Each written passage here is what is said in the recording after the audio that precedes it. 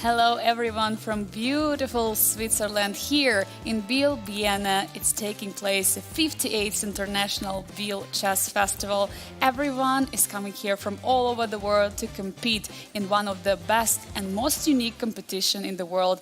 It's a Grandmaster triathlon which drives all attention, and we are going to have today the final round of the classical portion of it.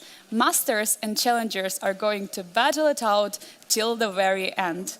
My name is Angelika Valkova, and I'm happy to be joined by Grandmaster Arturs Nations for this wonderful journey. And Arturs, we have today the final day of the classical portions. What are your emotions?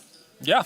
It's been a pretty fun ride so far, and the action, of course, continues. The weather outside today, by the way, finally there's some rain shower. It's been a very, very nice middle of July here in Switzerland. Typically, the weather is pretty great.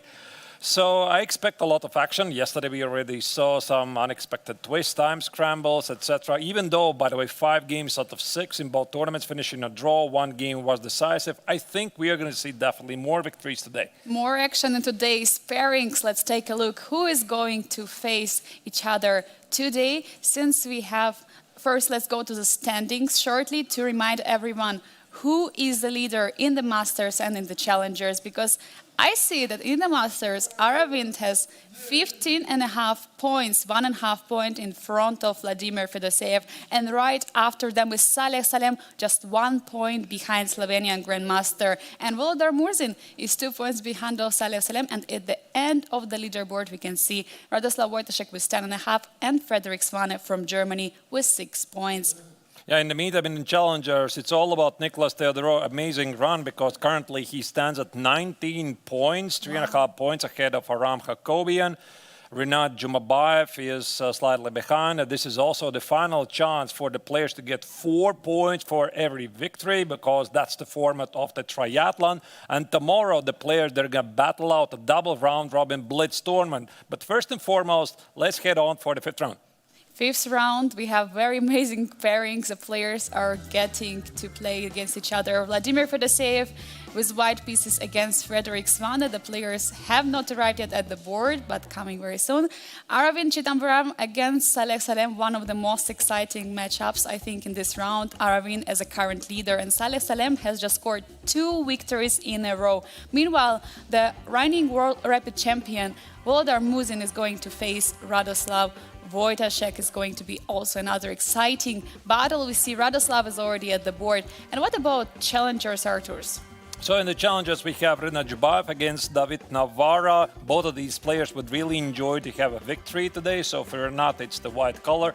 The tournament leader, Nicolas Theodorou, is going to take on the closest follower, Aram Jacobian. Could be a very principled fight. The question here is if Nicolas is going to press for more, or he's just going to settle for a peaceful outcome. For Aram, pretty much it's the same. And Machun against Daniel Darda. Once again, one more final chance for both of these players to have a clear shot to qualify for the final stage.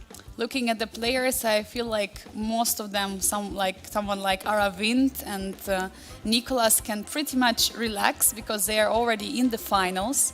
But the rest of the field, especially the players on the 5th and 6th place, especially we see right now Radoslav Wojtaszek is greeting Volodar Murzin now. They are going to start the game shortly. So such players, they have to try and fight today, because if they are not going to gain points, tomorrow it will be Blitz. And in Blitz, I mean, as it was said, Blitz is kind of a lottery, Arturs, right? Like in Blitz, anyone can win. I think it basically depends whoever wakes up in which mood from the bed, with left foot or right foot first. So it's really about the very first start of the rounds, and you see how it goes. Yeah, but the game have started. The games have started. We see the first moves at the board already.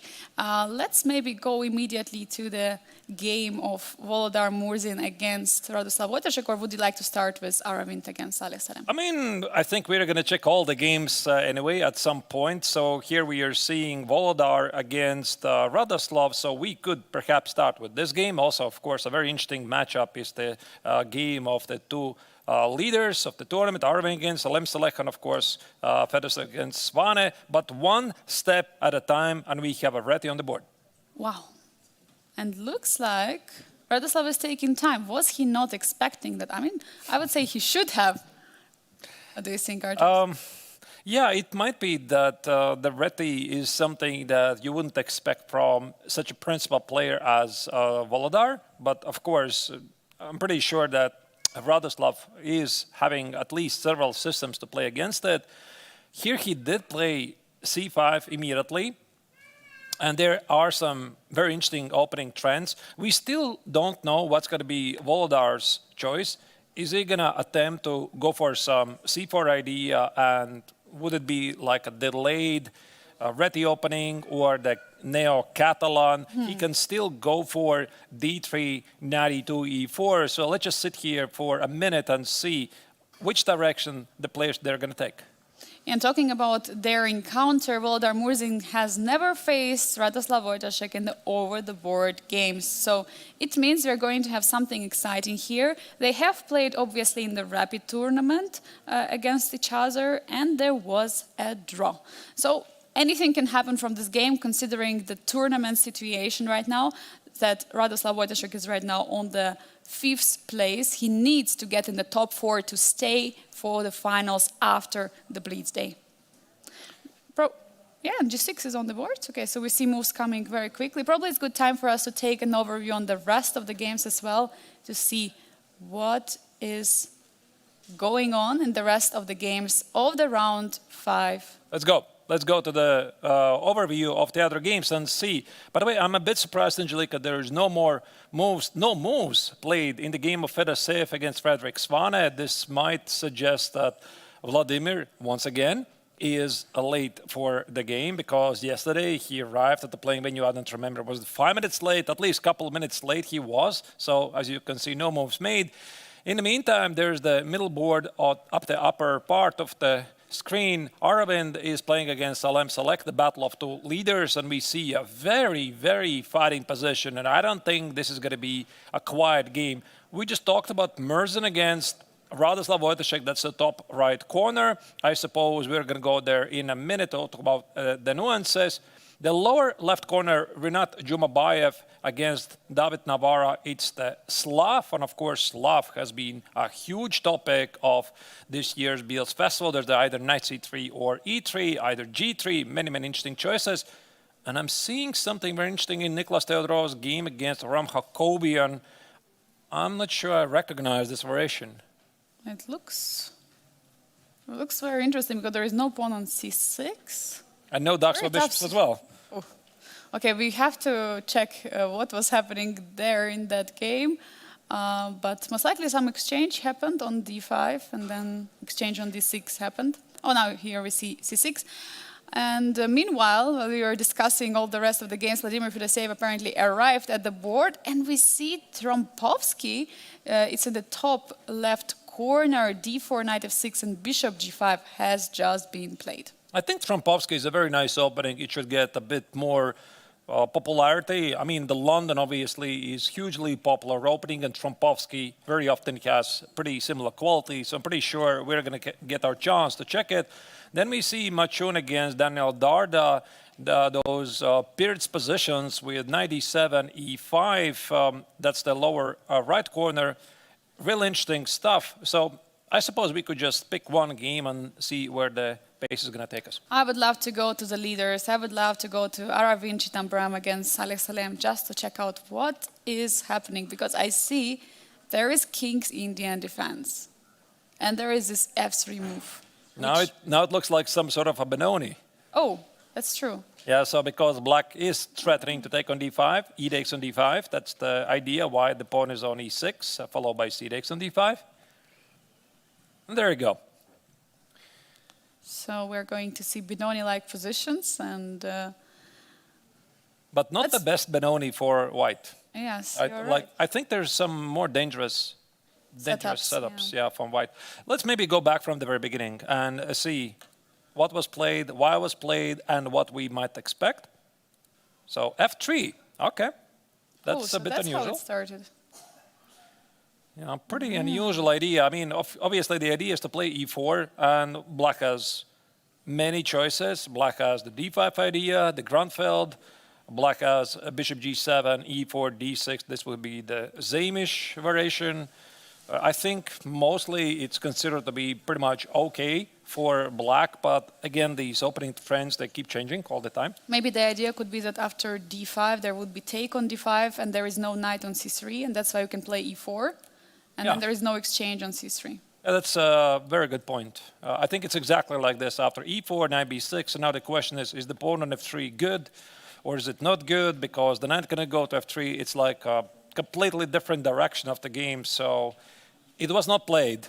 And c5, d5, d6, this is the start of the Benoni positions. So e4, knight e2, knight c3. I think that Salem definitely he knows these positions, and he of course knows really well that this is not the most dangerous setup that White could play against the Benoni setup. And considering that the Emirati Grandmaster is such a fierce player, I think it just makes perfect sense. Yeah, there are many setups from White. I personally actually prefer the setup without pawn on e4, with the pawn on e3 after you develop the bishop on f4 first. So, but this one could be also pretty dangerous because you support the pawn on e4 with the pawn, so there is no real danger with that. And later you can maybe push for f4 and e5. But this knight g3 move, it's bringing the bishop out, so now there is all the squares, for example, on d3. Should it go to d3? I'm not even sure. I mean, normally when there's a Benoni on the board, as you said, Angelika, the big idea is that White somehow plays at the king side. Maybe it's f4, e5, sack the pawn, play f5. I think we are going really far with this. Or somehow use the pawn majority at the king side. And black typically tries to somehow advance at the queen side, which is a6, b5, potentially c4, knight c5. And just as I was about to mention, also a very common idea for these positions is to play h5, h4, target the knight on g3, and very commonly in these positions, black plays even after that knight h5 and tries to undermine White's center with f5. Either way, again, this is a big theoretical discussion, but this means it's going to be a fun game. What a fight we're going to see in this game. Bishop e2 is on the board. Is he not afraid of h4? I mean, the only square for the knight would be on f1. It means he would like to transpose it to probably c4 at some moment. h4, knight f1, knight g2 or e3 and to Makes c4? sense. Yeah, that makes sense. And by the way, if we roll back a bit, in case you're wondering, why is he doing this? So why is he playing knight e2, knight g3, knight f1, knight e3? Why do you need all of these moves? I mean, you would have to scroll back quite a bit. Because with this first move, f3, which is a bit unusual move, it's not a super popular move. I think Aravindh has prepped it for this particular game. You want to play e4, you want to grab space, but the main downside of this position is the knight on g1. So you see, it cannot go to f3, and knight h3 just doesn't really feel that great. So that's why White brings out the knight on e2 immediately. We could, of course, ask why here White did not play bishop d3 and then play knight e2. I'm not, to be honest, 100% sure where's the issue, because it feels like a perfectly reasonable move. I mean, apparently Aravindh is pretty happy to have the knight on g3, and also black's h5, h4 idea, winning so many tempes so that this knight is forced to relocate to e3, might not always be in favor for black, because also do not forget, it's about the king's safety, and if this king castles short side, pushing the h pawn so early and so far, it could backfire. And Arthur's, I mean, looking at this matchup, I'm wondering, have they played against each other? And I was researching, and they actually had one draw and one win per each side. So Aravindh won in one classical game and Saleh Salem won another classical game. But in the World Blitz Championship in 2023, Aravindh won. And they have already had neither Sicilian with exactly the same colors, and they had the King's Indian, where Aravindh played fianchetto variation. So now we have something else on the board. We'll see if Saleh Salem goes for h4, but looks like Aravindh is in the book. While Saleh is taking time, let's take a look at the bird's eye view and see if there is anything else going on, because today we have absolutely explosive matchups in the final round of the classical portion of the Grandmaster Triathlon.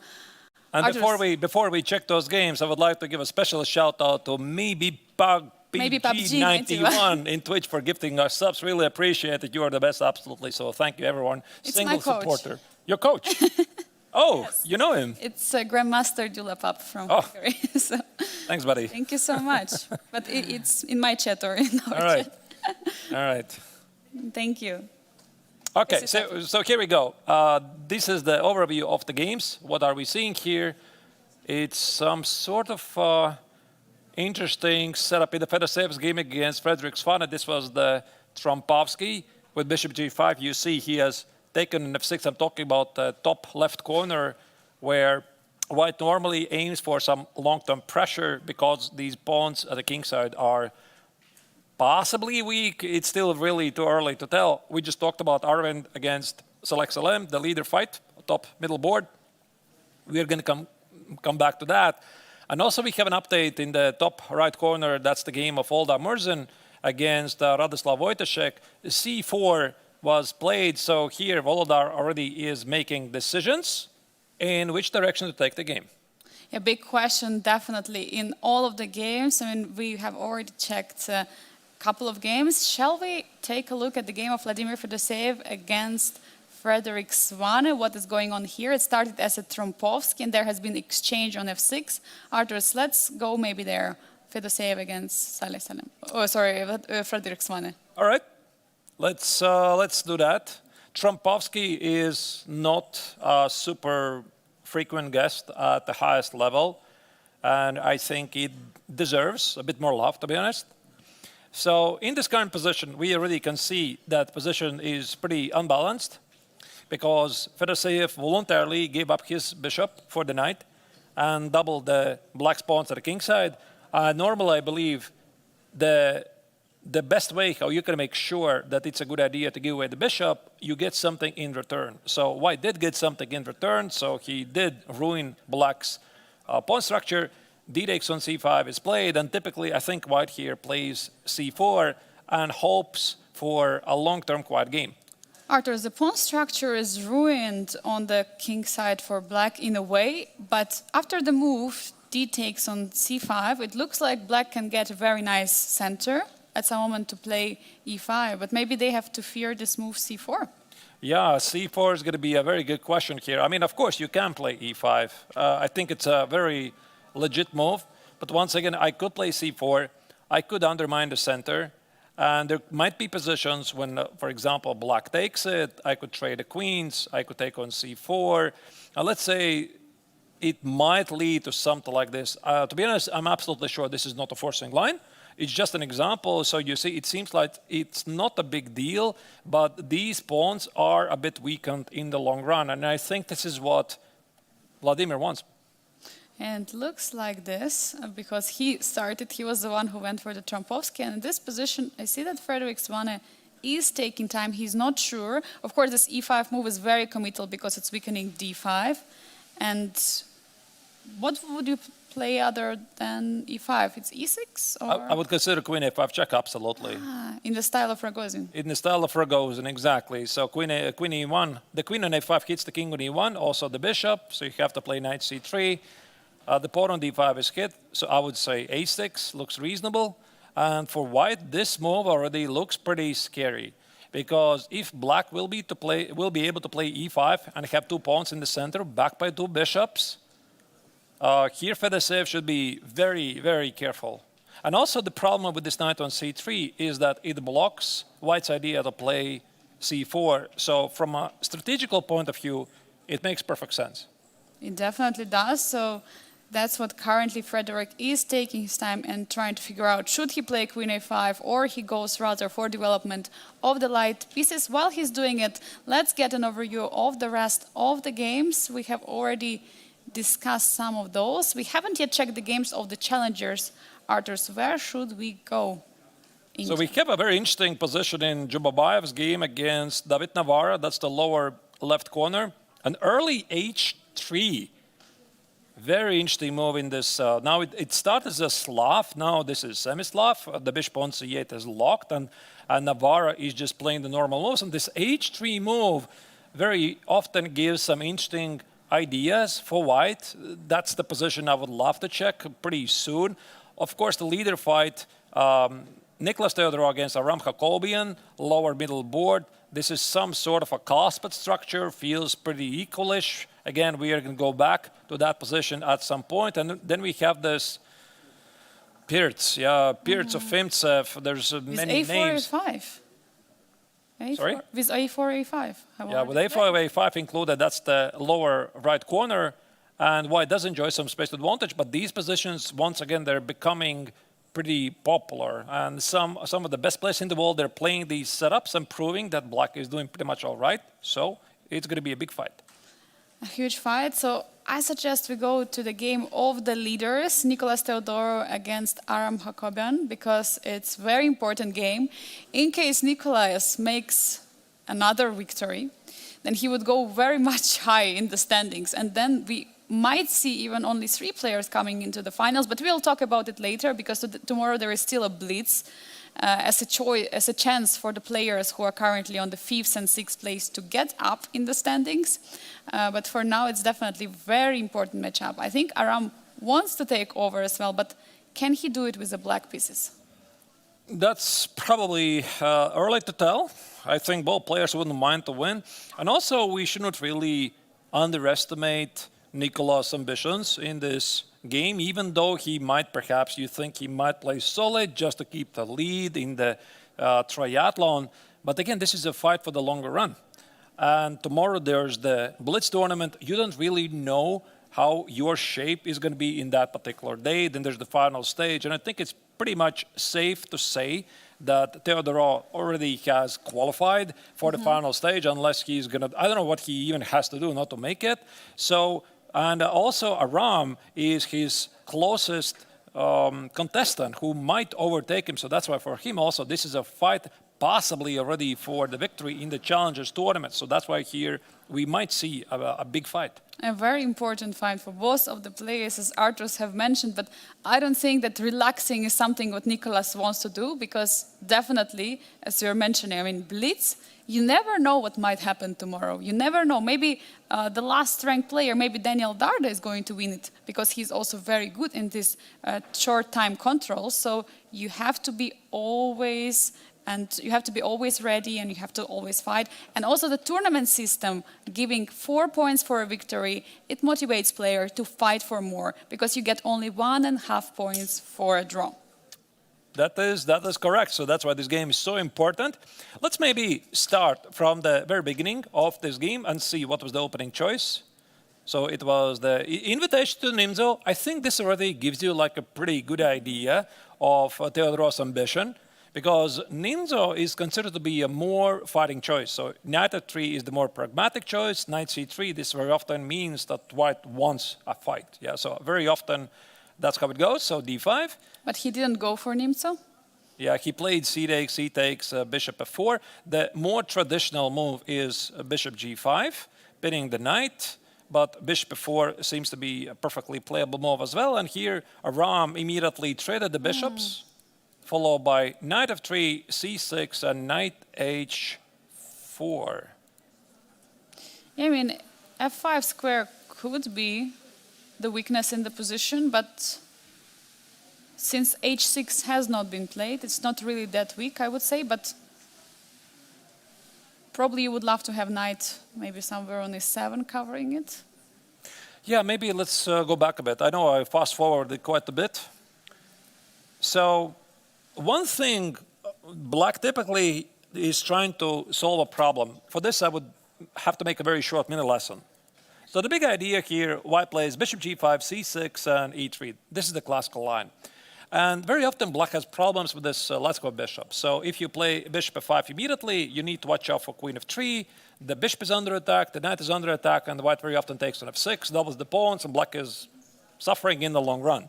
So that's why even in this line, after e3, let's say Black plays bishop e7, White plays bishop d3, and Black is somehow always trying to solve the problem of the bishop. So you cannot easily go here. Sometimes Black plays bishop g4, by the way, a pretty trendy move these days. But there are moments even when Black prolongs the idea to trade the bishops by playing g6, knight e7, knight f8, knight e6, knight g7, then trades the bishops and eventually equalizing the game. So why I'm saying all of this, because it feels like there might be something similar. So is bishop f5 here a possibility? I'm not entirely sure. Perhaps black has some problems with the pawn on b3. And yeah, so he did play it, c6, and that's why here white immediately tries to capitalize on the early jump of the bishop. And he's somehow at least trying to win over this bishop, but it doesn't seem a lot to me. I'm wondering if we could go back to this bishop f5 moment. Was there queen b3? Could we try to go into those lines? Because queen b3 usually is used against bishop f5, because now there is no good way to defend. Okay, maybe just queen b6. Maybe queen b6 could be a move. We're, by the way, hearing ambulance outside every single day. Like there's an ambulance. Yes, it's driving. Probably for one of the players, yeah? I hope not. Someone is in danger. I hope not. On the board. No, like I heard it yesterday and day before yesterday, and even some people started to joke in the chat that if somebody's doing badly, the ambulance already is coming. Anyway, yeah. But what about knight d5? It doesn't work? Knight b5? d5. The pawn is saying knight knight d5, yeah, sure. Knight d5 is a move. Queen takes on b3 is knight x on f6, intermezzo check. So takes, and whatever is this. I'm not sure. I'm not sure. You couldn't take the bishop for the 5. You could give a check on b5, trade the queens. Maybe. Some endgame. Yeah, white is slightly better. But again, this is like a completely different game. So knight h4, bishop d3. Typically here white has two major ideas, which is to play f3, e4, which I think with the knight on h4 makes most sense. Because the other idea, the more classical idea, is to play b4, b5 and create a weakness on c6.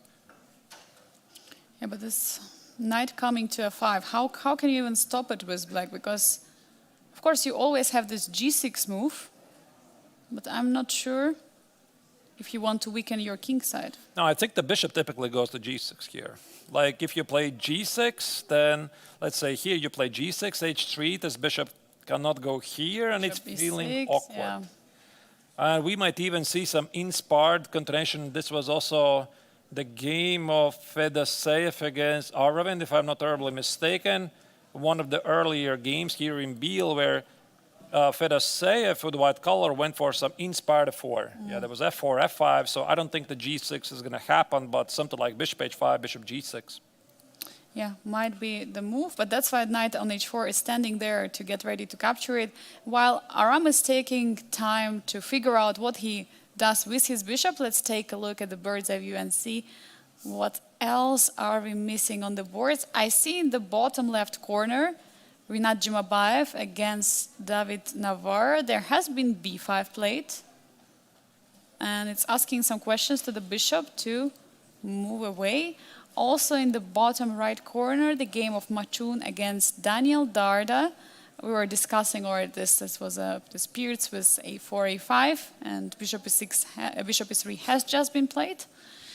Shall we take a look there, or is there any other major development? By the way, looking at the top left corner, Vladimir Fedoseev against Frederick Svanet, there has been b4 just now played.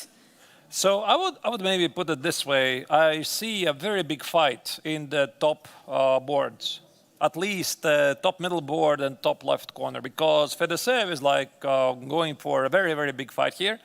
He has decided to keep the pawn, and he's asking Svanet to solve some problems. So it's going to be a pretty crazy game.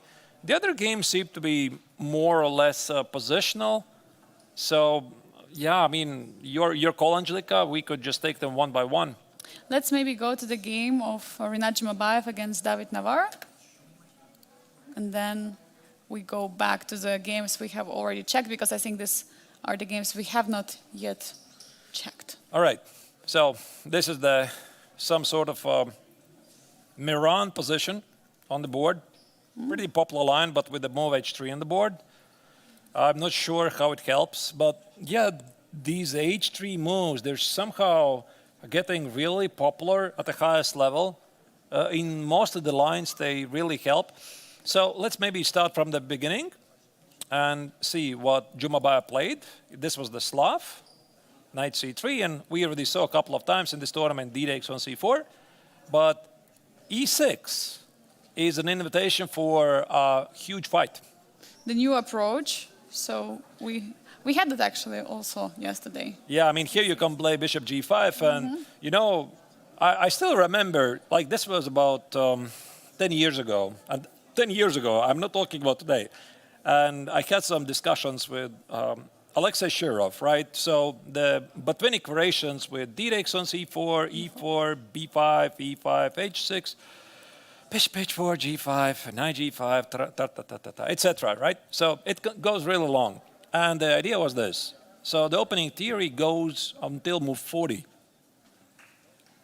And then one day he told, like, yeah, the Botvinnik variation is not playable. like Why? black is in trouble after move 40. And then After move he said, 40? no, it's still okay. Yeah, it's still okay. Anyway, it's really crazy. So these lines can go for a very, very huge opening theory. And I think that e6, it doesn't really mean that David wants to do this, but that's also prompted Jumabayev already to make the very first decision and play e3, which is perhaps the pragmatic choice, not to enter those discussions, who has the better memory. So we see that Rinat is going for a more solid approach, not asking any questions with a bishop g5, not testing out if David is going to take on c4. And yeah, now we're getting pretty much normal position, right? There is pawn on c4, which is defended, so no d takes c5. And here, h3. Yeah, this h3, I would say it's somehow preparing the g4 move. And since I just mentioned Shirov had this very interesting idea, Shirov-Shabalov attack, but I think it was after queen c2, bishop d6, and g4. So this was developed either in the 90s or in the early years of the 21st century. So there's some, again, crazy lines. And I'm not entirely sure why this h3 is here. I mean, it could be connected with the g4 idea. And normally when this happens, white castles the long side. And this means a huge unbalanced fight. But yet we saw something else. We saw bishop d3, bishop takes on c4, b5. And this is like the classical Miran, except h3 is on the board. It's just maybe one step back, if we could do, Arturs, this moment when bishop was developed on d3. Black is using that bishop has already developed and taking on c4 to win a tempi. So would there be any other move than bishop d3, waiting move, what white could do here? Queen c2? b3, I think, yeah. I think b3, bishop b2 is a pretty reasonable idea, but I mean, you got to be ready that black's going to play e5. That's like the classical idea. Yeah, let's say, should castle, bishop b2, e5. I think here black very often just plays it out. And now the move h3, it's not clear what it does, because if you open up the position, we might have some discussion of the IQP, but I mean, your king is in the center, right? So it's pretty dangerous. And d4 is ready to come, so for that reason, also white had to make a decision, and Rinat went for bishop g3, even though he lost the tempo, but he still gets good position. So b5 was played by David. Does it mean he will not go for e5, or does it improve the e5 idea? These are some mind games. Like, I think that white could still, I mean, black could play e5. I think e5 is, answering your question, still one of the main ideas here. The other idea could be playing b4, c5, going for some symmetrical position. But why I'm saying mind games is that I'm not sure which direction Jumabayev is going to take. Because with the pawn on h3, it would suggest that he was thinking about the g4 idea, so he might think about some long castle ideas here. Or maybe he's just going to play a short castle, and then the engine, for some reason, likes this h3. I would love to have him here in the studio, maybe at some point, and ask him, you know, what's the nuance of this h3? I'm very curious. You could explain us. Yeah, definitely. And also we had Fedoseev, who was also one of the players who played this h3 quite some openings. By the way, how is Fedoseev doing? Let's take a look at the overview right now of all the rest of the games, because you were mentioning this game is going to be a fight. It's a game in the top left corner. Vladimir Fedoseev against Frederick Swan. The b4 move has been played. Shall we dive deeper, or do you see anything else? There's no moves made. It's just one move, really, Angelica. Oh, it's just one move. Yeah, it's just b4. So he kept the pawn on c5. We see that Frederick just played e6. He did not give the check on an a5. So that's the upper left corner. Maybe we could select a game where some more moves can be played, and that's the game. Aravindh? But also not so many moves. Yeah, Aravindh against Alexa Lem. Now the pace is a bit slower. And the pace is getting slower, but this is for sure the battle of the two leaders. Have there been games that we have not checked yet? I believe we checked everything. So let's go to the game of the leader. Yeah, let's see. We see an extravagant rook a3 on the move. Earlier in the tournament, Saleh played himself rook h3 in the Slav against Voldar Murzin. And now Aravindh plays rook a3. And the idea of this rook a3 is that it's a multi-purpose move, and somehow this rook on the third rank is possibly lifting towards the king side. And I suspect that he is anticipating the h4. Maybe there's some interesting positional properties that he could keep the king on e1. You know, I'm going to tell you honestly, I don't know this line. I have definitely seen these ideas, but if you ask me specifically about this position, no, I have not seen it. But I suspect the last move, rook a3, could be, for example, if black would play not queen e7, but let's say h4, knight goes here, and let's say goes for, I don't know. b6? I don't know, whatever. Yeah, rook e8. I just wanted to show the idea, yeah, let's say b6. Maybe there's some moments when white can go aggressive at the king side and not using the fact that he has not castle short. Then just put king somewhere on f2 or something. Maybe. Yeah, keep the rook at h5. Let's say black decides to take on g3, which seems to be crazy. King f2, queen g1, queen h2, suddenly white develops a king side attack. Okay, I know I'm reaching here. It's very, very big guess. But this rook a3, it's like a multi-purpose move, and maybe Aravindh is still going to castle short anyway. But what I want to highlight in this position is a bishop on g7. It's a very strong piece. And now there is also the d4 square for that bishop. So for that reason, these castle opportunities sometimes can be blocked by bishop d4. So that was also one of the moves, because the knight is not standing on f3, it's not standing on e2. So the square is available for the bishop. Yeah, it is available, but he didn't play it. I think he didn't play because of knight b5. So the bishop is under attack. Wouldn't work. Yeah, but not yet. I mean, he could include a6 and then play. By the way, I think this was a perfectly legal move. With the idea to play your bishop d4, sure, it makes perfect sense to me, right? So keep the king from castling, but does white want to castle? That's a bigger question. That's a bigger discussion. And yeah, right now we see that Aravindh is taking time and trying to figure out, do you think he wants to wait for this h4 to happen, or he wants to castle, or what could be an idea right now for Aravindh in this position? Yeah, I'm not sure. I think the big idea, instead of queen e7, is this, if you roll back a bit, is this h4 and f5. So let's say h4, knight f1, and f5. This is how black typically plays it out. So he tries to open up the file, then somehow throw the pieces at white. But you see, the engine somehow likes it.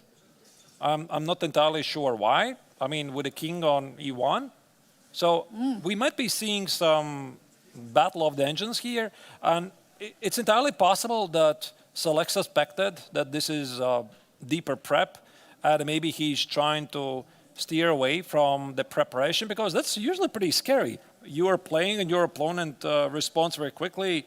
So you have a feeling, I'm not playing against Aravindh here, I'm playing against AlphaZero essentially here. This is a deep idea prep with just engines, so you're naturally thinking about choices to divert. The round 5, the final round of the classical portion of the Grandmaster Triathlon is heating up. We see the battles of the leaders.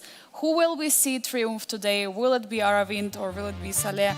We'll find out later. But for now, ladies and gentlemen, we go for a very short break. See you in a few minutes.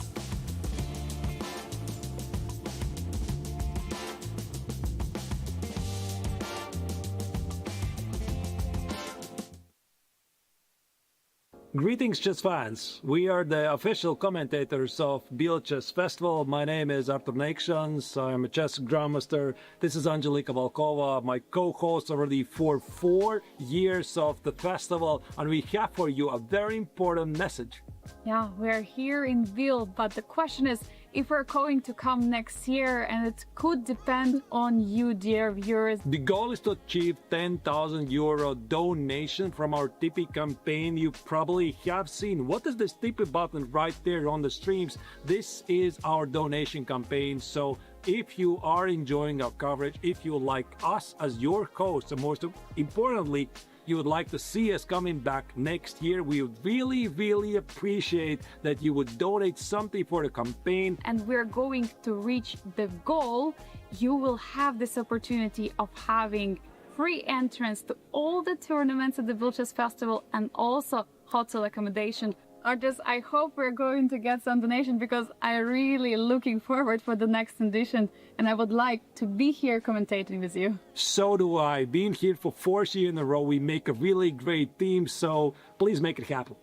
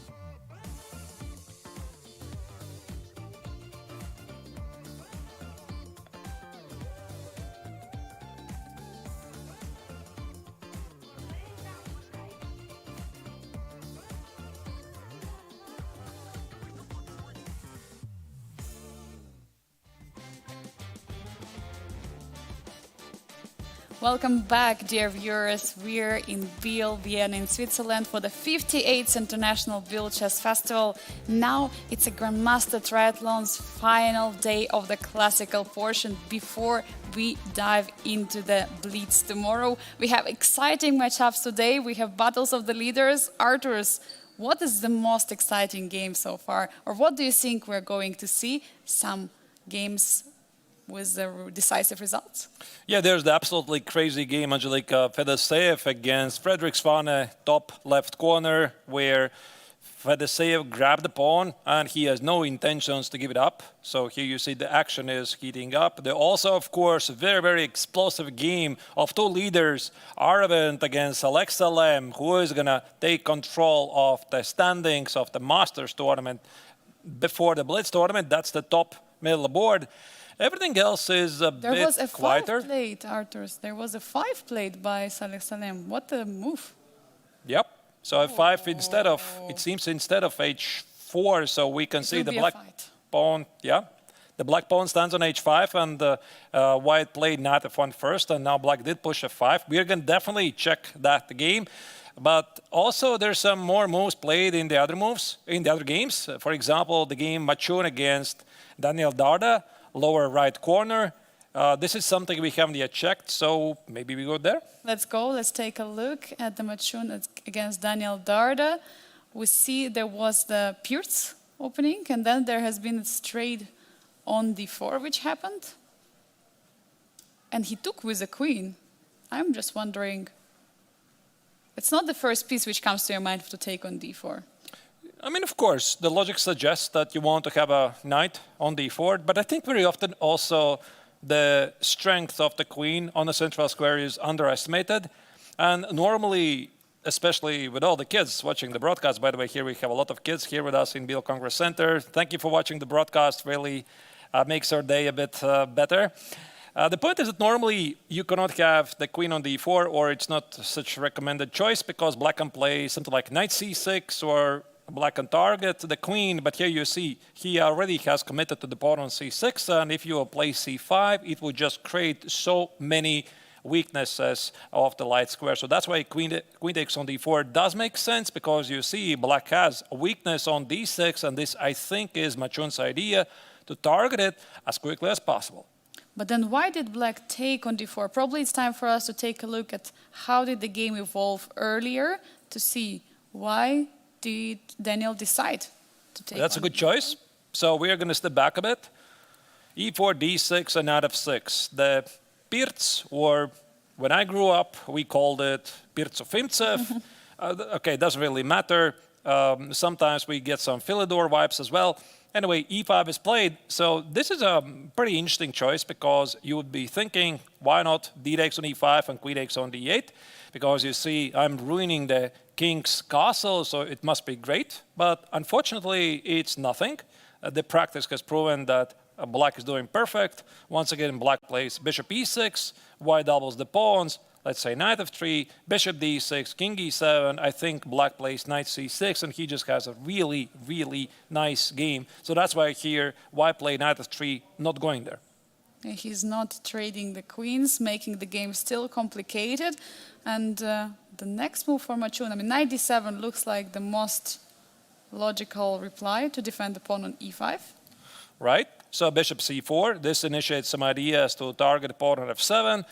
This is pretty known stuff. For example, here, bishop takes at f7 cannot be taken. Common trick. Here, knight e6, queen e8, knight e7, queen g6.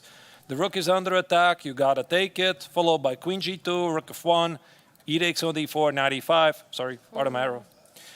This is just bad. Like the practice has proven, engine fully supports. Why can I do that? But this doesn't mean that bishop takes on f7 is not a threat right now. And that's why black played short castle. And that's why black plays here a move later.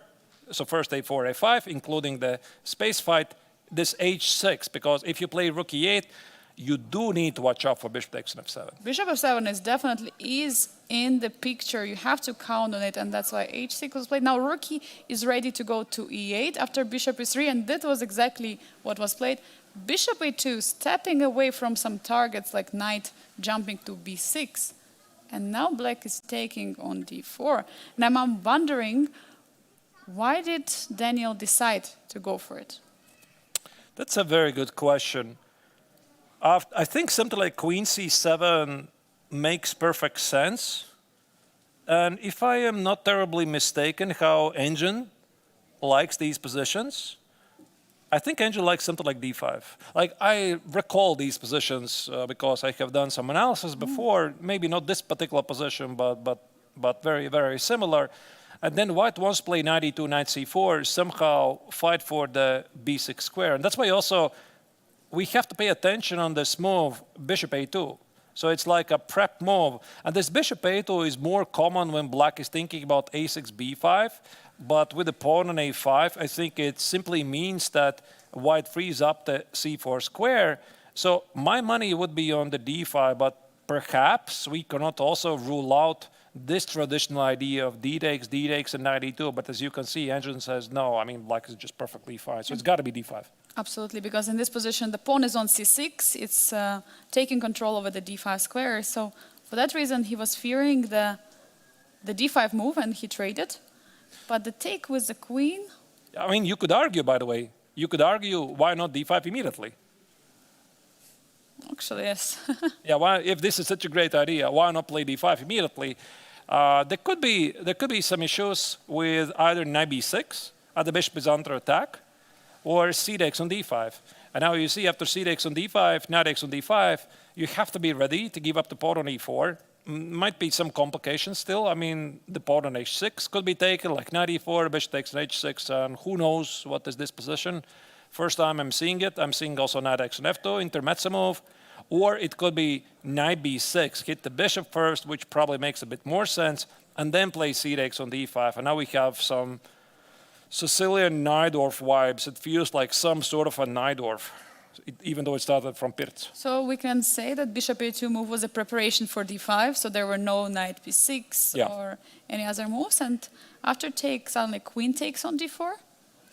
Yeah, and also black here, he creates himself a weakness on d6, but he wants to have some pressure against the pawn on e4. Answering the earlier question, why not the obvious move knight takes on d4? Because black will play knight c5, target the pawn, play bishop f8, and maybe even at the right moment organize a counter-strike. Let's say white plays f3, feels like a normal, healthy move. But if at the right moment black does play d5, might be not this moment, you see we have a lot of...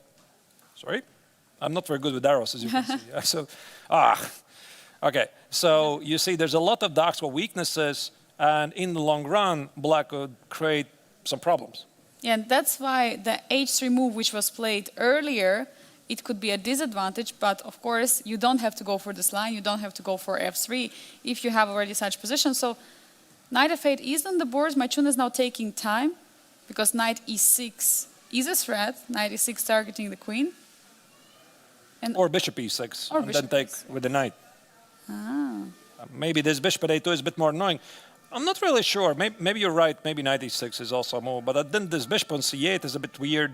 You're right, Arturs. And again, there's the ambulance. It's unbelievable. Is everything okay on our boards? Because maybe the ambulance is coming for one of the players. Sorry, terrible jokes. Like, yeah, we're hearing it every day. Yeah, let's go back to the overview and see what else is happening in the other games. Vladimir Fedoseev against Frederick Swan at the top left corner. There is still a pawn up for Slovenian Grandmaster. The pawn on c5 is an extra pawn, and he's holding on to it. Knight e2 has just been played. Waldar Murzin against Radoslav Wojtaszek in the top right corner. We see there has been a lot of trades earlier. Shall we go in this game? Because I see that we have missed many moves already. I don't even remember how we started it. Yeah, we checked it. This was the first game. The Reti. This was the very first game we started, the Reti opening, and then we switched to the other games. And now let's focus once again and see and assess the situation. So, what do we have here? It seems to be some symmetrical Grunfeld on the board. It does feel like this because we have both fianchetto bishops on g7 and g2. But look at the clock. Oh. 1 hour and 57 minutes for Wojciech. He's in the book. And Volodar Murzin has 1 hour 11 minutes only. So he spent 50 minutes. But looking at the video footage, I see that Radoslav is still sitting at the board, even though he spent only 3 minutes on the clock. And He's really well prepared. I mean, he was the second of Vachier-Lagrave, also in the team of the Mirage Gukesh. So if you prepare the openings for the best place in the world, this means you also have top-notch opening theory. I mean, Radoslav is considered to be a high-class world theoretician, so it's not really a big surprise to see that he is this well prepared. Absolutely, and he also won the Grandmaster Triathlon in Biel in 2020, so 5 years ago. And unfortunately, he was not able to defend his title, because usually the champions are defending the titles in the next year, but he's coming here in a way as a defender champion, because we don't have a champion from the previous year who is a Grandmaster Lim Le from Vietnam. So definitely one of the top players considering the opening preparation. And see, he is in the book, so maybe let's go back a bit, trying to see where we stopped looking at the game. Yeah, here G6. This is where Volodar made the very first choice. So this was a very interesting move order. You see C5, and then play knight f6 and g6. Well, I gotta tell you this, it's not the most popular way to play. I mean, this particular move order. Now, there's definitely many move orders, and one of the most annoying ones, I can definitely tell you this from my experience, is the early g6, because black wants to play bishop g7 and put the pawn on e5. And typically the move c5, it suggests that black wants to play knight c6. And this is also the move I'm seeing a lot online, that some players like to play it. And also we had this idea in yesterday's game, this g6, bishop g7 with e5 opportunity. Right, yeah, Yes. yeah, we saw this yesterday. And then there was knight f6 played, didn't go for it. But normally the idea of knight c6 here is to play e5 to have some reversed king's Indian defense.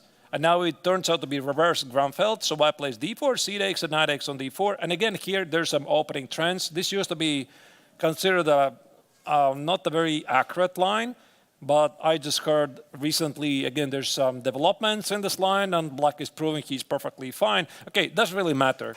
So here we have this position, very interesting move order, c4, c takes on d5, d4. Now here Murzin transposes to the symmetrical Grunfeld. Everything is equalish, but you see black might have some problems with the pawn on b7 because the bishop on g2 is applying some pressure. And there is no opportunity to go with the knight from b8 to c6 because knight is on d4 right now. So you gotta think how to continue from here. Is there opportunity to put knight on c5 to defend the pawn on b7, playing something like knight? Maybe knight b3 is a move, yeah. Oh. We cannot completely rule it out. I mean, knight b5 enables queen d8 and knight c7. So This is a threat. yeah, it's a threat, so black has to respond to that. Bishop b4 again enables the knight c7 threat. And here, by the way, you might be wondering why not e5. I mean, e5 might be a playable move, but it also weakens the d5 square and also the d6 square. So we're thinking about moves like bishop c5 and knight e6, so it feels to be quite risky. Anyway, this is the current position. Here we have it. Bishop went on f5. So now there is no way to take on d8 again, and there is no knight c7 threats in the position. But now it's Volodar's turn. He has a more active knight on b5. And other than that, it's pretty much symmetrical position. So the only difference is the knight on b6 and the knight on b5. I mean, visually, black's position feels pretty safe. Like, I think that here, Radoslav has no reasons to be unhappy. And considering that very often black can sacrifice a pawn to get an active game, here he already has an active game and he has not sacrificed the pawn. So I think that, I mean, it looks like he has solved the opening problems. Artur's looking at the clock situation.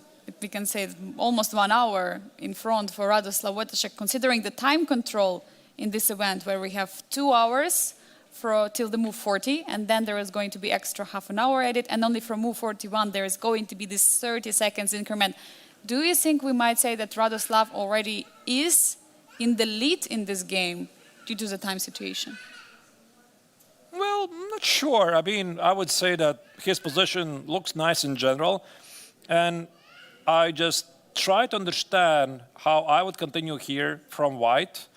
And I think that the only realistic idea I can come up with is avoid a queen trade, put the queen on b3, and somehow try to prove to black that his queen on d8 doesn't stand well. So I'm thinking, can I do this? Like that. This was my first idea, to play queen b3, to play rook d8. So maybe it's still too early to make the assessment of this position. And what I'm saying here is that the black queen doesn't have the same square. Like the knight on b6, that's the problem. Like this queen might not have good squares to go. I mean, if you go to e8, there's a fork. If you play a6, there's either the fork on, not the fork, but the knight on b6 is going to be under attack, or even bishop c7 idea. So this could be interesting, but what I'm not entirely sure is what happens after some moves like bishop e6. And now there are moves like queen c2. Again, there's some attacks like knight b4. Can I play like queen a3 here to walk away? And black plays knight c4. I play queen c5 here. This could be pretty interesting. Yeah, there is suddenly pawn hanging on b2. I mean, like, all the moves are happening. I mean, it's so tough to calculate. So that's why we see that Volodar is taking time. Actually, he went for a Queen decision. C1. And immediately, knight c4. Oh. Instantly. Wow. I mean, knight c4 is a very logical move because this is, I think, if we go back here to this move, queen c1, Volodar had exactly the same idea, maybe just an improved version, to play rook d1, to target the queen. And apparently here, the Polish grandmaster is still within the prep. He played knight c4. He wants to meet rook d1 with queen b6, counter-attack, at the same time attacking the pawn on b2. And also for Volodar, this is not really great news. I think mostly you don't like to see that. When you're sitting over the board, your opponent just blitzes us out. And, and again, here we go. But Arturs, look at this. I mean, I'm just wondering. I mean, first, Radoslav is blitzing out knight c4, and then he is thinking. Look at him right now. I mean, he is taking time, but already after the move is played. I mean, how can you explain this? Usually you think, then you play a move, and then you walk from the board. But here we have completely different situation. We have blitzing out the move and just sitting there enjoying position. It seems that Wojciech has decided not to use any time whatsoever in this game. So he knows his opening prep. He feels it. So must be feeling really good. There's also a joke, by the way, that in classical games, a significant time advantage is considered to be like an extra pawn. Is this like a situation here? Probably not. But I have seen this situation many, many times at the highest level. If one of the players is well prepared and the other player is out of the book, it's very common that we see 40, 50-minute time advantage for one of the players. And then in the end, it somehow it just equals. You're going to see, like, watch out for this game. For example, we are going to go back to this position at 5 p.m. local time here in Switzerland, and then it's going to be about even on the clock. We're going to see how the game on the clock and the position on the clock is going to balance it out. Meanwhile, we have other games which are still ongoing. We have Vladimir Fedoseev against Frederick Swan, and in the top left corner, a6 has been played, kicking the bishop away from b5. Meanwhile, the game of Aravindh against Saleh Salem, the top middle board, the game of the two of the leaders. We see knight e5 has been played. This f5 was played earlier. I mean, crazy move, separating the pawns for Salem. It's a huge fight. We will see for sure. Other than that, we have challengers boards. The Rinat Jumabayev against David Navarre in the bottom left corner. e4 has just been played with a threat of e5. So David Navarre has to take care of that or push e5 himself. Nicolas Theodore, the current leader of the challengers against Aram Hakabian, the second placed player for now in the bottom middle board. There is still a fight. I mean, the rook has just played from a to e1, not f to e1, but rook to a to e1. We have to definitely check it out.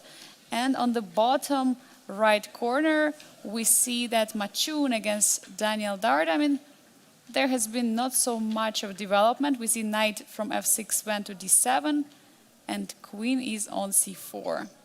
So, what do you think, Arturs? Yeah, I mean, yeah. Now that the pace is a bit slower, we could perhaps go to the Fedoseev game.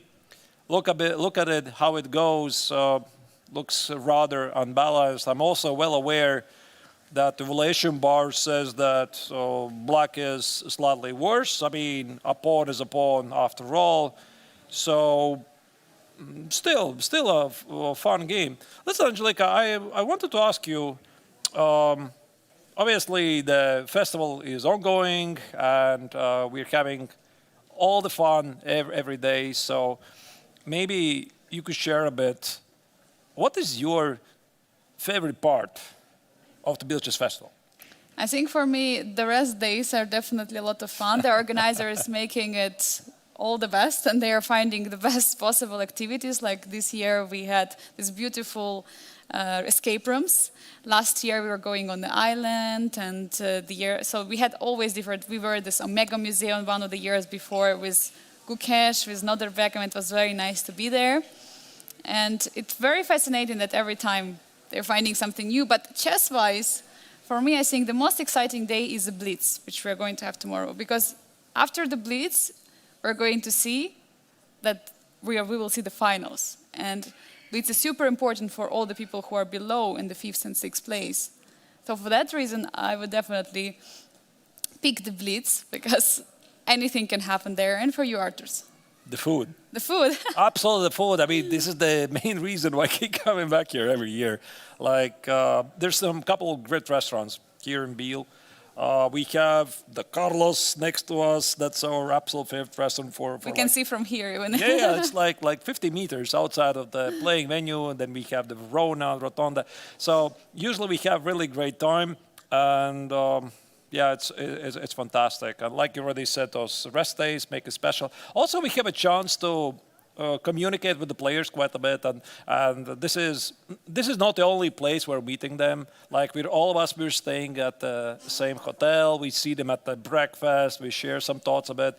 The other day, I was talking with Vladimir Fedoseev, and I asked him, how does he feel? Yeah, he said, everything is good. And then he said, yeah, you're doing very good work. I know it's very hard work, etc. I said, thank you, Vladimir. This really means a lot, etc. Also, every day, David Navarra, he passes us from here past the broadcast stage. He says hello. By the way, the wonderful thing about David is that he says it like in any language. He knows literally every language in the world. He can say hello to you. To everyone. Pretty amazing.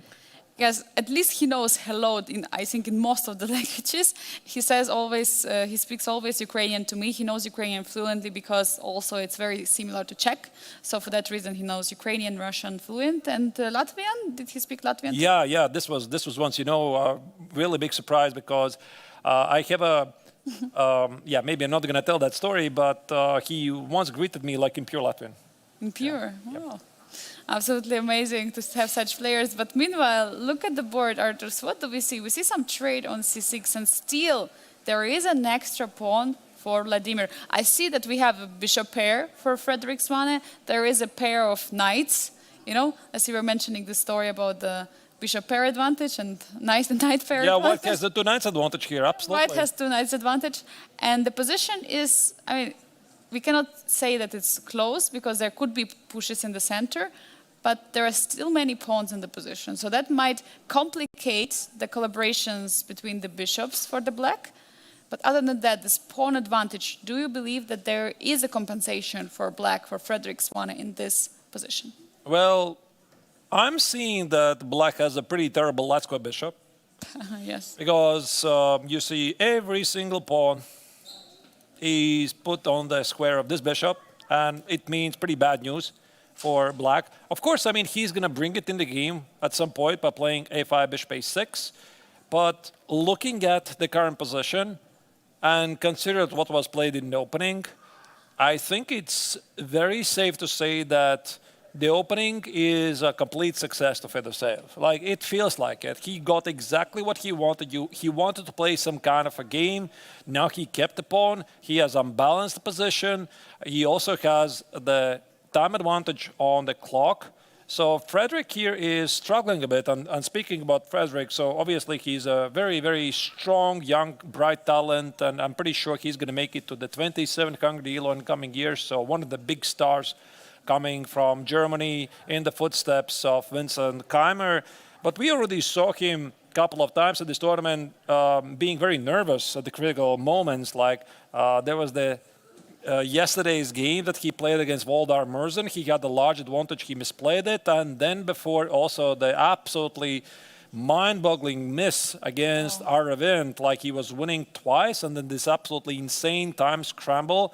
So it's really difficult for him, and he's doing everything he can, but unfortunately in these time scrambles, yeah, like he's having sometimes problems. Yeah, he has a huge problem with time management. For now, we can see he still has 1 hour, 12 minutes, but we might see him coming down on the minutes and seconds. Meanwhile, Vladimir Fedoseev, yesterday it was not a happy day because he lost against Saleh Salem.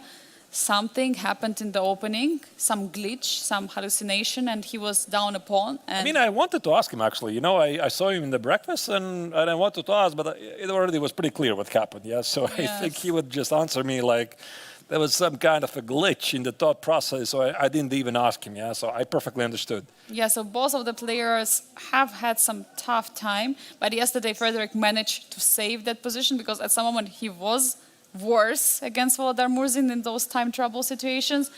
And here we see Bishop G7 trying, I think Frederick Svane trying to answer our questions, or still one of the bishops is a good piece, so Bishop went to the long diagonal targeting the rook on A1.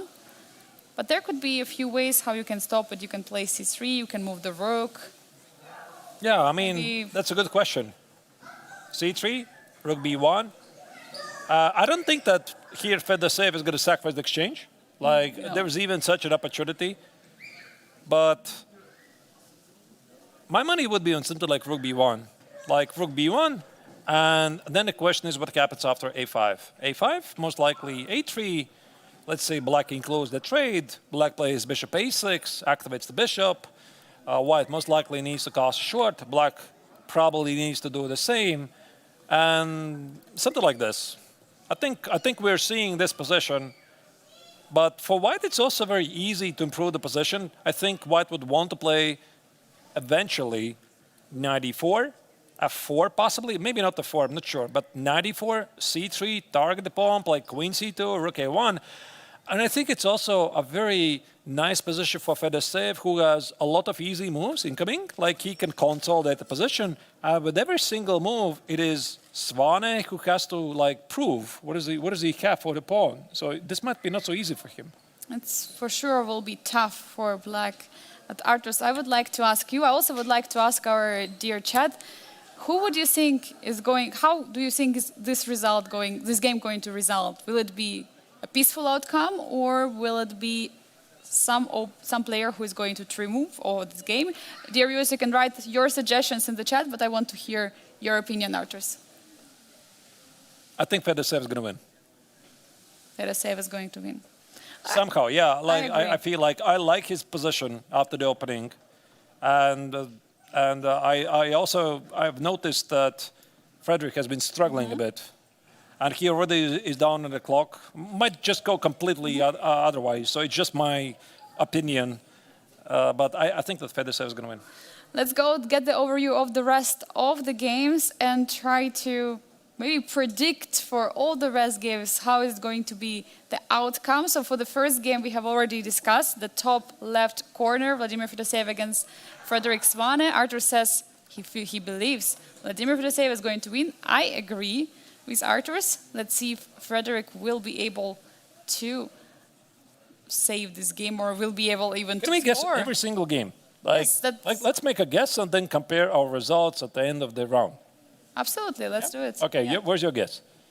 So as I was mentioning, the Vladimir Fedoseev against Frederick Svane, I agree with you. I think that Vladimir is going to win this game.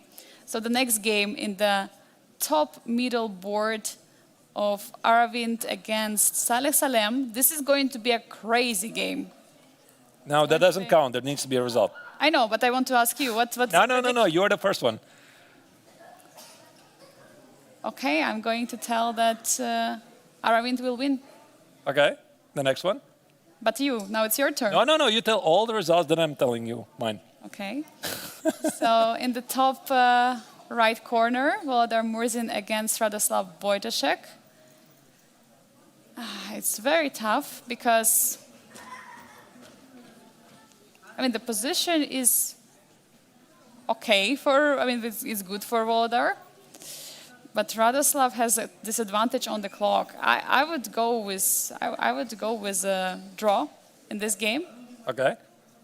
Then we have challengers in the bottom left corner. Rinat Jumabayev against David Navarra.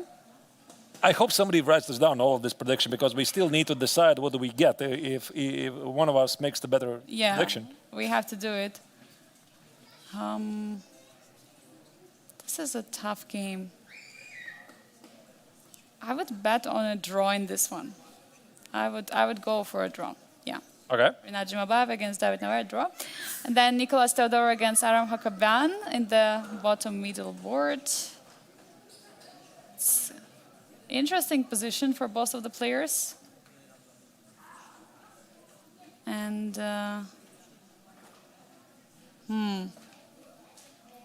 looks, I do believe in Nicolas, but I'm not sure because Aram is also playing really great.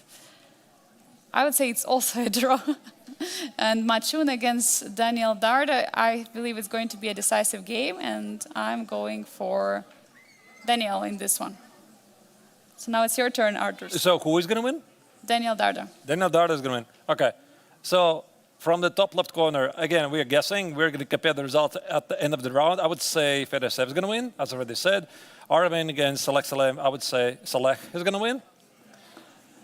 Then the top right corner, Murzin against Wojtaszek, I would say it's going to be a draw. Then Jumabayev against David Navarra, I would say Navarra is going to win.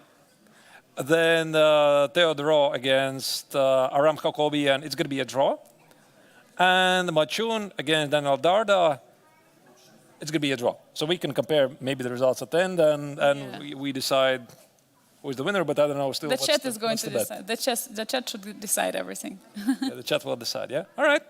Okay, here we go. The bets are in. We'll see. Yeah, so what's the next game you think we should dive in right now? Because we have some development on one of the boards. Should it be the leaders of the challengers, Nicolas Theodorou against Aram Hakobian? Yep, let's go. So both of us, we predicted this game is going to be a draw, right? Yeah, but probably the players will try to prove us wrong. Of course. They should, of course. Both of them, they want to win. Why did I say that I believe this could be a draw? Not because of the particular position, but you already had a critical element of the prediction, which is that Aram is very solid in this tournament. Mm-hmm. For example, earlier in the tournament, he already held a very difficult, long Endgame against Daniel Darda to a draw. Yeah. So he definitely knows how to do this. And Nicolas has slightly decreased the tempo of the tournament. Like he started the classical tournament with 2 victories, and now it's a couple of draws. So that's why I believe it's going to be a draw. And also for both players, it's a pretty good result. But anyway, if you're looking at this position, we just noticed Rook AE1 has been played. And I think this, Angelika, suggests that F3-4 is in the cards. Yeah, for sure. You want to keep your rook on F-file for some other activities there. So they bring the other rook from A to E1. It means you will use your rook on F-file. You will not need it, but definitely an interesting way. So now Black has to make sure they know how to react on F3 and E4. And I see that Bishop H5, Bishop G6 is not anymore an idea. Because if you go Bishop H5, then there could be immediate F3, and after Bishop G6, there could be even immediate E4. You have to calculate this. This is a very good question. Yeah, speaking about the bishop, where does it go? Does it go to H5 or does it go elsewhere? And I think the problem here is a bit larger because you can't really go back. Where do you go? Because if you play knight e7, let's say here you play knight e7, F3, maybe you play bishop e6, like bishop e6, allowing white to play e4, and there might be some counterattack against this pawn. And typically in these positions, white wants to play e5, f4, and establish some sort of an attack. Again, I'm not really sure how this knight on h4 being defenseless, There how could does be it knight relate? e4. Is sorry? knight e4 here? A move? Knight e4? Yeah, it could be. Again, Angelica, you see these tactics very quickly. Yeah, like I already noticed. I noticed in the commentary, like you're spotting, like, oh, there's 94, there's a fork, there's a skewer or something. Immediately spotting things. This is correct. Yeah, 94 is an idea. So for that reason, probably this e4 has to be prepared well. With some how queen do you f2. do? Yeah. Ah, queen f2, and then e4 is coming. Yeah. And also the pawn on d4 is defended. Yeah, e4, but again, you need to watch out for 9 g4. And I think typically here black plays something like rook d8 and h3 just in case to control the g4 square.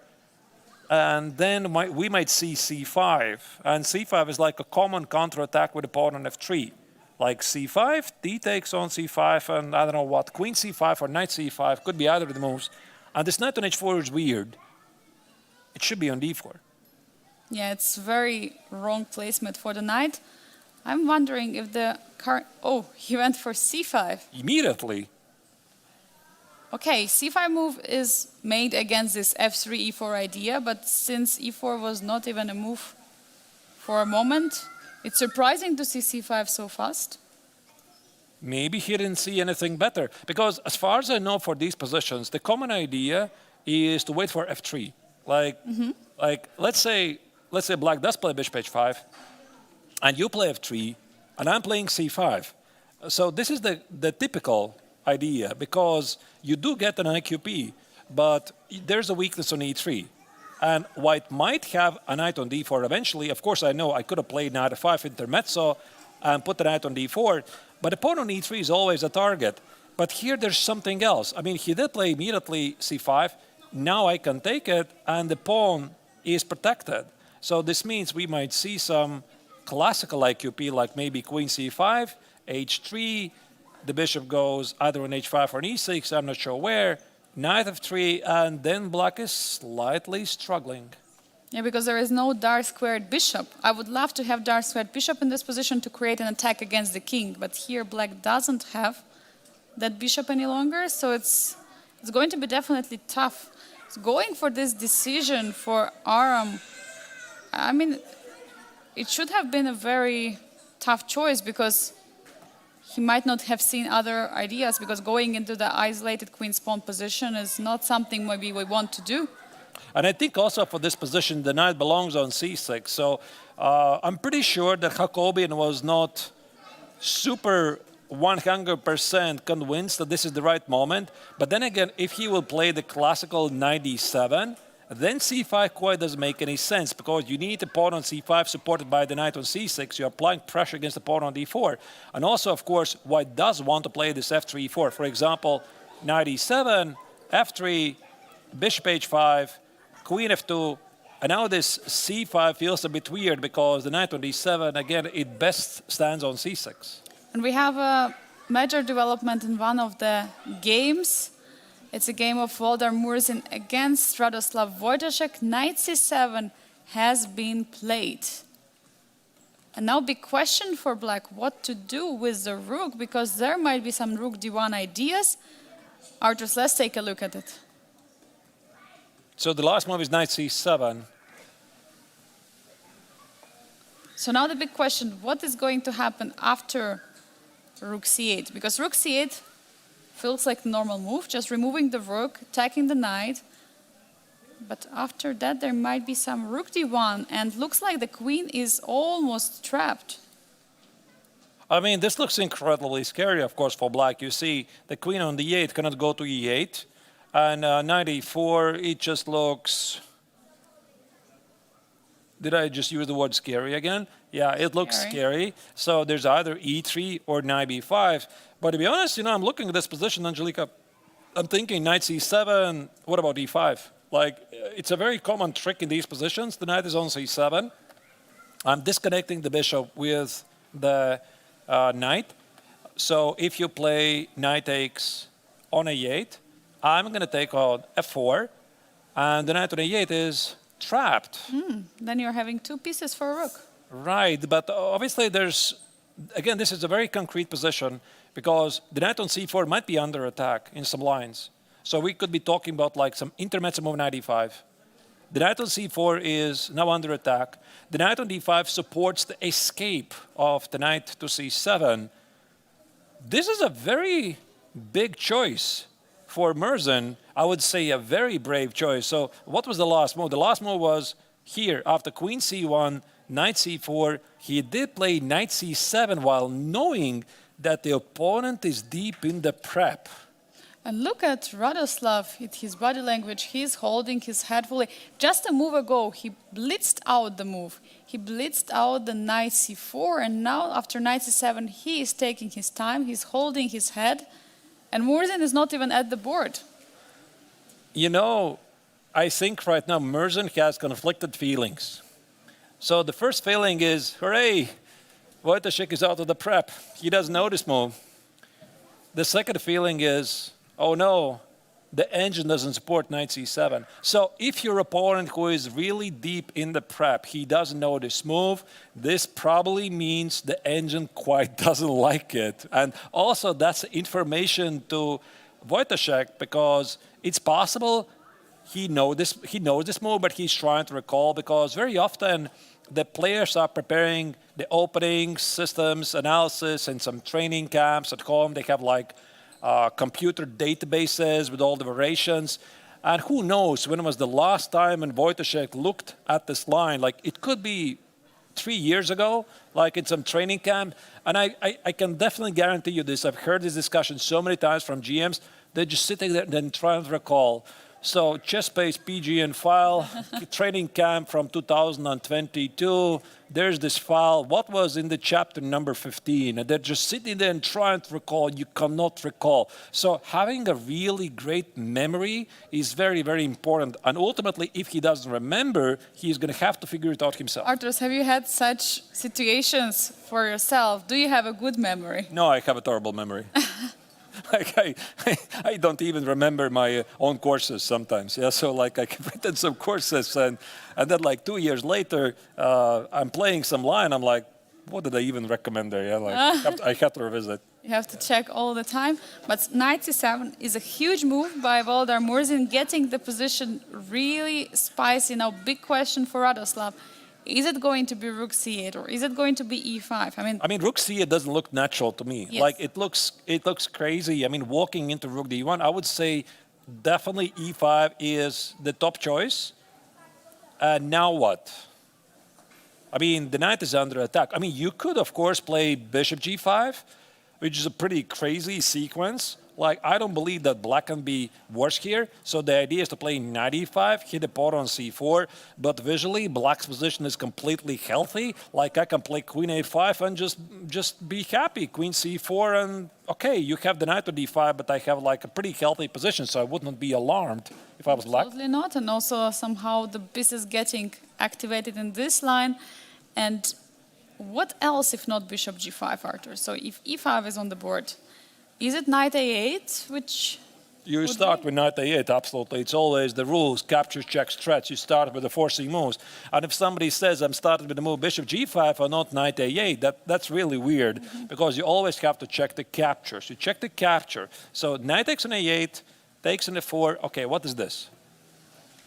Knight d5 maybe? I mean, we already talked about this, yeah?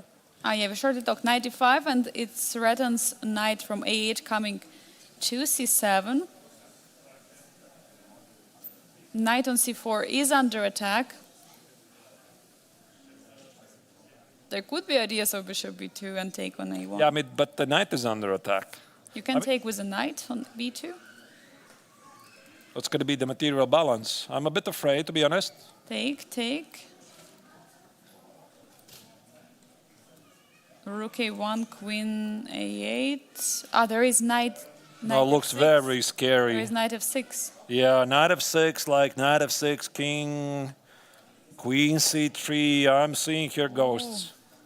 Oh, it's very scary. Some knight e8, queen g7. Oh, pardon, there go my arrows. I mean, listen, we're going to get some training to draw arrows. You got to get a coaching from Hikaru. Yeah, we talked this the other day, like, how do you draw these arrows? Yes. So bad with it. I need a gaming mouse, I think. Yes, you need better mouse. But yeah, definitely now Radoslav is in thinking tank after knight c7. I'm wondering what's going to be, but while he's taking time, let's take a look at the bird's eye view and see what else is going on the rest So of the let's start boards. from the top left. Fedoseev, Svane, extra pawn, f4, spicing up things. I like the move by the young German, getting rid of the double pawn and opening up the position for two bishops. Still, I believe that Fedoseev got exactly what he wanted. Then the top middle board, we have one of the most principal and central games of the round, Aravindh against Alex LM, two leaders in the Masters tournament. Then we just talked about the very brave choice by Volodar Murzin against Vladislav Wojtaszek, even though he's playing against a very deep prep. Volodar, the reigning world rapid champion, is attempting to fight for the victory. Exciting games we have as well in the challengers, but for now, let's take a moment to go on a short break to bring some coffee, tea, water, refreshments before the battle is spicing up on all of our boards in the Masters and Challengers of the Grandmaster Triathlon. We'll see you in a few moments.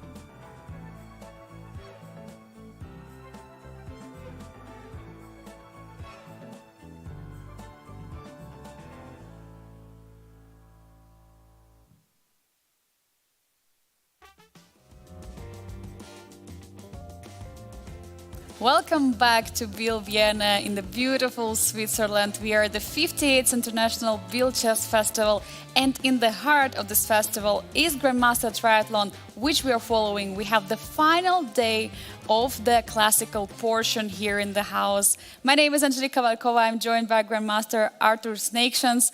We are happy to guide you through the games today. Artur, so far, there has been some amazing openings and very spicy positions, but what would you say is the most interesting?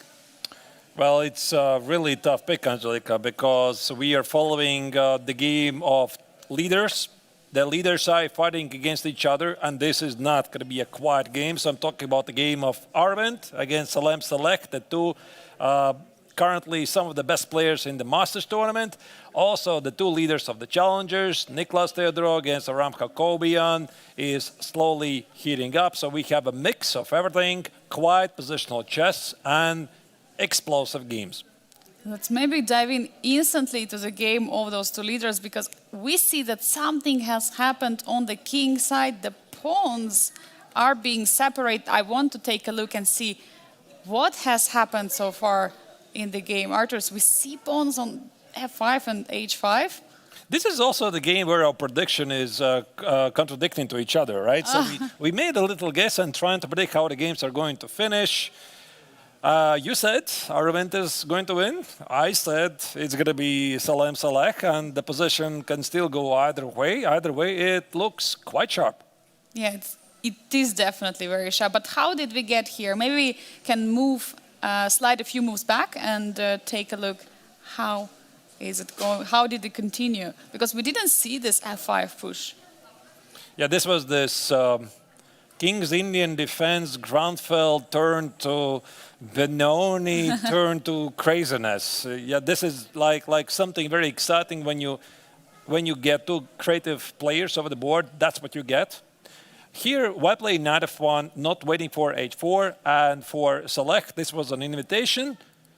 f5, immediately fire up things, so the pawn stays on h5, not on h4. E takes on f5, a very, very brave move considering the white king is on e1.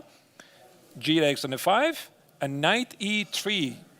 The silly engine says it's a mistake. I think it's a pretty human idea to cover the e file. The knight is getting to the c4 square. And also you're getting ready to castle. So knight e5 has been played, castle is happening, now bishop d7. And g3. And g3. Yeah, I mean, the position looks very complex. So the idea of g3 is, I think, to play knight g2 at some point. So the knight on e3 no longer is going to the c4 square. The knight went from the beginning to e2, to g3, to f1, to e3, in order to go to g2. Oh, the fire arrow is... Oh, sorry. Yeah, I just cannot draw it. So there's a very long way for the knight from g1 to make it to e3, and this might not be even the final stop. The last move is a bit puzzling, to be honest, for me. Why did Saleh allow this? Why did he not play f4? He probably was not entirely sure if he should weaken the e4 square, because white might play knight c4. That's the traditional stop for the knight, and then maybe something like takes, and then you want to go for some kings that attack. I would say that he probably was a bit surprised with the move g3, because normally white doesn't want to weaken the pawns in front of the king, but it's all about giving the knight on e3 a better square. It is indeed. And also looking at the king side, the black's king now is pretty exposed, but the biggest question is, how can you use it? Or is it going to be black who is going to attack the king? Because there is not a single pawn which is covering the black king on g8. But there is still this big danger of h4 push. Yeah, you know, Angelica, that's a big question. What happens after h4? You know, I'm even thinking that maybe there's g takes on h4. Like, normally this would be not a great move. But the point is, you get to play king h1, rook g1, and maybe even use the open g file. But then black will play king f7, rook h8, and the bar is laughing at me. So it's very easy here to go straight. The position is very sharp, and ultimately the one who understands this position best is going to win it. And this is where it gets really interesting. So who is the better, sharper player? So is it Aravindh, who recently rose to 27-50? Now he has dropped some rating points. Or is it Salem Saleh? I would say both of them are very, very creative players. They're in top shape since Saleh has won 2 games in a row yesterday and the day before yesterday. Meanwhile, Aravindh has also scored a very important victory 2 rounds ago against Frederick Swane. But look at the clock situation, Arturs. 1.5 hours for Saleh Salem has left. Meanwhile, for Aravindh, it's 47 minutes, so around 50 minutes difference on the clock. That's what we have right now, and it's only move number 17. Can we say that Saleh is in the better shape here because he didn't spend so much time, or is Aravindh still fine? I mean, it definitely is gonna mean something. Like these extra, 45 minutes, it does mean something, and you need this time. By the way, I see your coach in the chat, Angelika, says Aravindh is sharper, but Salem is more aggressive. Would you agree? I definitely agree that Aravindh has a very unique and deep calculation. We have seen him calculating many lines in the tournament and then winning this game against Frederick Swane. Meanwhile, Saleh Salem has had these very sharp games. Yesterday, the day before yesterday. Okay, yesterday it was not sharp game, but it was a mistake of the opponent, which he managed to convert to a victory. But Saleh does love to play some sharp openings. He's listening to you again, Angelika. We saw him already yesterday. I mean, okay, jokes aside, very often that's the favorite pose of players that really like to take their mind off, left or right, as also seen in the Netflix TV series Queen's Gambit. The main protagonist, she was looking in the ceiling, trying to imagine the position. So you see, I don't think that here it is Saleh who is looking at something happening in the hall. Most likely he's just trying to calculate the variation. This is also something that I'm suggesting to my students, is that when you want to calculate, clearly don't look at the board, try to look elsewhere, because the pieces that you have in front of you, they interfere, possibly when you're going really deep in your calculation. Really nice moment here. And we have also commented in the chat that probably Saleh is thinking, what did she say, that Aravindh is sharper? No way. But also we have the MTO tournament going on in the same playing hall, but not at the stage. So for that reason, we might have some friends or familiar faces of the players who are on the stage, and maybe they're looking, oh, how is my friend from the Masters tournament doing, or from maybe ATO tournament? And definitely there are a lot of things to see in the playing hall, and that could be another idea, and just follow. There is also very nice weather outside, so there are also big windows in the playing hall from which you can see around. So a lot of things to see, but I mean, here we're thinking about many things. Like I still recall this very famous example of Michal Tal, who once was spending a lot of time thinking, and then for some reason he was starting to think about hippopotamus. Yeah. So, and then he was, I think the hippopotamus was drowning in a swamp, and he was thinking about opportunities, how you can escape the hippopotamus, and he was considering all kinds of scenarios. I mean, okay, this is like a pretty famous and well-documented story, but I can definitely relate to. I mean, during the game, sometimes your mind takes you elsewhere. Maybe, Angelika, from your experience, what's the oddest thing you have ever thought about during a chess game? I cannot remember the oddest thing I have thought, but what constantly is happening to me during the games is that I keep on hearing the songs. Like whenever some song I heard before the round, or there was some song I recall, and then just like earworm for me, and then it just keeps on playing in my head during my game, and I'm trying to get rid of it. It doesn't help me with calculation, but I still keep hearing some songs, or sometimes even songs I didn't hear for a long time. Suddenly they just appear in my mind.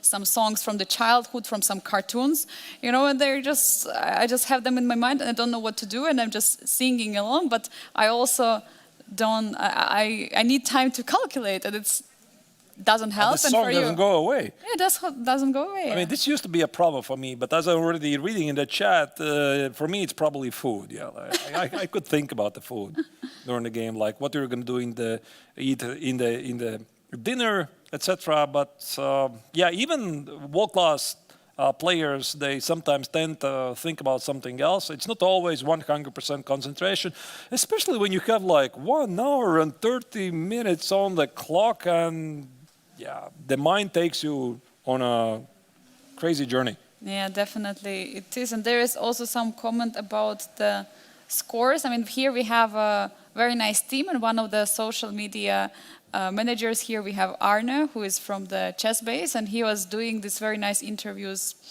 during the Grenke.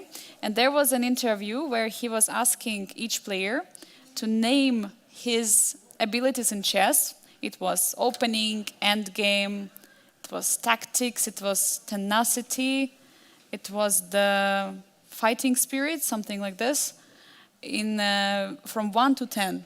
And I was calling, and I got a few 10s. And so the main feature of the new chess base, how he was explaining, the chess base 18, you can find yourself, and you can find your scores in all of this. I'm Yes. curious about myself. I want to check it out. You have to ask I Arne. have to. I mean, you got me really curious here.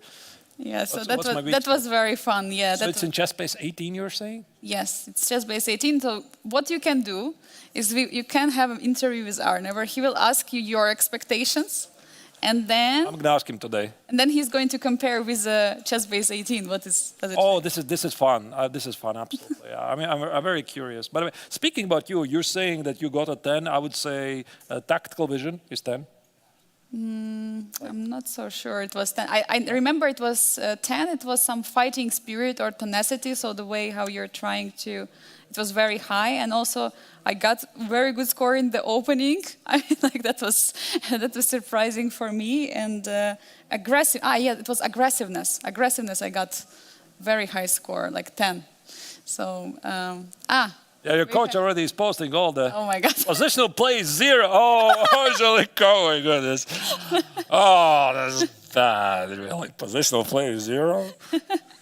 Everything was 10, basically. Yeah, a lot of good scores, but you definitely should try this. You see what you have to work on. And for that reason, I would say that Saleh will have a lot of 10s in aggressiveness and sharpness, but meanwhile, the rest of the games are still ongoing. The knight c7 is still on the board in the game of Volodar Murzin against Radoslav Wojtaszek. He's still taking time to see where to go with the rook, or is it going to be a pawn push to attack the bishop?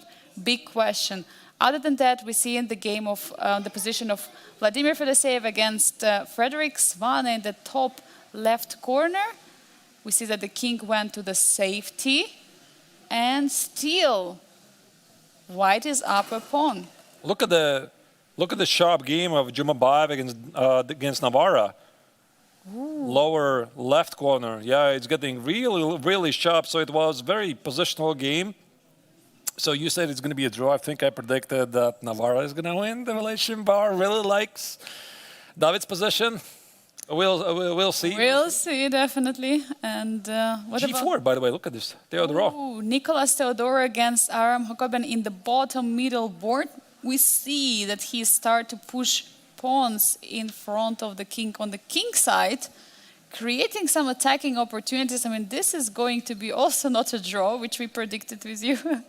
The boss players are trying to prove they are fighting. And what about Machun against Daniel Darda, which is in the bottom right corner? I see that there is a queen on the king side targeting some squares. I mean, I think White has some minor pressure at the moment. A couple of pieces have been traded off. And here, Darda with the black color is attempting to initiate some activities against the White king. So it's going to be fun. You know, there's two games I really want to check closer, Angelica. That's the game of Jumabayev against Navarra, this spicy cluster, whatever they have, on the lower left corner. And of course, the leader fight of the Challengers Tournament, Nicolas Theodorov against Aram Hakobian. So maybe we start with Jumabayev versus Navarra and then go back to the leader fight. What do you think? Definitely, let's do it, because the position is getting sharper and sharper. My prediction was a draw, but I'm already not sure about it. I mean, look at this center. There is d5 played. I mean, there is knight in the center and e5. What is going on? There could be ideas of the knight jump from e5.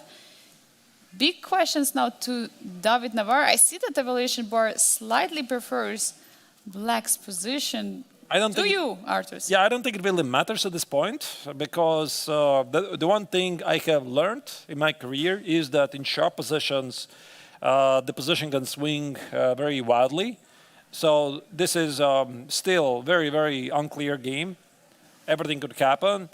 And the next couple of moves most likely will be critical. And then we can make a more accurate prediction. So the moves we did not see that were played, that was the... Let me scroll back a bit. Here, there was this moment, this interesting Meran with an early h3. Black played a6, aiming for the c5 push. White played e4. There's the counterattack. c5. Wait, he was walking into a fork?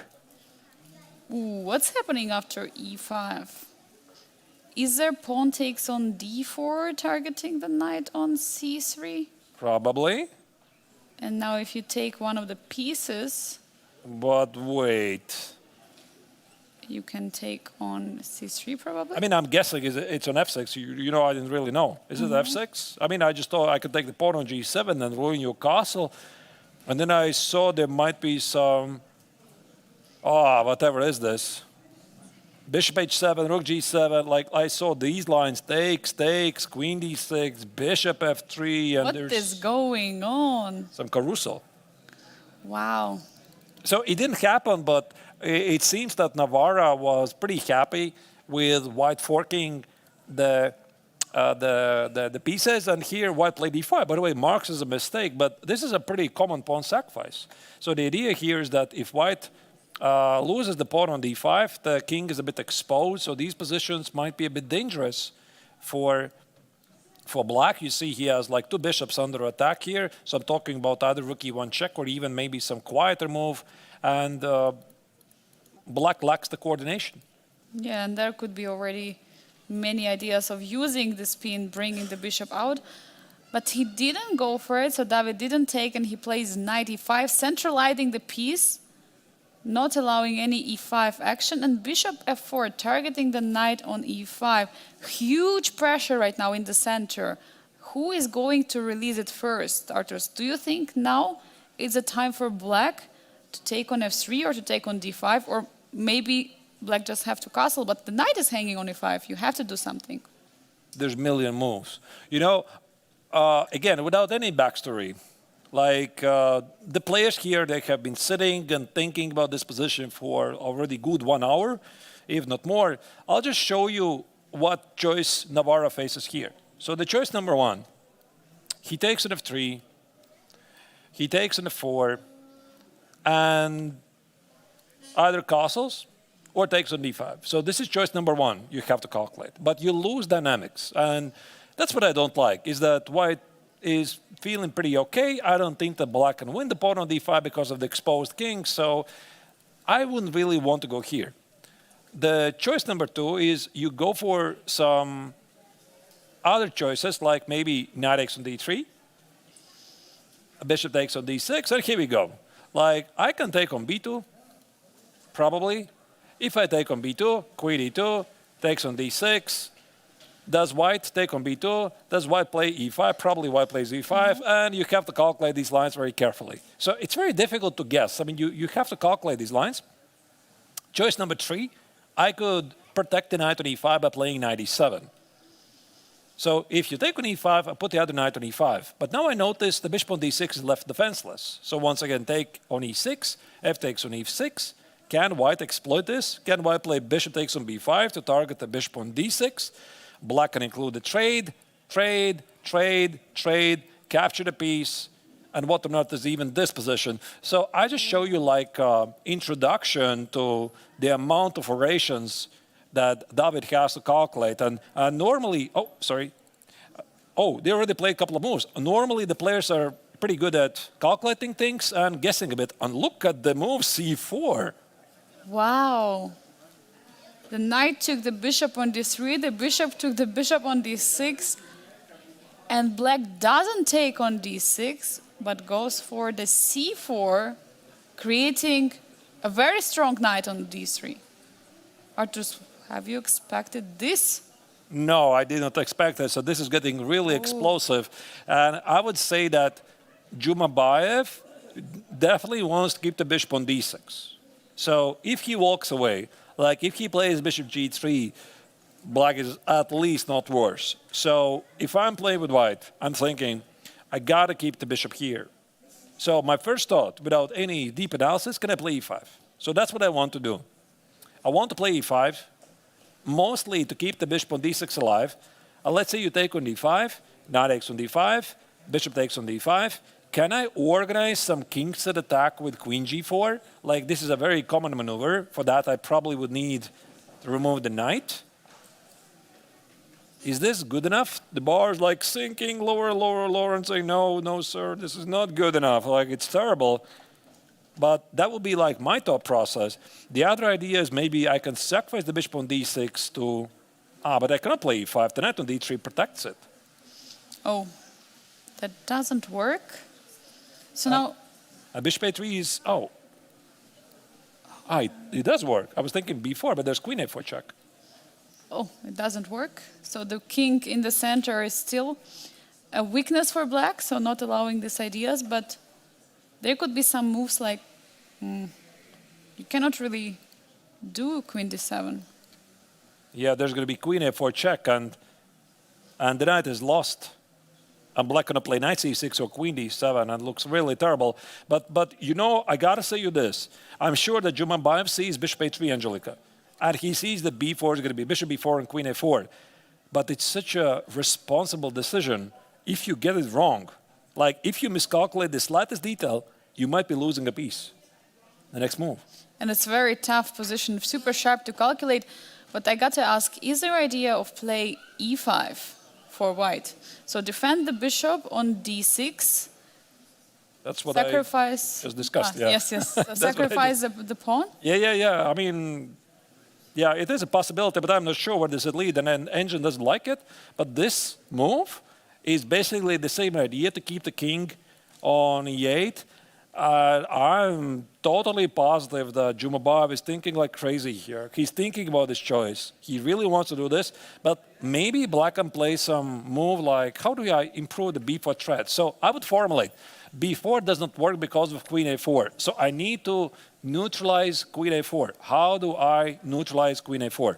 Maybe knight d7, queen d7. But the problem is, knight e5 is not working because knight on d3 is stopping it. I thought queen d7 doesn't work because knight e5, but it does work. Yeah, queen d7 is the move. Now b4 is a big threat, absolutely. Also, you said knight e7. I also consider this move. So knight e7, kind of threatening to play b4. The other idea I saw is queen a5. Stopping queen a4, improving b4 threat.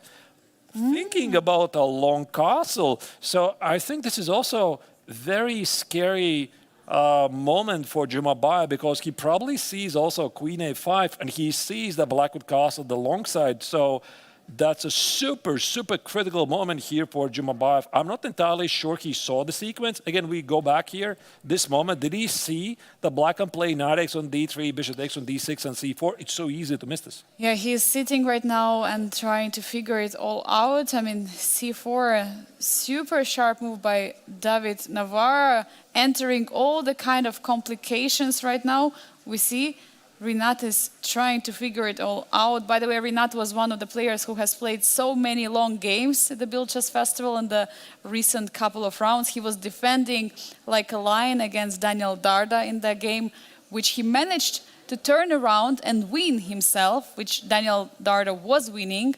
And one of the games he was also defending pretty tough, which it was against Machun in one of the rounds where Machun had an extra pawn. So also super strong player in the field, the winner of the previous year MTO tournament. But was he ready for the c4? I mean, we will find out after we come back to this game one more time. For now, let's go to the bird's eye view and see what else is happening and if there are any major developments in the positions.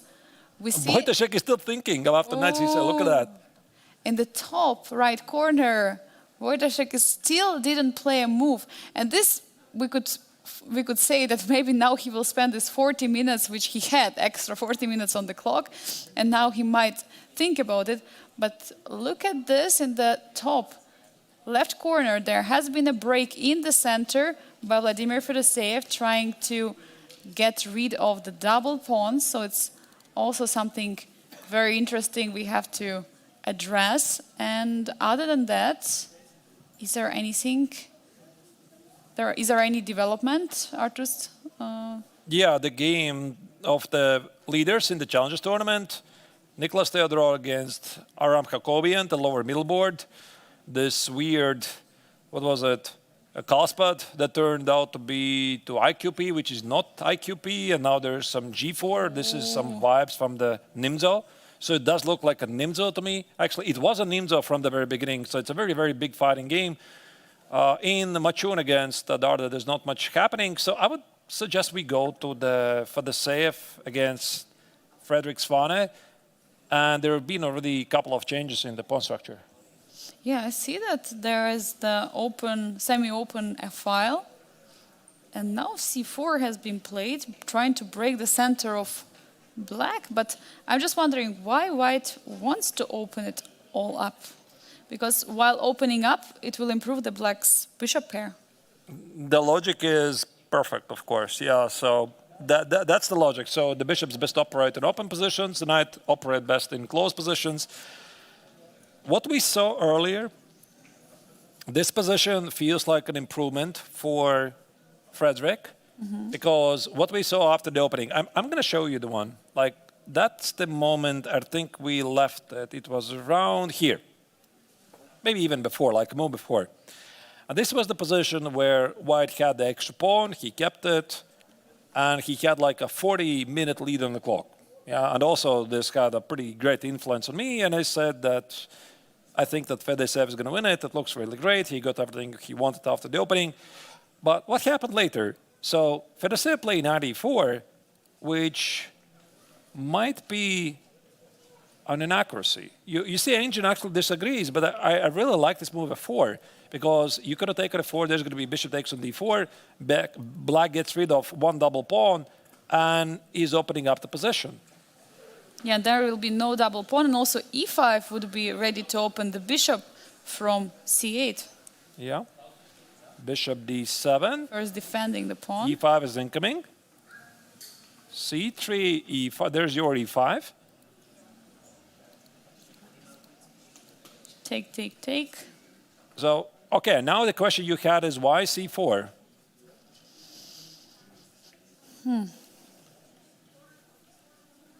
I mean, we can't always say that if you have the knights, you don't want to open up the position. And if you have the bishops, you always have to open up the position. Every single position is very concrete. And maybe Fedoseev simply doesn't know yet what to do with his knights. Like, if you would be looking at this position, and we would have to guess, Angelika, where would you want to put those knights? I would love to put it on d6, b6, d6, f5. Yeah. Yeah, d6, it's very far, but f5 might be realistic, right? f5 is. So knight g3, yeah? Yeah, but knight g3, I could play f5 myself, and you're not going to get there. And the other knight, I don't know where to place it. Maybe knight b3, knight f5, but what does it do there?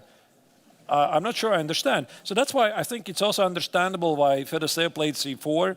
He is looking for some targets. Maybe he wants to play knight c3, tickle the pawn here, maybe c takes two, create two connected pass pawns. Does he feel there's a risk in the position? Absolutely, I think he knows. He knows this is a risk.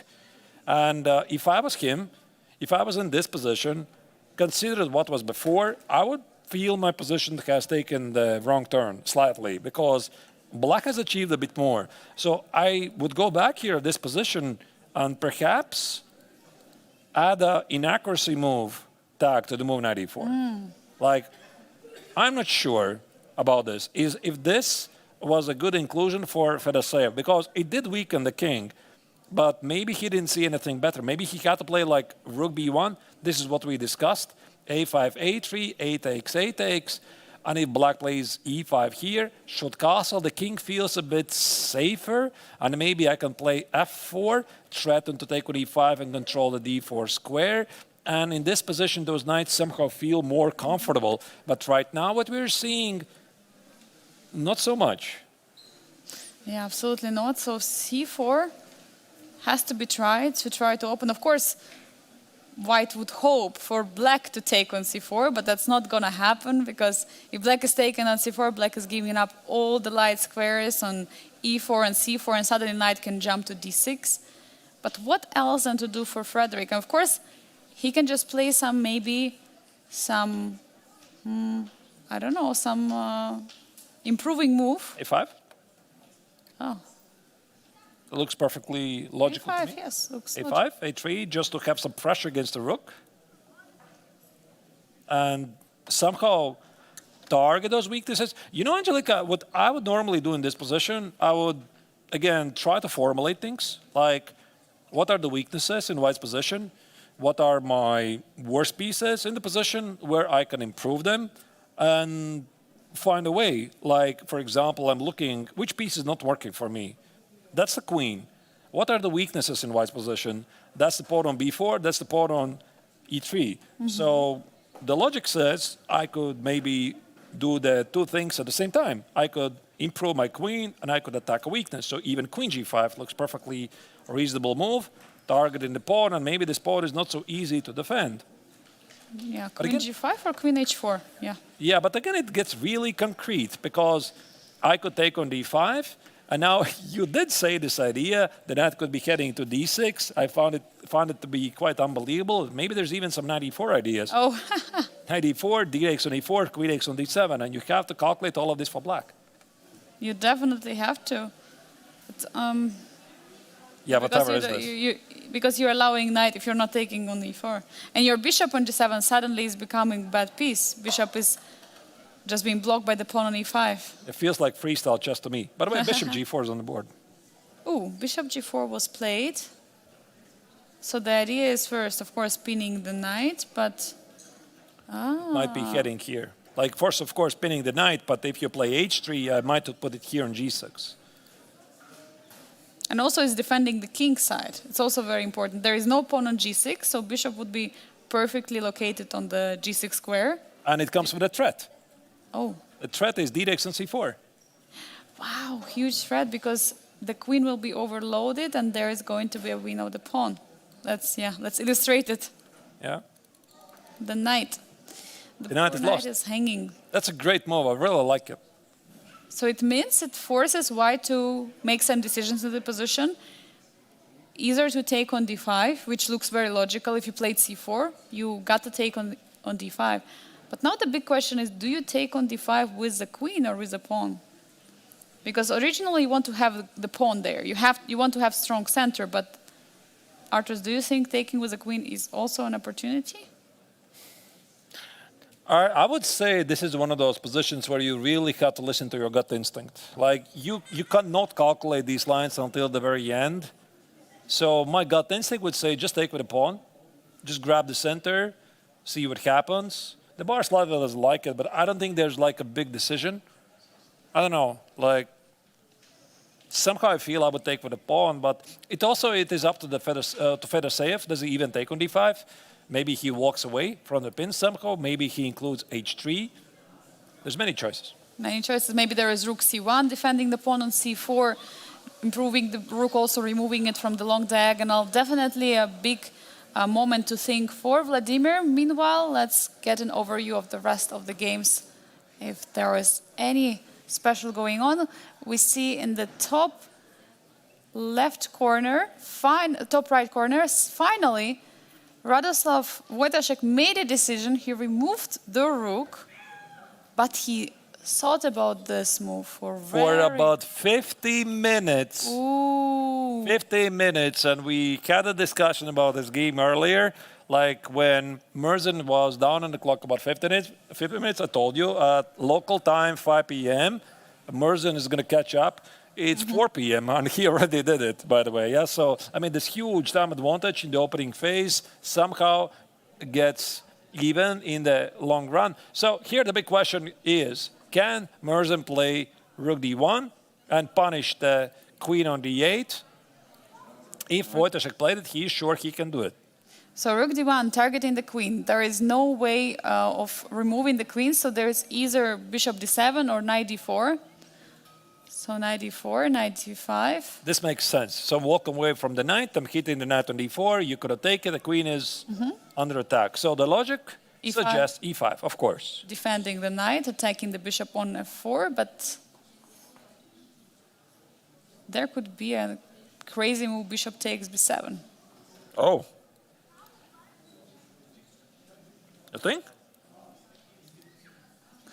I mean, I got the suggestion from our producer, so...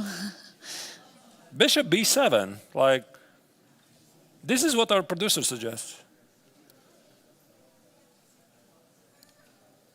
Because you cannot take on f4, since knight on d4. But this is going to be crazy. I mean, I just love the evaluation bar in this position. I just love how it just comes still in the middle. So our producer said this is what the engine suggests. No, big, no, this is not what I would play myself. Sorry. I would be thinking like some immediate ways to exploit the pin of the knight. Bishop g5 looks a bit slow. There's queen b6. I would be looking, can I play for the move? Maybe it's a bit too crazy. Yeah, like I think my move is not going to even be better. Like I would be looking for e3. With the idea, if you take on f4, I take on d4. You could take on e3 because the bishop is under attack, but I could sacrifice it even. Ah. Absolutely insane. Actually, it's probably better. So what was it? Rook d1, knight e4, knight b5, e5, and bishop b7. Yeah, but this is such a difficult move to make. Like, where's the idea? Rook b8. Ah, now take on d4. Yeah, because there is a pin. And it's a pin. And now, if you take on b7, knight will take on f5. So bishop b7. I don't know. Like Crazy for me, this would be a very difficult move. Like I gotta tell you this. Like I would be looking at some clearer moves. I would be looking at either e3, or I would be looking at knight takes on d4. Maybe this is a line I would love to check, like knight e4, e takes on d4, knight e5. But yeah, I see the queen is problems under attack. And there are some engine lines we're said after bishop b7, engine likes this move for some reason, with an idea that after it takes on c4, let me just switch on the engine. It's rook takes on c8. Ooh. So it's sacrifice and exchange, but the problem is there is also bishop hanging on f4. Knight d5 and queen b7 and black wins. Yeah, because there is this X-ray on the queen. It's close to impossible line. I would say it's a very difficult line. I would be really surprised to see. Like it's a very, very, very difficult line. But ultimately, we might think from the white's perspective, what else do you do? Because black wants to play queen b6. Maybe it's the human move bishop g5. Like bishop g5, queen b6, and try to get rid of the knight. e3 something. Yeah. There is suggestion to take on d4 instead of e3. Here. Then to play knight e5. Knight e5, yeah. Yeah, I looked at this move. Of course, with the queen on b6, it does make more sense, and it also, of course, enables the fork. Yeah, that makes sense. That does make sense. So maybe bishop g5, you cannot really play queen b6. f6. Apparently not. It's so sharp. Yeah, it's very Right. difficult to. But I got to ask Arturs, because we went already a few moves forward, but is it the forcing line?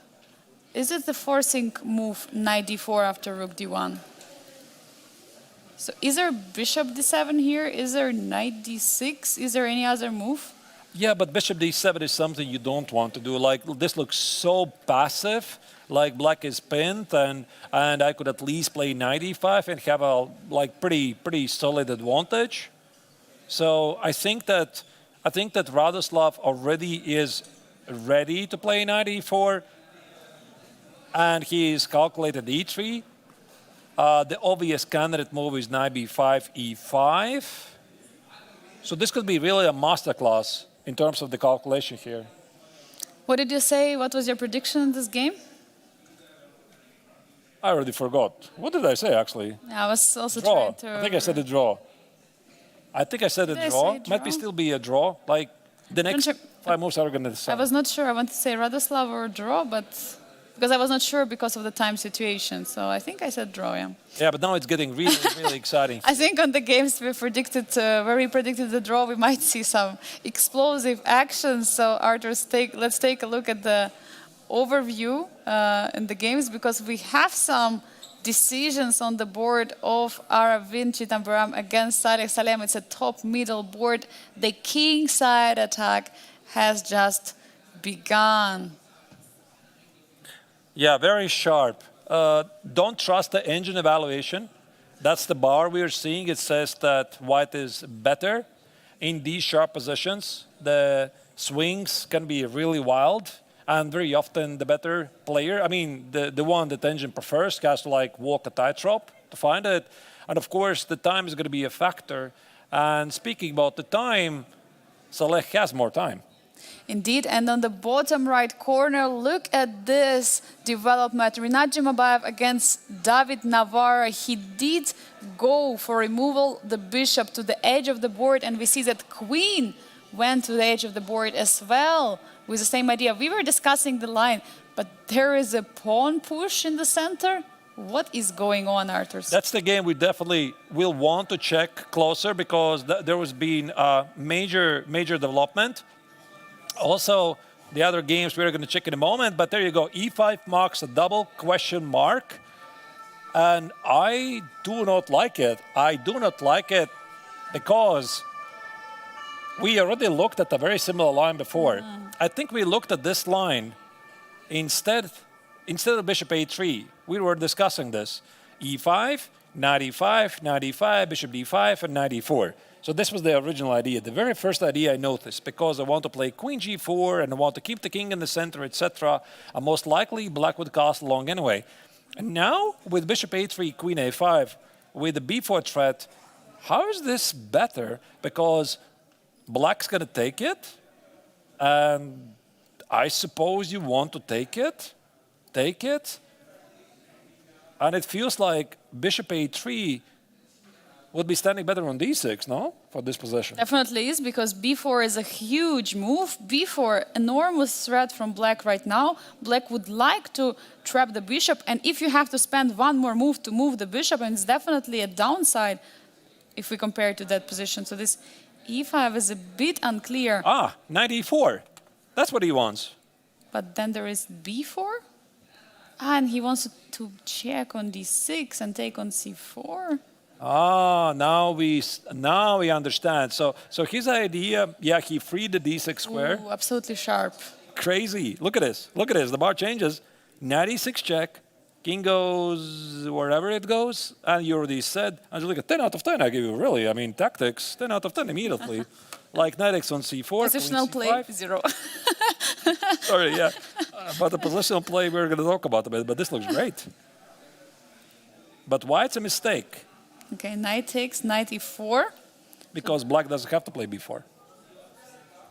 Black doesn't have, but then what? Because knight d6 is a huge threat. Knight d6 is check and winning a piece.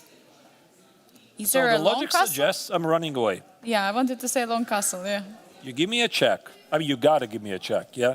King So d8. I can sacrifice the exchange if I want, but let's go king b8. A fork. b4 is a problem. b4. Now the pawn on c4 lives. The knight on d3 stays. So this looks pretty dangerous. Like knight e8, rook d8. The black's going to win 2 rooks for the two pieces for the rook. Not great. So not knight f7, and b4 is a threat. No. Queen d2? Yeah, but then the fork is not going to happen. Phew. Incredibly sharp. I mean, I have no idea what's going on. Like, No, I mean, visually, I agree with the evaluation bar. The black feels pretty safe, but it might still have some wild swings here. So Engine says e5 is like a huge blunder, but from a human's perspective, now we understand.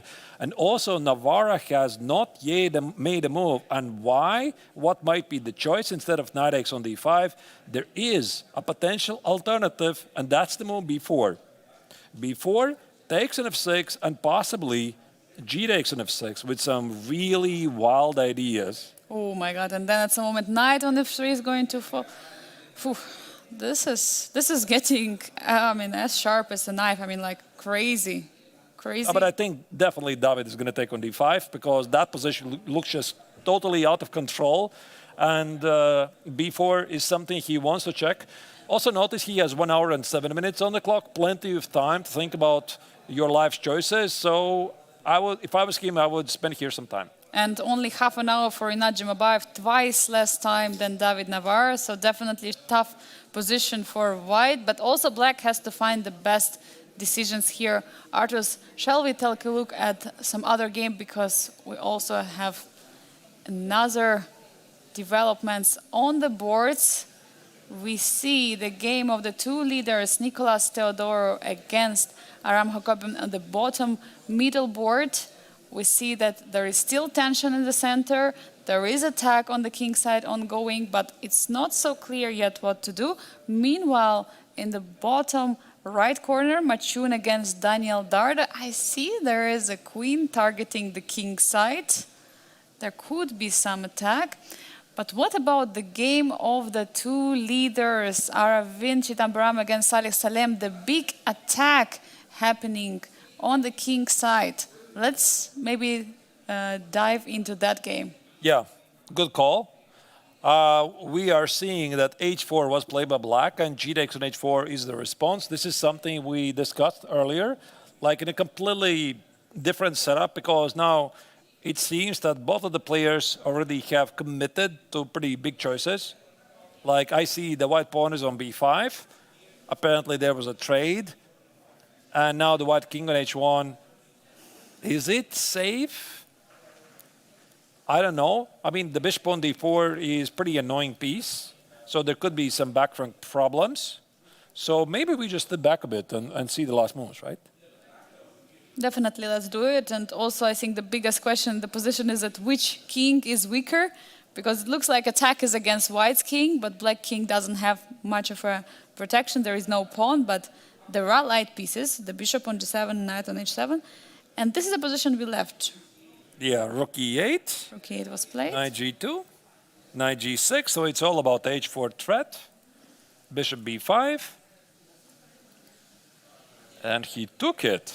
And he took with the pawn, opening up the a file. But this means that Select doesn't really care about the pawn on a7. I mean, I agree. Like, it feels like the focus should be on the king side. Like, look at this. So Select is playing pretty instructive chess. Every single piece and even the pawn there at the king side. So this means that you go for the king side attack. Check. Here. h4, the engine doesn't like it. And g takes on h4. So this is how we got there. G takes on h4, now saying the only move for white, apparently. But of course, it makes a lot of sense. You don't want to allow pawn take on g3. Like if we step back, you don't have g4 because you would open up everything. You don't want to allow take on g3 because it would open up the king. So that should be the only move, right, Arturs? Yeah, the logic is, you're absolutely correct. The logic is that this is also sometimes the moment when many club-level players have problems to adjust. When there's a direct attack, the normal rules of the positional play apply. Because it feels like, oh no, g takes on h4, I'm completely ruining my pawn structure. But it's all about the attack, it's all about the king's safety. And this is why you can ignore some of the positional rules. For example, if we did not have the queens on the board, I think that g takes on h4 will be a very difficult move to make, right? Of course, then you have those long-term weaknesses, and maybe you would allow h takes on g3 and h takes on g3, but not when there's a direct attack. Yeah, now there are two pawns which are potentially guarding the king on h1. And now, big question for Saleh. Does he want to take on h4? Does he want to trade? I mean... We're the commentators. We can give it a try. Yeah, let's go. Let's do it. And now another question to Aravindh. To take on h4 or not to take? Because knight is very annoying. But also knight on g2 is a defender piece. Do you want to trade your defending piece for the knight? Very good question.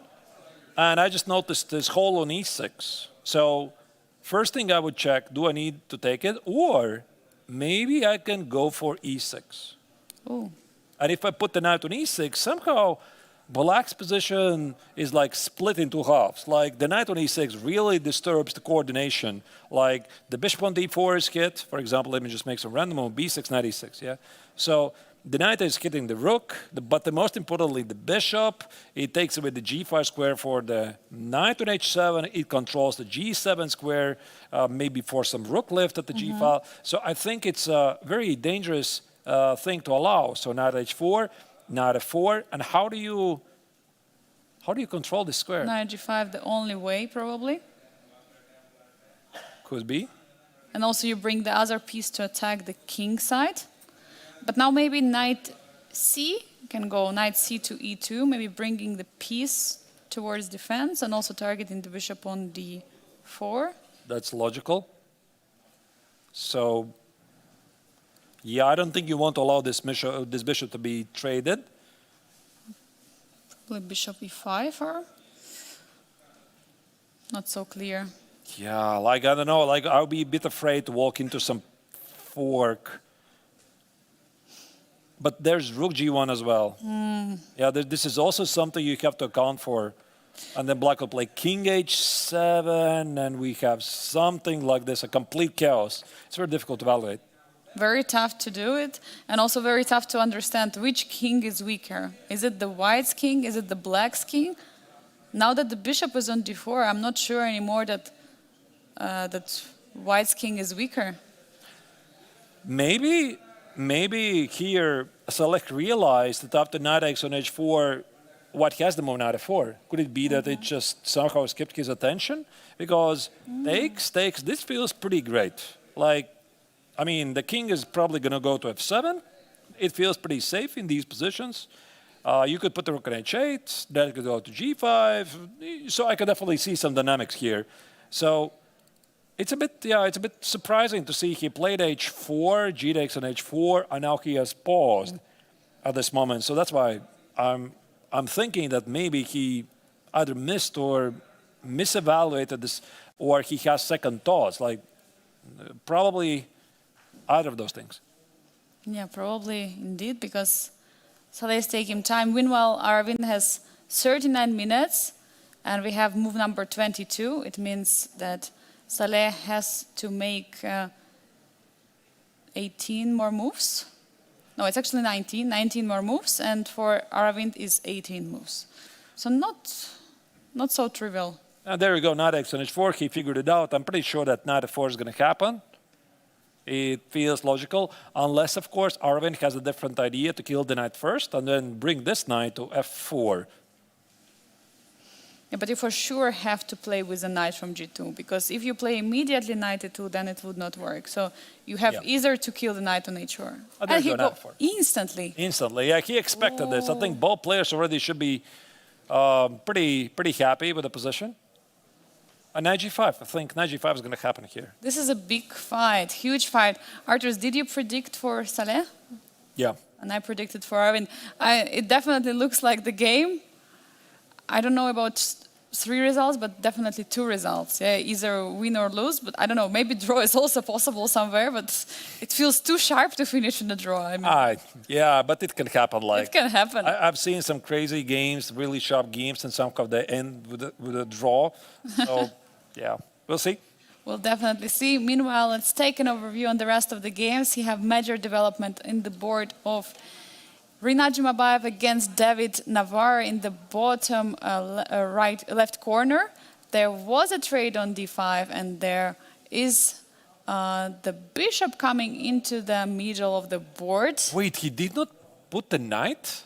He didn't go for that line?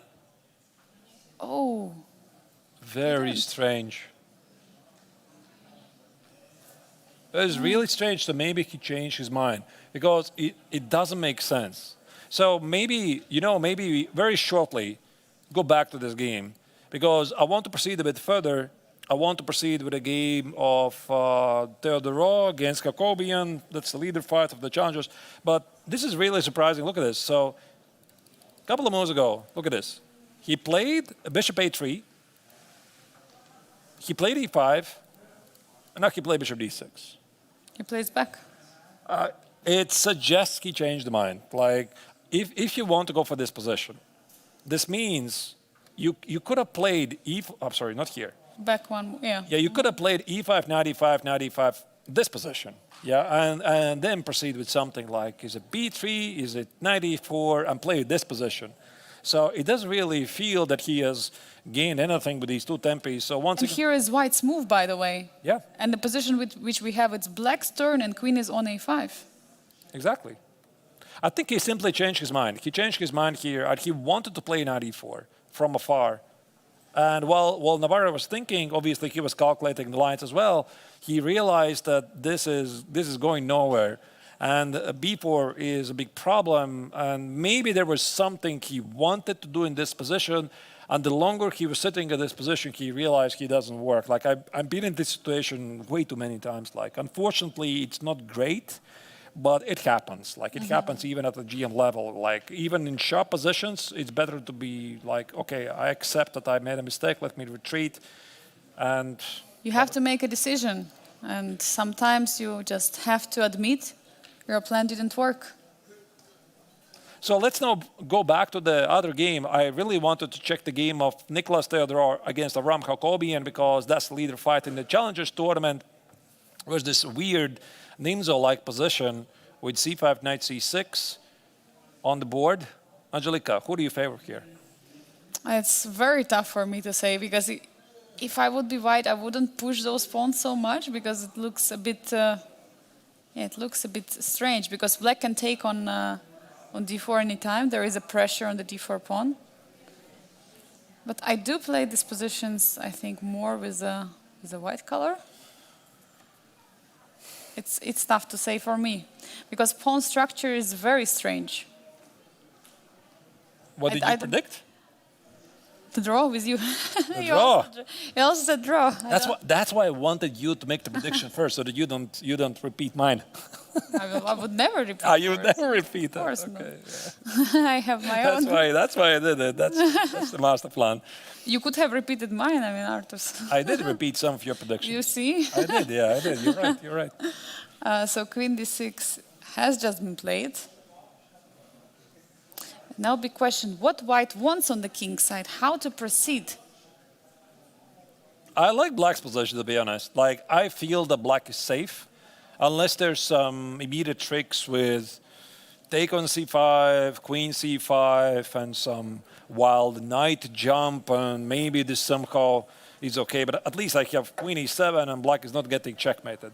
So visually, it feels that black is setting up really good position. And also notice, he is not playing c4. And this c4 move, the last move, I would scroll back.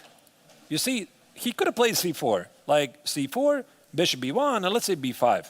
So it feels like black has the pawn majority. The queen side, play a5, b4, etc., etc., etc. But also, this gives white a green light to start a kingside attack. And we could be thinking about some h4, g5 ideas, or maybe secure the pawn on e3, put the knight on e4, then play h4, g5 to apply pressure against the pawn on d5. So I can definitely see that Aram has a lot of experience in the Nimzo positions. I play similar positions from the black's perspective, and he is ready to take on d4 if white goes very creatively for a kingside attack. I'm pretty sure that as soon as here Theodorov is going to play h4, there's going to be immediate c takes on d4 because that's the logic. You're supposed to meet a flank attack with a counter strike in the center. So I really like what Aram is doing. And here I think Nicholas needs to make a big decision. How big risk does he want to take in this critical game? There's a big pressure on the d4, so Aram Jacobian is still trying to keep this pressure, not yet neutralizing it. But what would be a suggestion from you, Artus, here for white? How can we see the game continue? Because if this h4 and takes on d4 happens, I mean, is there any chance, an opportunity for attack on the king side? Or does white have to prepare this h4, g5 in some way? Very good question. Yeah, I think that the logic dictates that if you want to go for the king side attack, you want to add more pieces. So maybe it's the knight e2, somewhere here. And presumably it helps you. And again, I think that for black it's going to be a bit risky to play c4. But even here, I think Jacobian could just take on d4, like release the tension. C takes on d4, let's say e takes on d4, and do something. I don't know what exactly, though. It looks very strange position with the pawns on the king side for white. I mean, like, it looks... Of course, there is this hook on h6. There is a pawn on h6, knight on f6. You would love to go for it. You would love to hook those pieces, but I don't really see direct way. Yeah, but there's the thing. There's even no guarantee that this attack is working. So I could maybe be very patient. And let's say I'm going to go for a queen side. You know, maybe put the knight on c4. By the way, I think it's a great idea. There's some targets I could do. And if you play h4, I could put the knight on c4.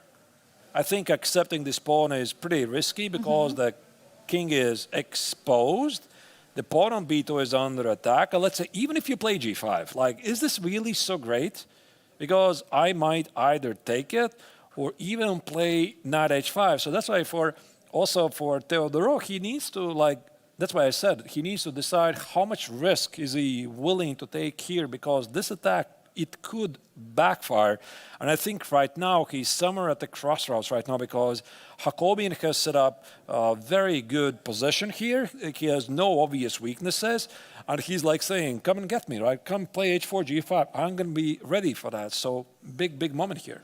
Arturs, we have huge moment in many of the boards right now. We have definitely explosive actions on each of those. I feel like every board is on fire in the Masters and the Challengers of the Grandmaster Triathlon. It's a final round of the classical portion. Now we're going for a short break. After that, we will see who is going to be able to score those long-waited 4 points. See you after 5 minutes.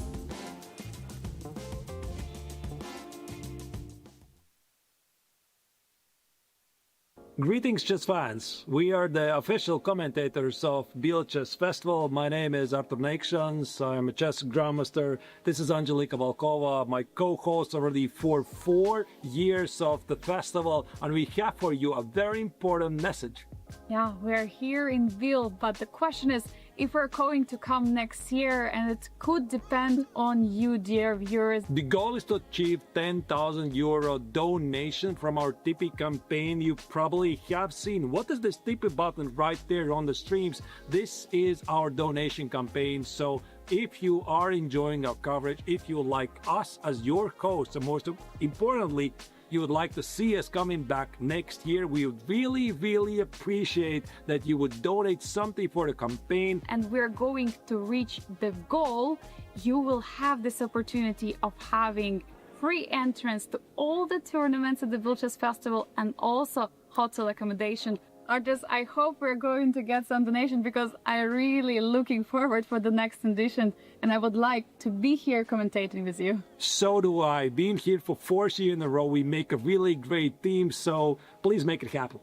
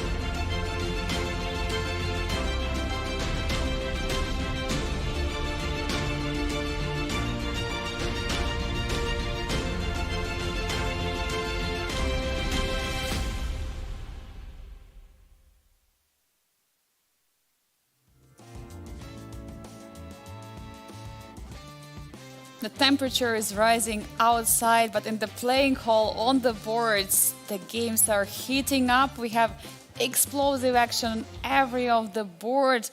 Arturs, what an exciting final round of the classical portion we have. Yeah, that's what really amazes me sometimes. It's the same tournament.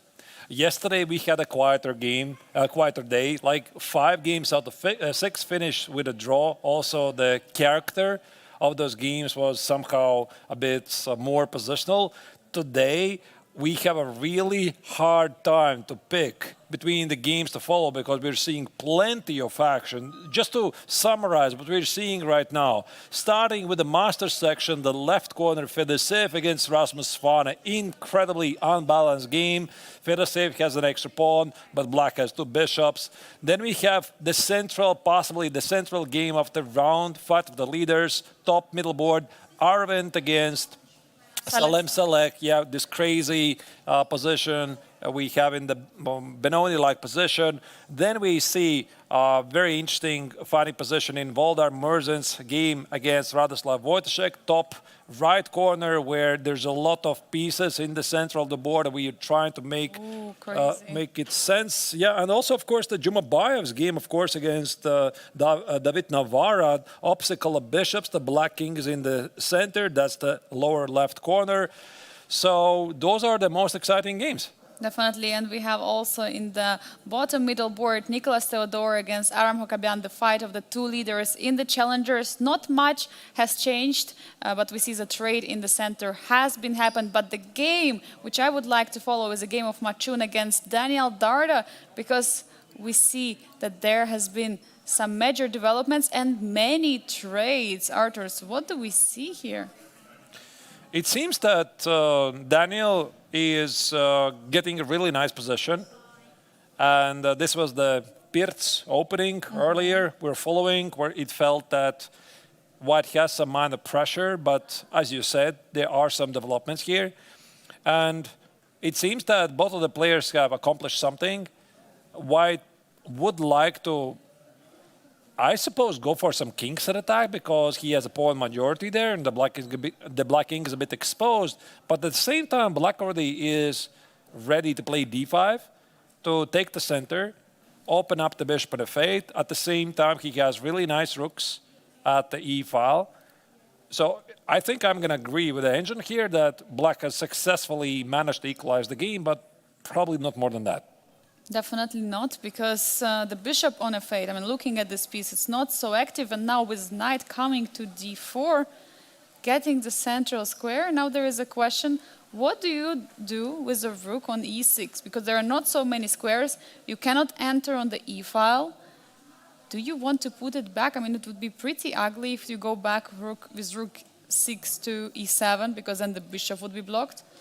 But maybe there could be ideas of playing rook g6 and targeting some squares on the king side. I think here also it's a very important question, what kind of mood the players have. Because if they are in a fighting mood, they're going to find something. Like you said, it's rook g6, it makes perfect sense to me. Like you're having some pressure here, even though you're giving up the e-file. But if the players are feeling pretty peaceful today and they're getting ready for the blitz, I already see the repetition here. So, for example, rook e5, bishop g3, rook e3, bishop 2, rook e5. So that's why I'm saying, like, it really depends on the players. So this is one way.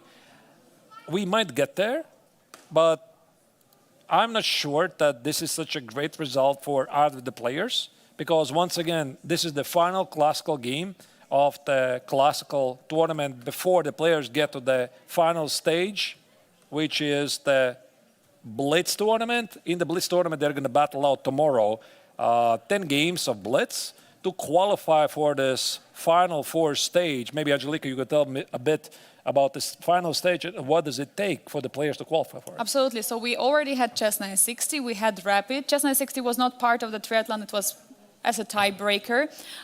We have now classical portion, which is finishing today, and tomorrow will be Blitz. And after all this over, the points will be calculated, and the top 4 or top 3 players will go into final session. They will play against each other the game of classical every day. Why do I say 3 or 4 players? It's easy. So if there is more than 12 points difference from the first place to the fourth, then the fourth place is not qualifying for the final. So this is the rule. So there might be, in challengers especially, there might be the case that we will see only 3 players qualifying for these finals. And this is, of course, very important considering the prize fund, considering everything, and players still trying to fight for the top board, that they will still have this opportunity to play in the final against each other with the reversed colors which they played in the classical portion. So it's going to be very exciting to follow. But first, before getting into the finals, is definitely a big problem here because Daniel Darda is in the bottom of the standings. For him, being peaceful today would maybe even mean that he will not qualify for the final anymore, because who knows what will happen tomorrow in the Blitz? Who knows how he's going to play? And I think that's a question. Does he want to try today, or he wants to call it a day and try tomorrow in the Blitz? So Machun is supposedly in a slightly better position because he has slightly more points than David. But also for him, that's the dilemma. So do you play for more, or you settle for a draw and then keep all the hopes for tomorrow? Because again, Blitz essentially is a lottery.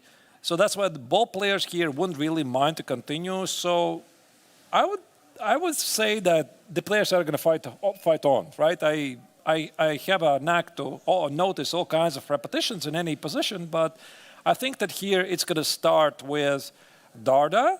Maybe he could repeat the position a couple of times, like just to see the intentions of the opponent, and then the word. Yeah, I have such feeling as well. I agree with you, Arturs. I feel this is the match of the people who are in the 5th and 6th place, so it means they have to fight. So Machun has a bit more points than Daniel, but he's also on the 5th place, so he's also at risk of the elimination. And this is what it's all about, not to get eliminated tomorrow after the Blitz, because then you're going home, and you don't want it. You want to stay and prolong your chess vacation and chess tournament in Switzerland. There you go. Rook e5, we might see our answer pretty soon. So does white play bishop g3? Bishop g3, rook e3, bishop f2, or after bishop g3, you can still play something else like either rook g5 or rook d5.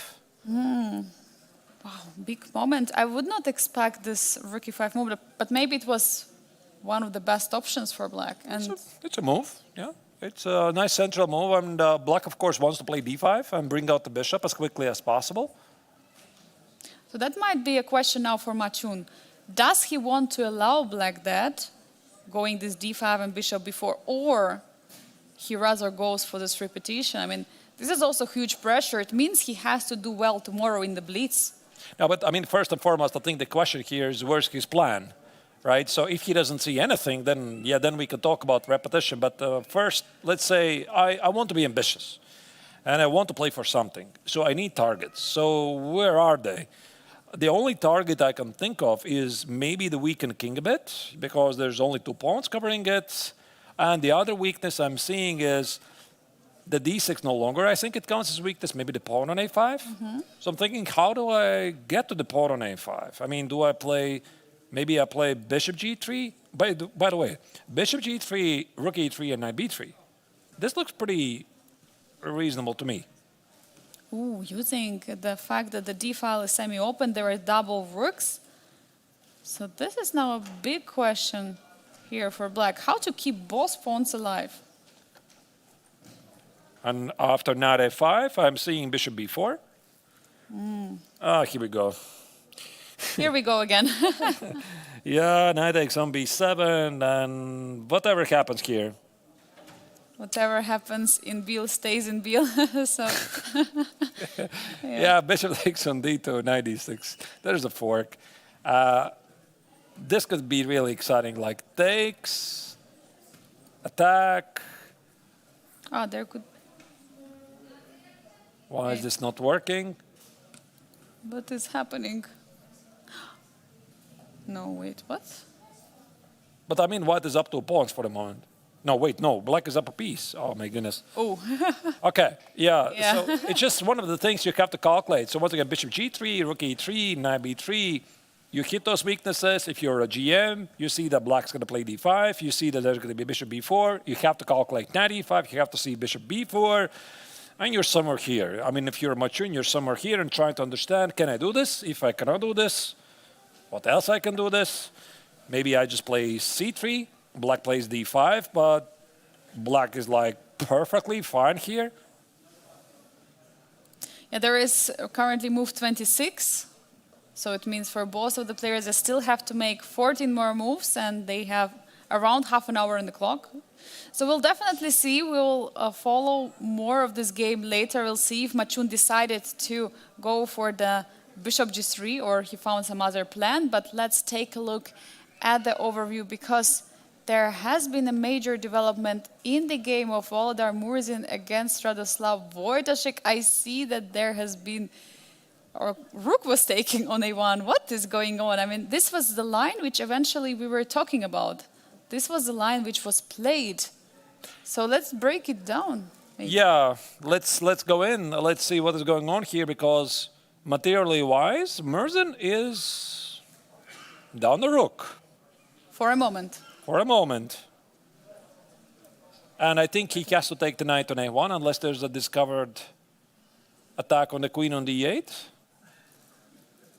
So knight f6 would be nice, but it doesn't work. You cannot win the queen. I want to go here, to be honest, first. I want to do this. I want to kill the bishop. Like, why? Why do I want to kill it? Because if I go here, then I think that black is like having a pretty healthy position. Maybe even play bishop e6. I want to play a 5 e4, activate the bishop on g7. If you play queen b7, there's going to be rook b8, something like this, and this f5 e4. Maybe this is still super unclear, but I would not be sure about this. So I would say that this move intermezzo to kill the bishop first and then take the knight looks very logical to me. But looking at the piece, is it possible even to play queen d1, because there will be like two rooks for the queen? I'm just talking about material wise, you know. Yeah, but you're also going to drop the pawn, yeah? The pawn is dropping. Like whichever knight is going to take. I mean, white already has material advantage. The knight on a1 is disconnected from the game. This is, by the way, always a big discussion. Two rooks versus queen. Which moment is better, the queen or the two rooks? I think this moment the queen is a bit stronger.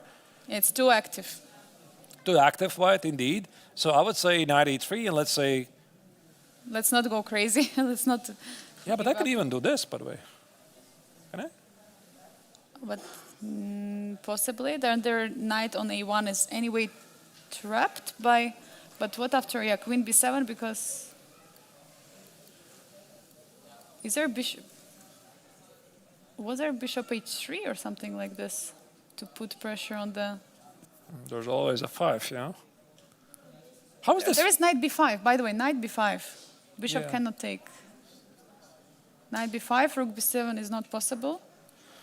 And I think it also shows that, again, there's a lot of very sharp lines. So knight e3, bishop d7 maybe is a move. But the big move could be queen e7. I kill the bishop, take it, rook takes an a1. And now the question is, what is this? I think I want to play e4. Like, close the bishop here, but now the pawn on e5 becomes a weakness. White could play e3, fix this weakness, run with the queen, think about bishop h3, maybe knight e2, knight e4. Or maybe black doesn't play e4 at all. Yeah, and then there is a problem with the b7 pawn.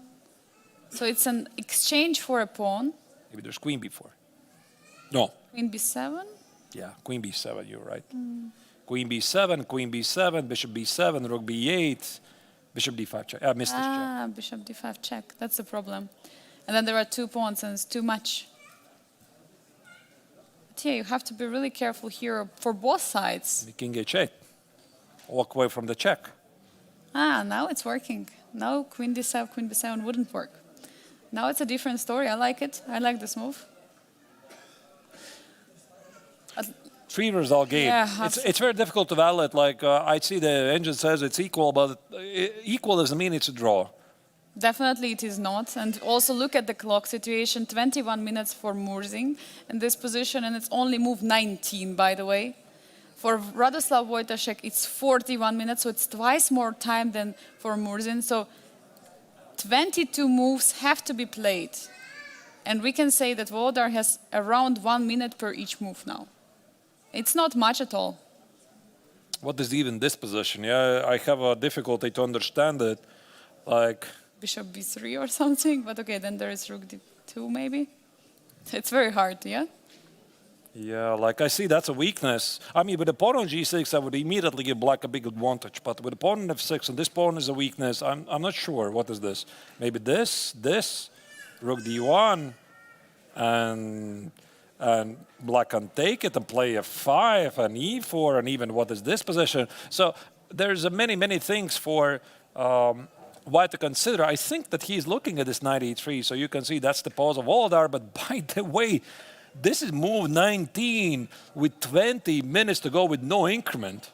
Yeah, he has basically 1 minute per each move right now, while Radoslav has twice more time. I mean, it's very tough situation for Volodar, but nevertheless, there is still even more action on the other boards. Let's take a look at the bird's eye view, because I see in the game of Aravindh Chithambaram against Saleh Salem, it's the top middle board. I mean, something is going on. There is a king coming out from black. I mean, what is going on? I see also evaluation is going higher and higher. Apparently, the last move was a mistake. Let's dive deeper, Artus. What do you think? Let's do it. So I'm seeing the first impression. So we're definitely going to go back. Like, I think 2 moves have been played in this position.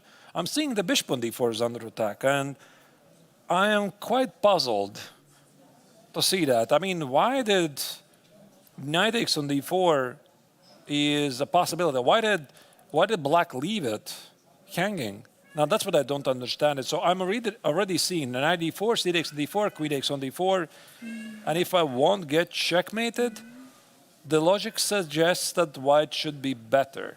So we could put it on the board like takes. Maybe knight f3. Knight f3.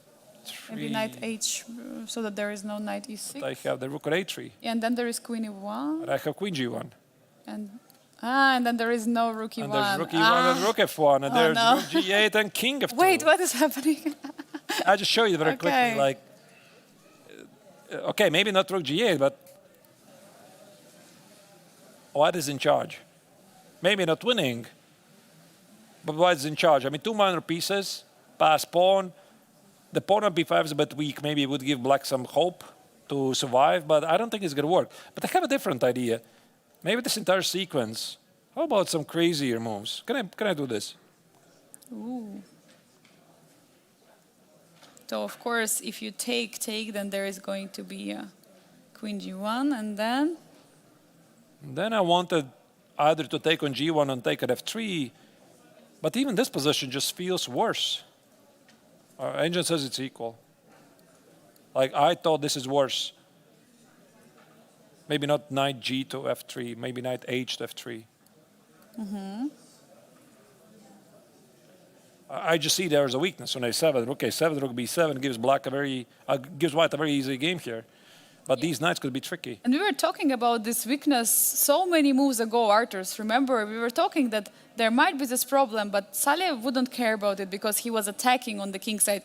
Now we might see him starting to maybe regret some decisions, that the pawn on a7 is indeed a weakness. Yeah, but you see, Engine doesn't like it. Why doesn't it like it? Maybe don't take. If you take it, then that's a pretty forcing line. The king cannot go to g2 because of the knight on h4. Maybe queen g1. Oh, hitting the queen. Double attack. Now knight f3 or something? Yeah. Or maybe the other knight.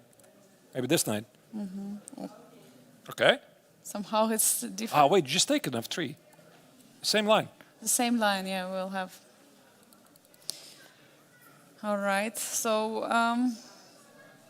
Okay, maybe queen e1 doesn't work. But then what works? If knight f3, queen e1 doesn't... But then black is in trouble. I mean, then knight e6 is incoming. At least. I mean, knight e6, open up the position. The king is getting more exposed. There's also rook e3 coming. I think that Saleh has made a pretty serious mistake. Like, we have to now go back a couple of moves. We last time left it here. This h4 maybe was a bit too much.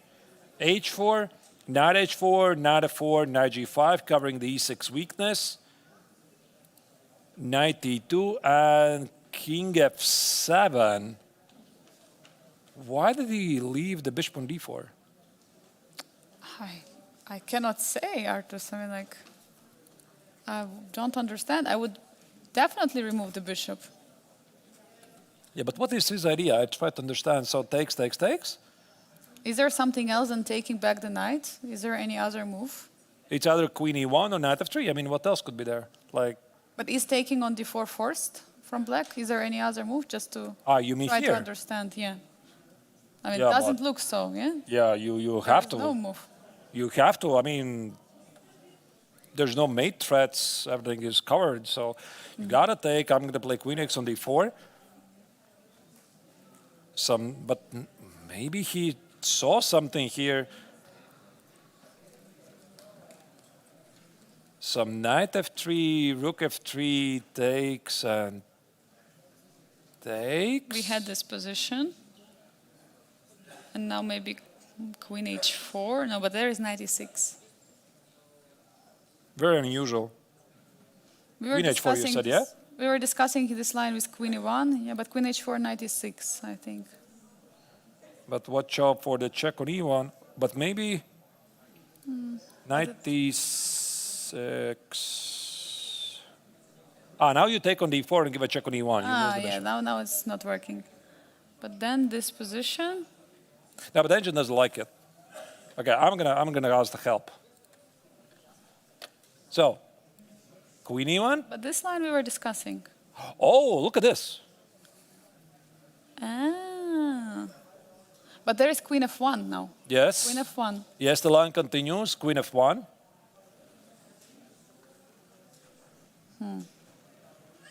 I don't know actually what to do now with black. I mean. And white just wants to play knight g2. So this is what the engine strictly says. Like it's a very difficult line. Rook e5. Knight g2. Take on f1. And then take on d5. And take on d5.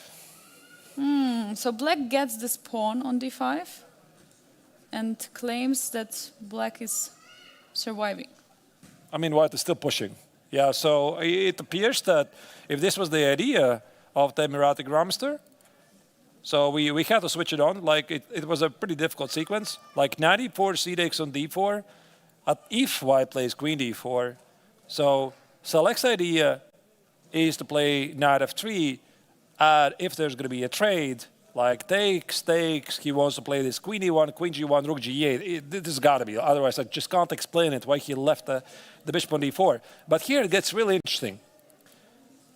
First. By the way, just shortly, there is a result right now. Machun against Daniel Darda. The draw was agreed.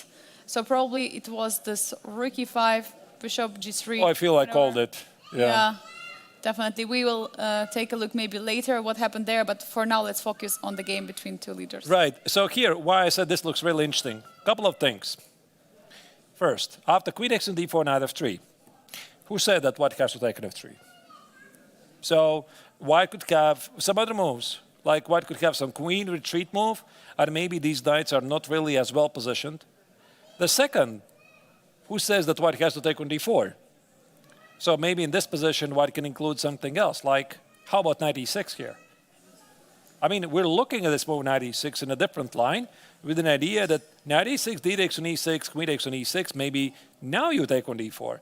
And you see, the knight on h4 here is under attack, and this queen e1, I'm not so sure it's going to work anymore with a king for black being so exposed. Now it's a completely different story. Now there will be rook g1 at some moment and rook g7 checkmate or queen g7 checkmate. I mean, the king is in danger, and that was the biggest dilemma, I think, in this game, what we had before. We were discussing it. Is black not overexposing the position of the king with push of the pawns to the h5, h4. That's what we see here now. The king is I think he in danger. miscalculated. I think he miscalculated. Yeah, so he is going for knight e4, queen d4 with this knight of 3 idea. But this knight e6 is very strong. It's very strong. Once again, I don't think the black here has any choice. You got to take. And queen takes on d4, it just feels wrong. Like here, queen e1, I don't believe it. Like I think I could even, no, probably I'm not going to take it and then play queen g1. It just feels that there could be some check. Check. Rook e6, I just take the queen. King g7,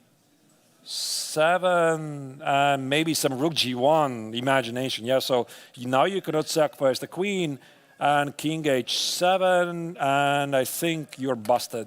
Yeah, so the queen is left attacked. Queen h6 is incoming, so it doesn't look good. But only 20 minutes for 16 moves now for Aravindh. We see he is fully focused. He's trying to find the move, but also Saleh Salem. Do you think he's worried? Because from his body language, it's tough to say if he thinks that he's in the worst position. But would you play such king f7 move in the good position? I don't think so, Arturs. Yeah, I mean, maybe he already sees. Because that's the problem. Yeah, we very often we notice things once we play the move. We put it on the board. And also for Aravindh, if he doesn't take on d4, what does he do? By the way, maybe he just plays knight e6. Maybe this is even an easier move. Yeah, like knight e6 to expose the king a bit. Knight e6, d takes d6, queen e6, knight e4. Looks super straightforward. Takes and queen takes on d4. This is not really such a difficult line, to be honest. Yeah, really forcing moves here.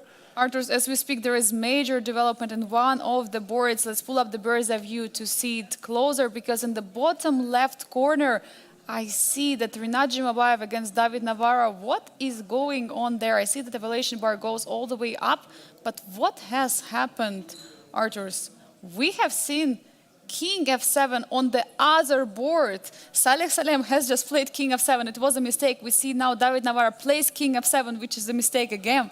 What is this? The lesson is do not play king f7. So king f7 is bad. Make a short castle.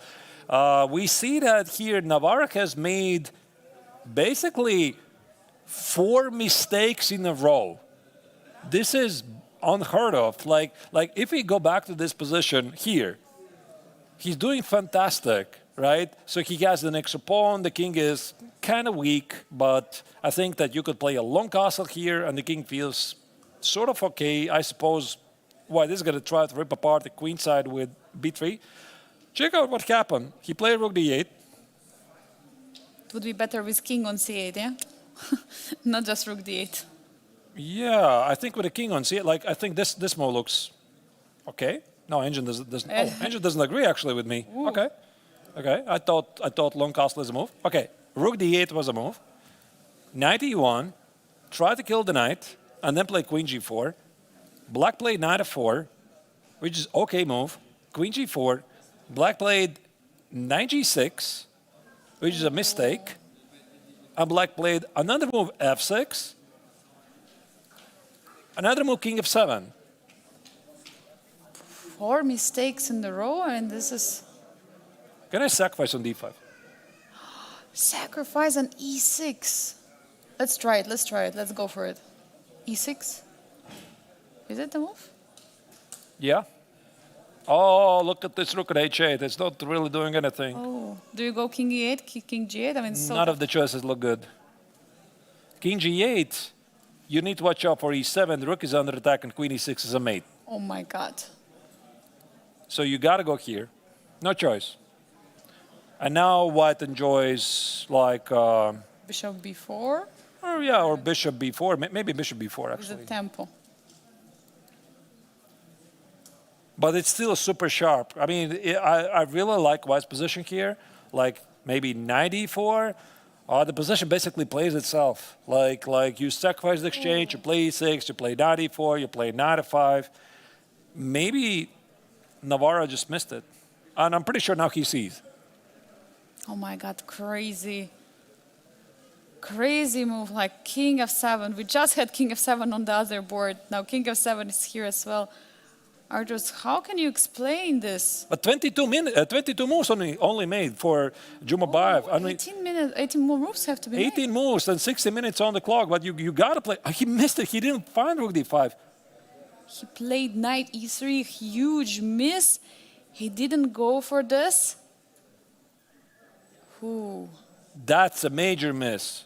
Like, I feel that this position just plays itself. Like rook d5, e takes on d5, e6 check, king g8 wins on the spot, king e8, the bishop is under attack, you play bishop b4, the queen needs to go, queen, I don't know, queen c7 maybe, knight e4. I mean, it feels so risky for black.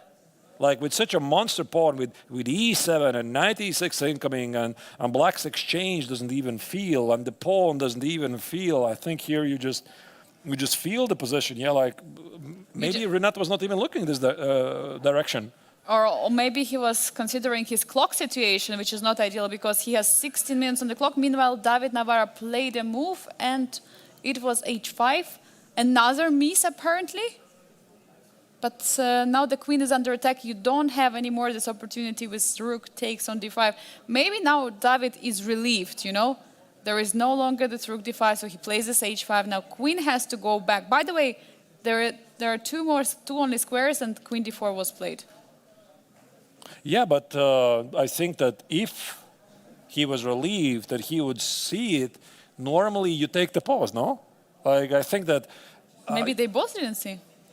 I find it very hard to believe. Like they're very strong players. Like, I think that you've been in this situation. Imagine this: you play something, and your opponent can do something really dangerous to you, and he doesn't find it. How do you feel? You feel relieved. Absolutely. You're like, whew, let me just take a minute here. Yeah, let me just, whew, I can show the emotions. Yeah. Like there was this very famous game, World Championship match 2013 or 14, Magnus Carlsen against Vachier-Lagrave, game 6. This famous Sicilian card game where Magnus played king e2, or was it king e2 and he played king e1, so he made a mistake. And Anand didn't notice it. It was a non-obvious blunder. And after Anand made a move, Magnus just collapsed on the board. He was like, oh, Anand immediately knew. Yeah, he immediately knew that he missed the opportunity. I think that this is also the moment when you like... psychologically. Or you're like, oh my goodness, I just survived like a major miss. But no, h5 followed, and knight e5 follows very quickly. Yeah, we see that knight e5 has just been played, taking the pawn.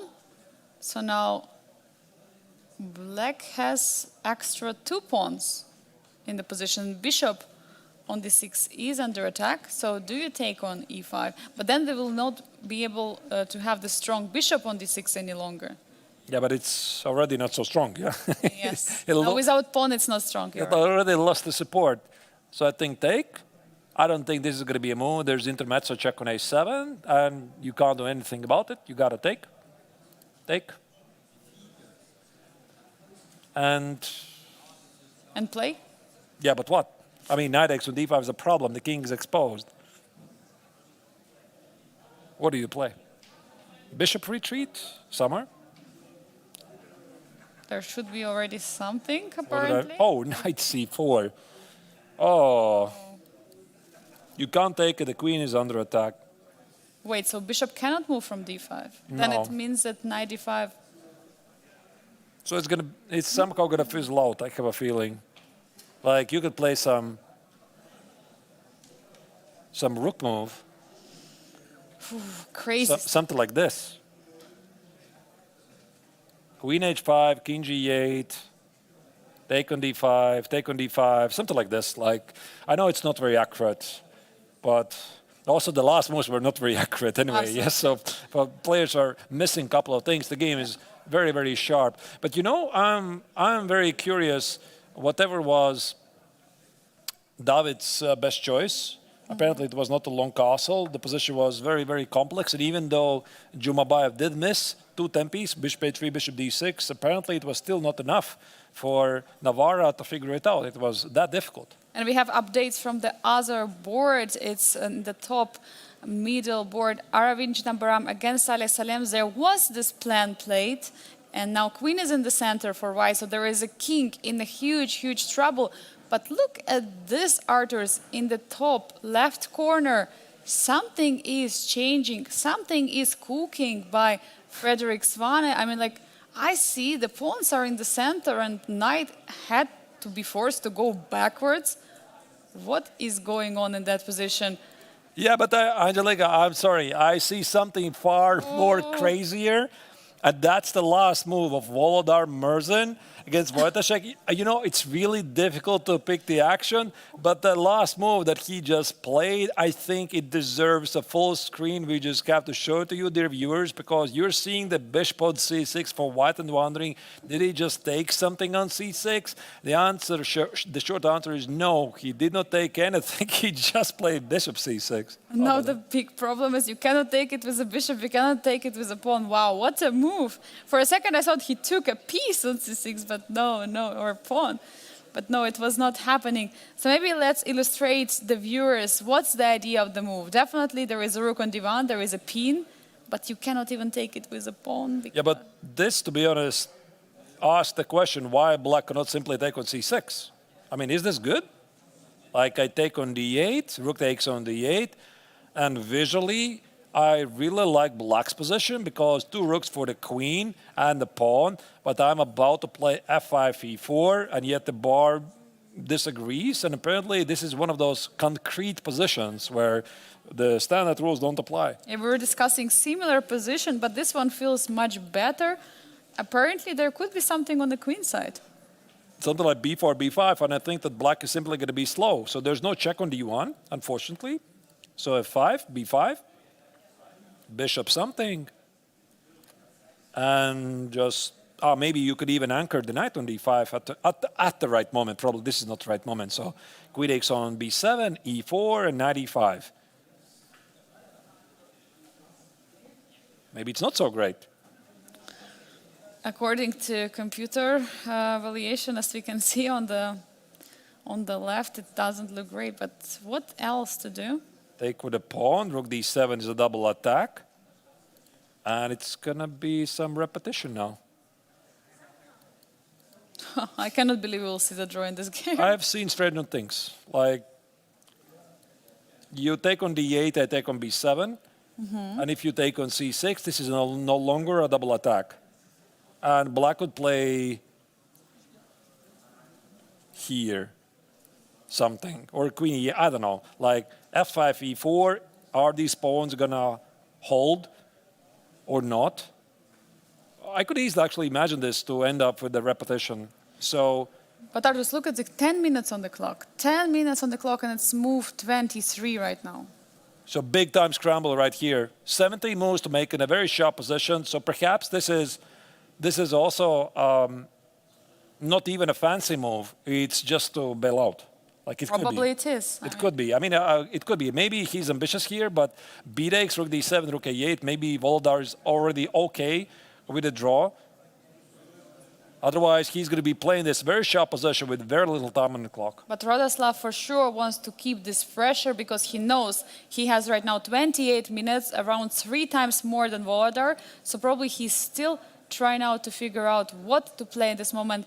And maybe it's a good moment for us to check what is happening on the rest of the games, because I see that there is some development in the game, which we were also discussing, the game of Vladimir Fedoseev against Frederick Svane. Suddenly, the pawn is being pushed towards becoming the queen, and the evaluation bar is changing. What is going on? Yeah, I think that's the game we are going to definitely go to. Let me just very quickly give a roundup of what else we are seeing on the other games. That's the top middle board, Aravindh against Saleh Salem. The Indian grandmaster looks in a great shape. Apparently, Saleh miscalculated things. Murzin against Wojtaszek. We just discussed this crazy move, bishop c6, top right corner. Maybe he's going to fizzle out to a draw, I would not be surprised. And then there's the game of the crazy swings. Rinat Jumabayev against David Navara, lower left corner, where black currently is up a pawn, but I think it's somehow, again, going to fizzle out after multiple trades on d5. It's going to be some kind of a rook endgame or heavy piece endgame. Aram Jacobian against Nicolas Theodorou, lower middle board. It is already an endgame. I think it's going to end peacefully. Yeah, and of course, Machun against Darda already finished in a draw. Yeah, so I suggest we go to Vladimir Fedoseev against Frederick Svane, because this was a game we were discussing from the very early on. There was a bishop pair against the knight pair, as we were trying to say, the knight pair advantage. A nightmare. A nightmare advantage. A nightmare for who? The question for who it's a nightmare. For Frederick or for Vladimir, we don't know.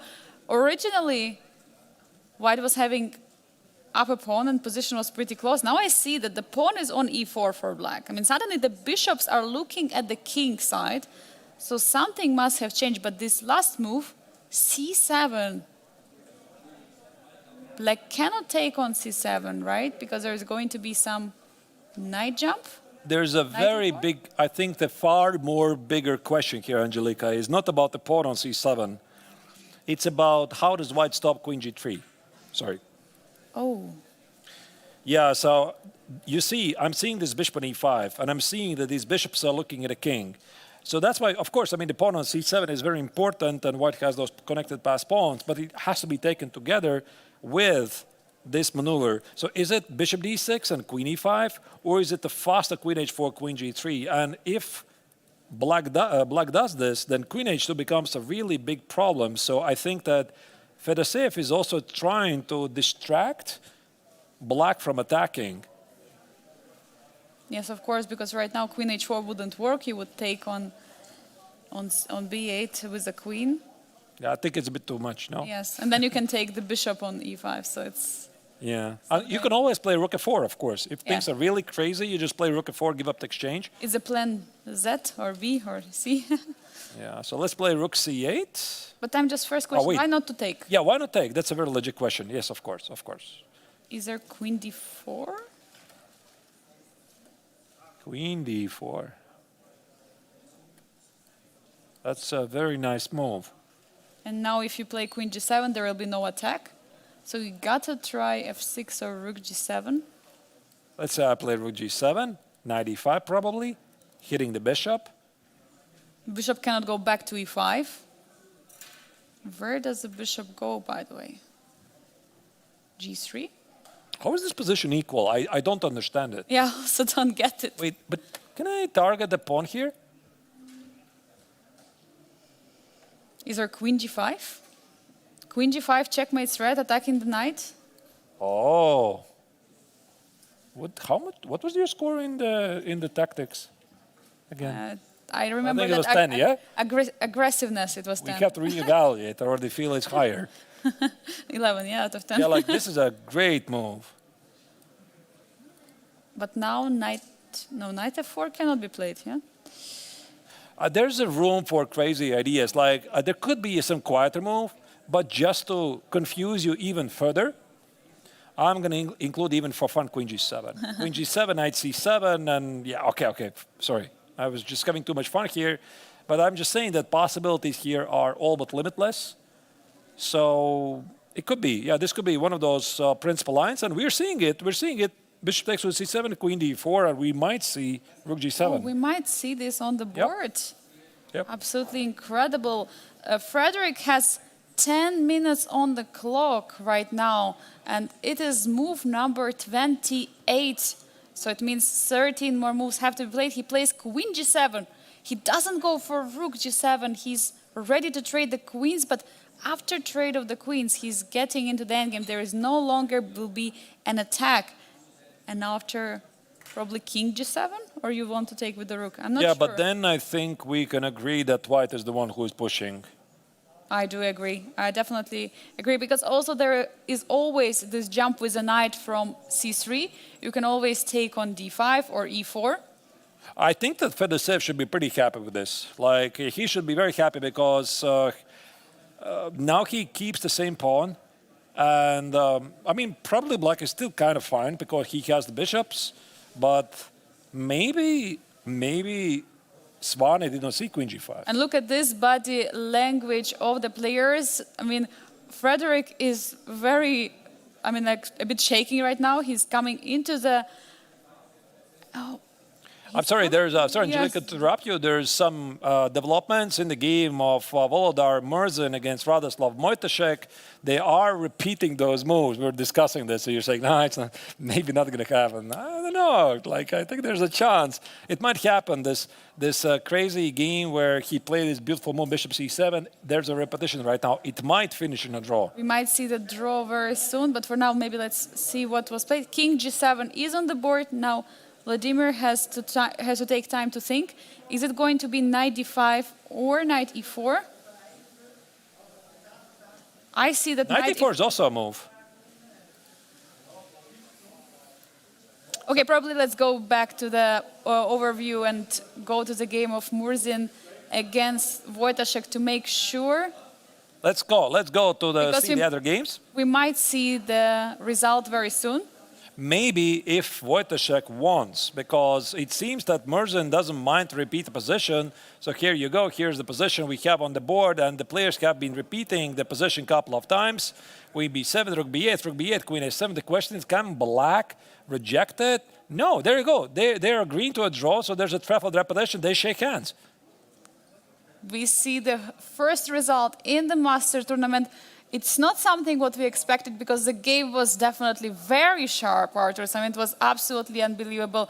But we see the draw result, and I think... Who do you pick? I think I said the draw. I also said a draw. So we are right. By the way, about the game of Machun against Daniel Darda, who did you pick? I think Daniel. I said a draw. I'm ahead. So 2-1. All right, let's get back to the overview of the rest of the games. We still have this very much explosive actions in the boards, in the top boards. It's a game of Aravindh Chitambaram against Saleh Salem. I see there is a queen entering white's position. There is rook coming to deliver some moment a checkmate. This is a game we would like to follow. Meanwhile, Vladimir Fedoseev is still taking time in the top left corner. We were discussing this game. And in the bottom, Rinat Jimabayev against David Navarro, we have seen there was move played. The queen was removed from the pin. So now it's a big question, will he take a bishop or not? And as I was talking, there was a new move which just came, which made the valuation go a bit higher even. But in the game of Nicolas Teodoro against Aram Hakovan, there has been not much of a development. It's still the rook and the knight endgame. Artur, shall we take a look at the Aravindh against Saleh Salem or Rinat against David? Yeah, I'm thinking which is the best way to continue, because the one maybe where one of the players has the lowest time on the clock. So which one is it? I'm trying to see it. I believe that generally it's Frederick Svane who has the lowest time on the clock right now, because he has only 5 minutes. Yeah, so maybe we go to 8 minutes. 8 minutes. Okay, yeah. Maybe let's stick to that game for a moment, because of course we also want to check the Aravindh game against Salem Select, but last time I checked they have a bit more time. Big time trouble for Frederick Svane, and it's not the first time we see this time trouble. We've seen this yesterday. We've seen this a couple of days ago as well when he played against Aravindh. We have seen this time trouble, and we have seen this body language already. Do you think by getting into time trouble, Frederick's kind of mentally and chess-wise prepared for it, or do you think every time it's a struggle? So far, I think we already were witnessing a couple of times he was incredibly nervous. At least 3 games I remember where Frederick was under very serious time pressure. I don't remember, was it either the Rapid tournament or the Chess 960? He just uses a lot of time in the beginning and then he is not having enough time. So now that we have this position where it's pretty apparent that Frederick is slightly worse, can we go back a bit to this position where he decided to trade the queens? And I'm wondering why he decided not to play rook g7. And we were discussing the move knight x on d5, and you suggested the very nice and strong move queen g5. But maybe here white could play knight takes on e4. And this could be the reason why black rejected this. Oh, and then there is no more queen g5, but Like a queen g6. Oh. Queen g6, how do you stop it? I mean, you have to play something like rook f2, because then after take on e4, there will be rook c7. Right. So here, if pawn takes on e4, there is rook c7. Yeah, that looks pretty bad. So you have to remove the bishop. That would the logic say. I mean, I switched on the engine. The engine says there's some ridiculous bishop f5. Like, does this make sense to you? Like, do you even see that from afar? I No, think no. definitely not. No, I just... But actually, when you think about it, maybe it does make sense because the knight is gone. And there's going to be queen g3. But, like, spotting this idea, like, from afar, that leave the bishop under attack and not to take the knight, it's very difficult. I mean, if you put this position for a player and say, find the best move, like, okay, fine, I'm going to find the bishop f5. But inside the variation, it's very difficult. Definitely it is, especially with so many deviations from there. But we see knight d5 has been played. So now big question for black, to take the knight or to remove the bishop. Because now, currently, black is down a pawn, but black has the bishop pair advantage. Yeah, but I don't want to take on d5. I mean, then I think I'm just struggling for no good reason. So I think I want to keep the bishop alive. Maybe, but there's a problem. Look at this, Angelika. If you play bishop e5, I'm going to play knight e7. There's a fork. That's a problem. So you cannot easily walk away. Maybe you have to play bishop d8.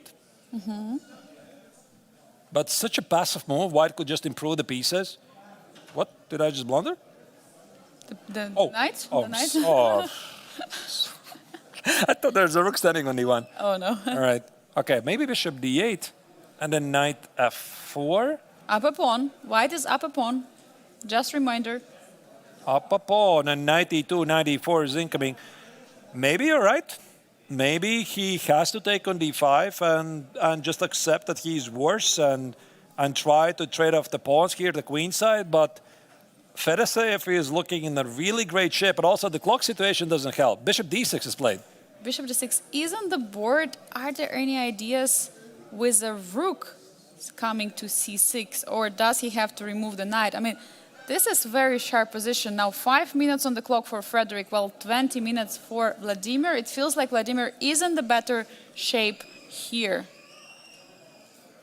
If you play rook c6, I'm going to play rook d8. So Svane found a way to keep the bishops, which is good news. And if white's going to play knight f4, Svane definitely is going to find a way to reject it. Like some bishop b3 maybe, put the bishop somewhere here. Watch out for knight h5 again. There might be some unpleasant moves. Or even rook c6 is a move. That's a problem. Suddenly you have to start calculating all these ideas. Because now maybe, and you cannot play bishop d7 because of rook d1, so it's like you cannot stop rook c6. But maybe I can. Maybe I can. Because I was thinking if you play rook d1 here, I play bishop b5, I hit your rook on f1. Then I play with another rook. If you take with the other rook, I take on f4. And you don't keep the f4 outpost. So still not super clear. I see the bar doesn't like it, but I think also for both players this could be very difficult to understand. Maybe he can do it, but knight f4 is a very serious candidate move for Fedoseev. Knight f4 is a candidate right now in the position. Meanwhile, we still have 4 other games ongoing. Let's take a look at the bird's eye view to see if there is anything else happening. I see in the bottom left corner the game of Rinat Jimabayev against David Navarra. Something is going on the king side. We see there is attack happening. Meanwhile, in the bottom middle board, not much of an action in the game Teodoro against Hakobian, but the game of 2 leaders, Aravindh Chitambaram, who is currently leading the standings. Look at this. He is attacking Saleh Salem. It's the game in the top middle board. Arturs, what shall we do? Which game shall we take a look at? We haven't checked for a while, of course, the game that you just mentioned, Aravindh against Saleh, so we could go to that. The other games, we already looked at. We looked at Fedoseev versus Swane, and the remaining games from the challengers, Jumabayev against Navarra and Niklas Theodor against Jacobi, and they're still pretty balanced. So I think we should focus mainly on those two critical games. Let's go to the game of Aravindh against Saleh. I see that both players are getting closer and closer to the time control, but the time situation, now move 29, but the time situation, 15 minutes for Aravindh and only 7 minutes for Saleh. Salem has left, but more bigger question is how to defend the king on f7. Yeah, it looks pretty bad. It looks pretty bad here for Saleh. Like, I'm seeing I could play bishop g5, bring the threat queen f6. Also notice that you could take the pawn on a7. Queen f3 is a big problem. Can you take the pawn on d6? It's possible, but I don't think this pawn really matters a lot. Ah, wait, it does come with the queen g6 threat, so perhaps. It's a move, something you could consider, but here definitely Aravindh is in the driving seat, and he's the one maybe already looking for the forced win. Definitely, and also ideas that I see is queen d5 check maybe, and either take on b7 or take on a7 with a rook, because queen from d5 would defend the pawn on f3. Many tempting moves. Yeah, queen d5, this move, force the king to go to g7. And rook a7. And rook a7, you can't do it yet, you're missing queen No, f3. after queen d5. Ah, after queen d5, yeah? So Yeah, defending that could be. and queen d5 is on the board. That is played, yeah. I tried actually to also understand, could there be bishop h6 move? Okay, it doesn't really matter. Let's see how the game proceeds. And we see the trade of the queens on the board instantly by Aravindh played. He doesn't want to keep the... He traded? I mean, I would not expect this at all. You gotta keep your queens to attack. Wait, what is going on? Wait, he just... Wait, this is a major surprise to me. So he went for this position, he traded queens, and he played bishop g5? Oh, it's a bit strange because... Yeah, why? Because, yeah, exactly why. I mean, you're looking at this position and thinking, I mean, which king is weaker? This king is weaker, right? For sure, 100%. I mean, the king on h1 is kind of protected. Okay, of course, there's rook h8 threat, but I mean, bishop g5 is a move, threatening queen f6. I was looking at bishop h6. It's a move, like hitting the rook and threatening queen g7, and at least you force rook g8. There's also the queen d6 move, which threatens the knight on g6, and he went for queen d5 and queen e6 and bishop g5. I'm completely shocked here. I mean, I'm as well. I mean, I would not expect it at all in such positions that queen trade, but still, there are some problems for black, right? There is a pawn on a7. Rook is now targeting the pawn on a7. There might be a problem with a b7 pawn. How do you defend it all as black? Maybe he didn't see anything better, but maybe while Saleh is taking time, can we just take a look just shortly if there were anything else, if there was queen b7 after the queen d6? Is there queen b7 here? I'm stunned, to be honest. I am stunned. I gotta confess. Like I was like in that phase, I was thinking like here, White is thinking for a way, to go after the king and somehow transpose to a position that basically plays itself. I would not be expected here. White is going to trade off the queens for nothing. So you're saying that could there be other moves? Like, yeah, I think we already mentioned, like, even this position looks pretty reasonable. Queen takes on d6, and after queen e6, you get exactly the same position. But up a pawn. But up a pawn. And did he not like rook e6? But even this position, like, I'm seeing moves like queen g3, maybe queen c7, then queen g3. But very surprising. Meanwhile, the moves are incoming right now at the board. I see that the rook has taken already on a7. So there was rook e2, now rook a7. Maybe he wanted to go for this endgame with a b pawn, but suddenly black's rooks are getting active.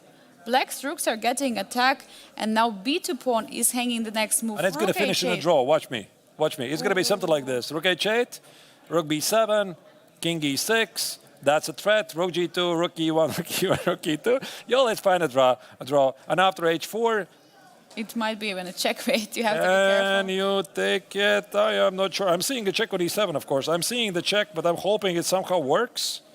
Takes. It doesn't work. Ooh. Okay.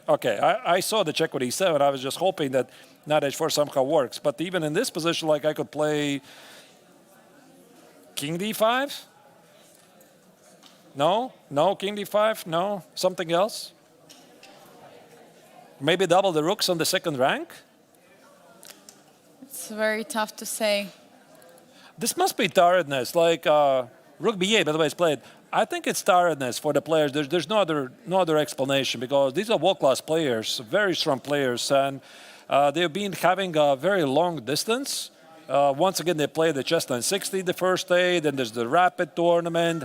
And only one rest day. This is the 5th classical game in a row. Normally, the games proceed for something like 6 hours normally, right? For Aravindh also, he was having some very tense games. So I think that's the only reason. Like, I think normally Aravindh trading the queens in that position, I think he wouldn't do that.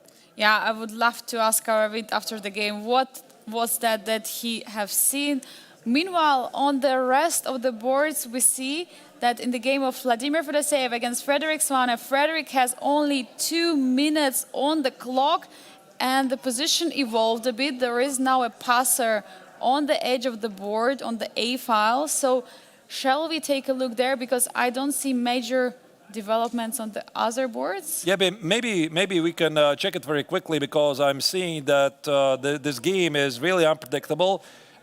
Saleh has only 4 minutes on the clock, so we could check it very quickly what's happening in the Fedoseev against Frederick Svane. Because Frederick has 2 minutes on the clock. But he's in trouble anyway, yeah? So he has he's down 2 pawns. Exactly. So he's in trouble anyway, yeah? Yeah, but he has to try to find a way. I mean, I'm not even sure how. And this is move 37. And again, his body language, he's reaching for a piece and then he's coming back. I mean, so many times we have seen it from Frederick. I mean, he's getting lower on the clock. He's trying to figure out the move. He's reaching for a piece, then he's coming back. He's unsure what to do, but you got to move the bishop. You got to move it away from A3. Yeah, but it looks very close to loss. Like he's down 2 pawns, only some tricks left, and he has to make 4 moves with the remaining 2 minutes. The position is not really that complex. Maybe we can keep one eye also on the other game. Yeah, what's going on? I think the game of Saleh against Aravindh is a bit more unpredictable. Definitely, but first let's maybe wait for Frederick to make a move at least, because now it's 1 minute 30 seconds for him. He has to make a move. Again, he's trying to figure it all out, but definitely there is this passer. What will he do? Will he again go down on the seconds? How many moves is left? 4 moves. 4 moves with 1 minute on the clock. Okay, bishop move finally back. His only chance is to keep the pawn on A5 alive. All right. I mean, sorry, not alive. I eat it. Yeah, eat the pawn. Yeah, just of course. I mean, it's Fedoseev who wants to keep it alive. Of course. So while Vladimir is taking time, I agree, Artus. Let's go back to the game of Aravindh against Saleh Salem and see. Yeah, let's see what's going on there. This is, by the way, also getting pretty tense. 4 minutes for black, 10 minutes for white. Move 33. 7 moves to make for both players, and we just saw a crazy change in the position where Aravindh traded the queens. I was very, very surprised to see this. But okay, the game continues. Shocking decision. It was really shocking, to be honest. And it looks like, I mean, he was going into this position. Now, Aravindh has 9 minutes versus 4 minutes for Saleh Salem. Not as much time, but of course, better than Saleh's on the clock right now. So white is up a pawn, by the way, but it's a double pawn. And black is pretty active. I mean, yeah, this last move, rook b8, maybe was not so active. Yeah, you would expect something like rook h8. We were discussing it. Rook h8, you're trying to go for it. But now I'm wondering, is there rook c1 in the position? Rook c1, rook c7 check. Is there something like this what we might see? Because even if rook takes on b2, There might be this Sorry. rook c7 entering in the position. It's a move. But what if I play king e6? I secure the king. And if you hunt the pawn on b7, now I play rook h8. And now this idea of again, it might work. h4. Again, you cannot take because of rook e7. And now I play king d5. Now this works. And the king is pretty exposed. I think here Aravindh needs to be very careful here. This is a 3-result game. Like, it can go either way, especially considering that he had this fantastic position a couple of moves ago, and now there's this. So maybe that's why this rook b8 move was played, in order to try to trick Aravindh in those kind of positions. Let's go back maybe and take a look at the game of Vladimir Fedoseev against Frederic Svane. Svane is only on the seconds playing this position. We might see a result very shortly. Which move it is? It is move 38. Two moves for 13 seconds. I mean, how does he do it? It's always the same. Yeah, I remember this one game where he was playing against Aravindh. He had to pre-move the last move. These on 2 seconds, absolutely unbelievable. We always see Frederic in the time trouble, and he's always so nervous. So now it's Vladimir's turn, but yeah, 13 seconds is not a lot. But by the way, how do you keep the pawn on a5? Do you still just push it? You can play a6, but watch out for rook a5, bishop takes on f3. And of course, also Fedoseev is heavily influenced by the opponent's time scramble. He has 11 minutes on the clock, so I think here he's looking for the most unexpected continuation. So what is it? What kind of trick here he can come up with? He's trying to figure it all out, but the problem is that I see that there is no way to defend the pawn on a5 right away besides pushing the pawn to a6. You gotta go forward with the pawn if you want to save it. It could be that he simply missed move rook b5. Like, it's such an unusual move, attacking the pawn from the side. And there's all kinds of moves you want to check. There's knight f5 check, there's the e4 move, there's the a6 move. So e4, black's gonna go probably bishop e6. You could pin the bishop here. Like, by the way, this is a move. Rook b1, black plays bishop a2, and then what? Yeah, absolutely. We cannot predict what might happen, but the only thing which we know is for sure, only 2 moves have to be done by Frederic Svane with 13 seconds, and knowing how to spend it, we might end up seeing him playing the last move with 2 seconds on the clock. Give you an update what is happening in the other games. Alexei against Aravindh. Aravindh just retreated with his rook back, and now it's a material balance on the board. You know, rook is on b5 in this game.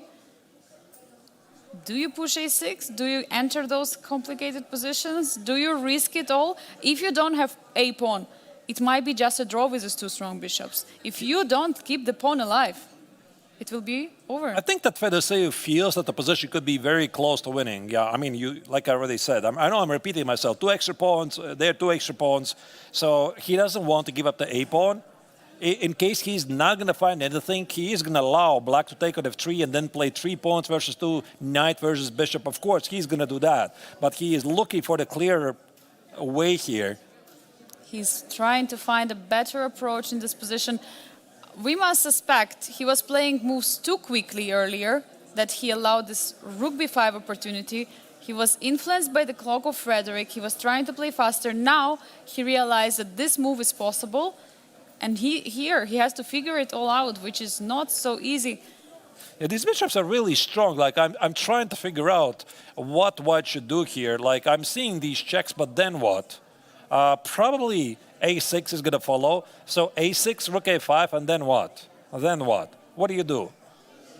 Can you protect the pawn on a6? At the moment, by the way, it's not even under attack because the bishop is hanging. So the logic says, I think here Fedoseev is looking for some knight move. So maybe a6, rook a5, and a knight move. Maybe, but where? Like, maybe some knight h4? No, feels weird.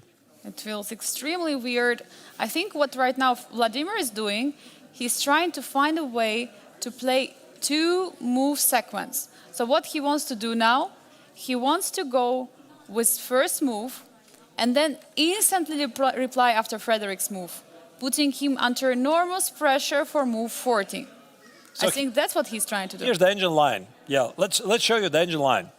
e4, bishop e6, rook b1, pinning the bishop a2 at knight e4. That's what the engine says.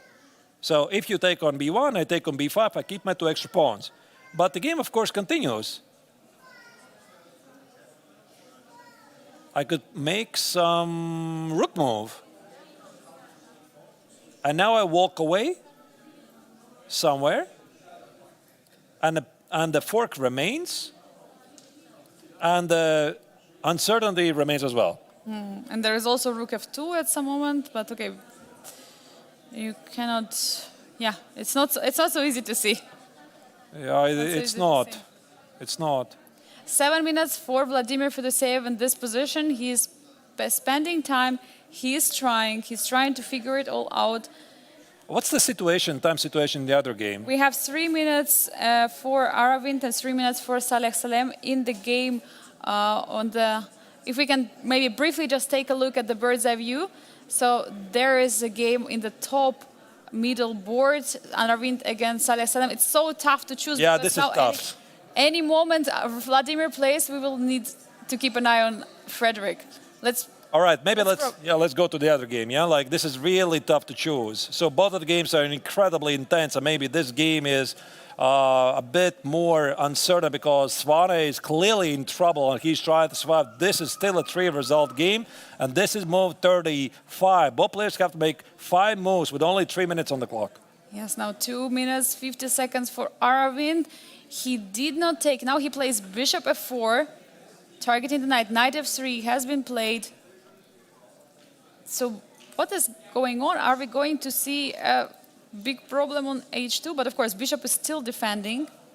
We might see here rook g1. Because if you move the rook away to... You mean rook g2? Rook g2, sorry, yes. Yeah, rook g2. I'm going to take on b5. And how did this happen even? It is happening now. Rook g2 it's happening. is on the board. I mean, how did this happen? Because sometimes black is even now up a pawn. Up 2 pawns if rook takes on b5. Crazy. What is going on? Really crazy turnaround. How did Aravindh get into this position? I'm completely speechless.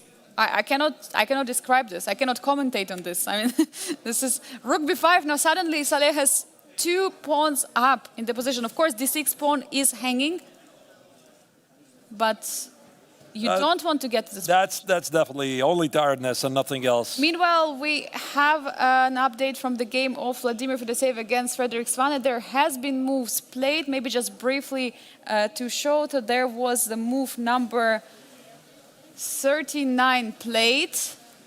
Was it the move 39? Yeah, it was move 39. So we see, a6, rook a5. By the way, apparently Svane blitzed it out like he didn't even spend a single second. He still has 13 seconds on the move, so in case somebody was wondering, is a pre-move possible over the board? Yes, Frederick Svane just did it. It's possible, and now he will have 13 seconds for the final move, so it's not so much, not so little as 2 seconds, which we had against Aravindh. But I think he's going to make it, yeah? I think he's going to make it. One move for 13 seconds, and it's not like Fedoseev is going to surprise you with some gigantic move here, yeah? Of course. So probably let's go back to Aravindh against Saleh Salem, because I see the moves are being incoming very fast in that game.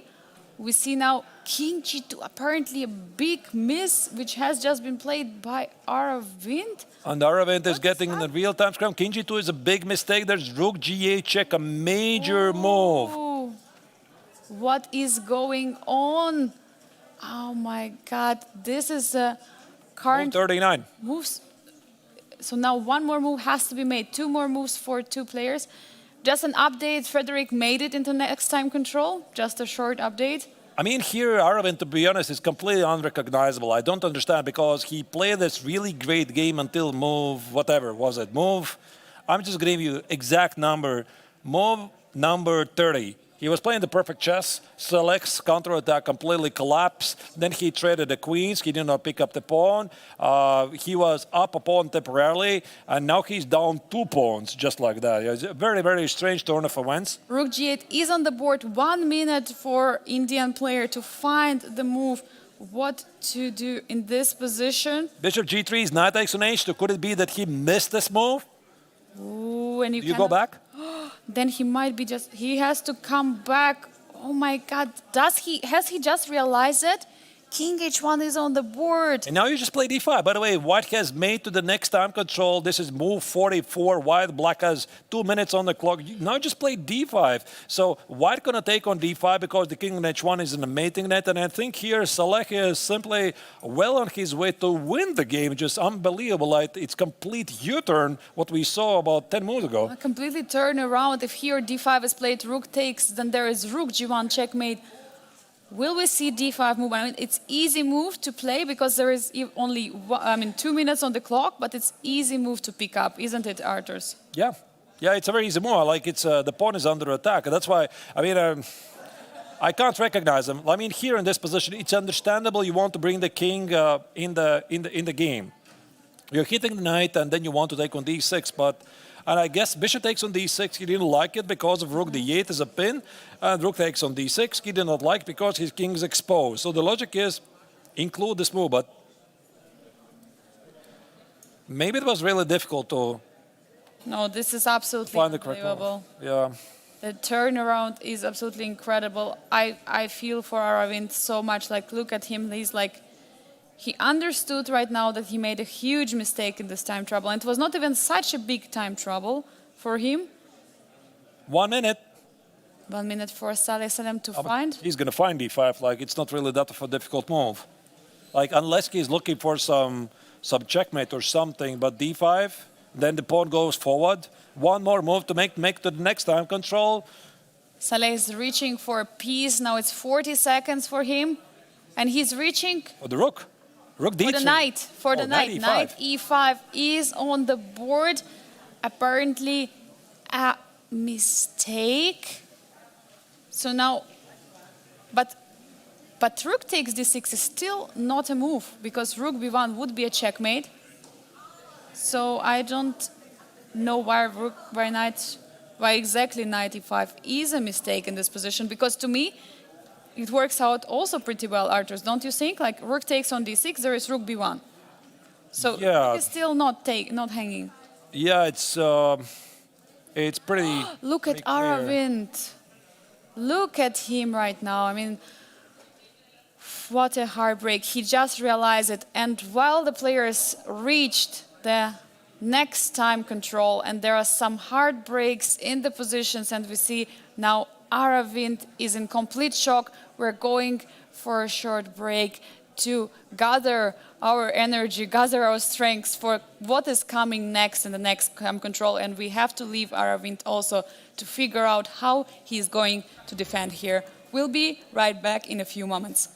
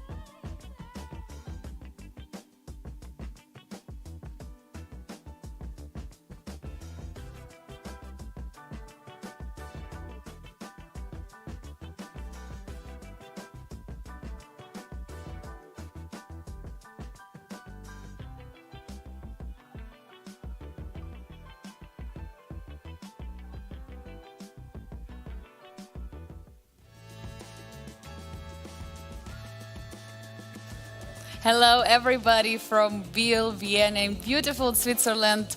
From myself, my name is Angelika Valkova. I'm joined by Grandmaster Artur Nations, and we are following the action of the final round of the Grandmaster Triathlon's classical portion here in Biel at the 58th International Biel Chess Festival. Arturs, the games have been exciting. We've seen some explosions. We reached the time control, but do we see something particularly special in the boards? Because there has been so many blunders happening. Yeah, I try to understand, Angelika, what on earth is going on in Aravindh's game against Salem Saleh, because it feels like these are two completely separate games. There was the game until move 30, and then there's the game from move 31 to 40. So let me just show you once again, now that we are refreshed and coming back to this position. This is the current position we're seeing in the leader fight of the Masters tournament. And let us go back 10 moves. What was the position here? Sorry, maybe not queen d5, but here, this position. This is move 39, and white has to make move 30. So white has, what is it? White has a very nice attack. The black king is exposed. White can take the pawn on d6. Okay, white cannot take the pawn on a7. White has nice moves like bishop g5, bishop h6. Aravindh is a very strong, creative attacking player. Has played already a lot of brilliant games. And yet here, he decided to play queen d5, trade off the queens, not to take the pawn on a7, play bishop g5. Very puzzling. We can agree on this, right? It was really strange to see this happen because he just traded the attack away for nothing. And it continued, unfortunately for him, because rook a7, rook b8, he retreated back. Look at this. So he gave up one pawn. He gave up the second pawn on b5, first after knight e5. There's another pawn. There's another pawn. So it feels like he gave up essentially 3 pawns in a row. Did not take the pawn on d6. Missed rook g8 check. And I think it's a very difficult mentally being in this situation. You feel like every move you're making a mistake. Like you feel it's a miss, it's a miss, it's a miss. What's going on? Yeah, psychologically, poor Aravindh. It was very difficult for him to watch. And here, knight e5, by the way, this was a mistake by the Emirati Grandmaster, giving up the pawn on f5. He was pretty happy with this, but rook f1 is a very passive move. Maybe rook h5 was better. Definitely, it was an opportunity. Computer saying it is a mistake, so there might be something for Saleh. And what did he do here? And at the moment, b5 is on the board.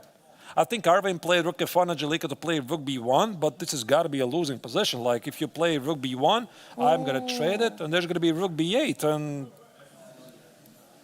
wait a second, the king is too active. The king is the center, while white's king is on h1, on the edge of the board. And you cannot really do anything with your h-pawn, right? You cannot go h4, h5. I mean, it's going to be blocked. It's going to be stopped. The king is too close on a6. I'm completely shocked. Such a huge turnaround. Really strange. So maybe we come back to this moment and try to understand what was missed. So in this moment, I suspect Aravindh did not really want to take on d6. He saw some ghosts. So here, after rook d8, you just play rook f1, I suppose. Maybe that's what he didn't like. Rook f1, rook takes on d6, rook f3, and he was not sure if this is savable. By the way, I can completely understand him. So he was looking at this position. Probably he was not sure because, I mean, black has 2 outside pass pawns. Engine says it's a draw. But I agree, it's not very clear. And that's why he saw something else. He saw king g2 first, attacking the knight, then collect the pawn, just to blunder rook g8. And I think the blunder actually was here. He could not have played bishop g3 because of very cute knight x on h2. And then suddenly there are 3 pawns in the position for black. I mean, you were earlier upper material. Suddenly there are 3 pawns and the bishop is hanging. So definitely tough position for Aravindh. And after rook g8 was played, king h4, here was one more chance, apparently, for Aravindh, since the d5 was the best option. Yeah, this Pawn is was what the under engine attack. says. Yeah, d5 was the move, but I'm not sure why Selek decided not to go for this. Maybe he saw something here, like knight e4 and bishop e5. He was not sure about this. And I just checked with an engine. Engine says that rook g4 is somehow the best move for black, and then takes. This position, for some reason, is better than that position we got on the board. I think it's very difficult to understand. So now that I'm looking at this, knight e5 is a very human move.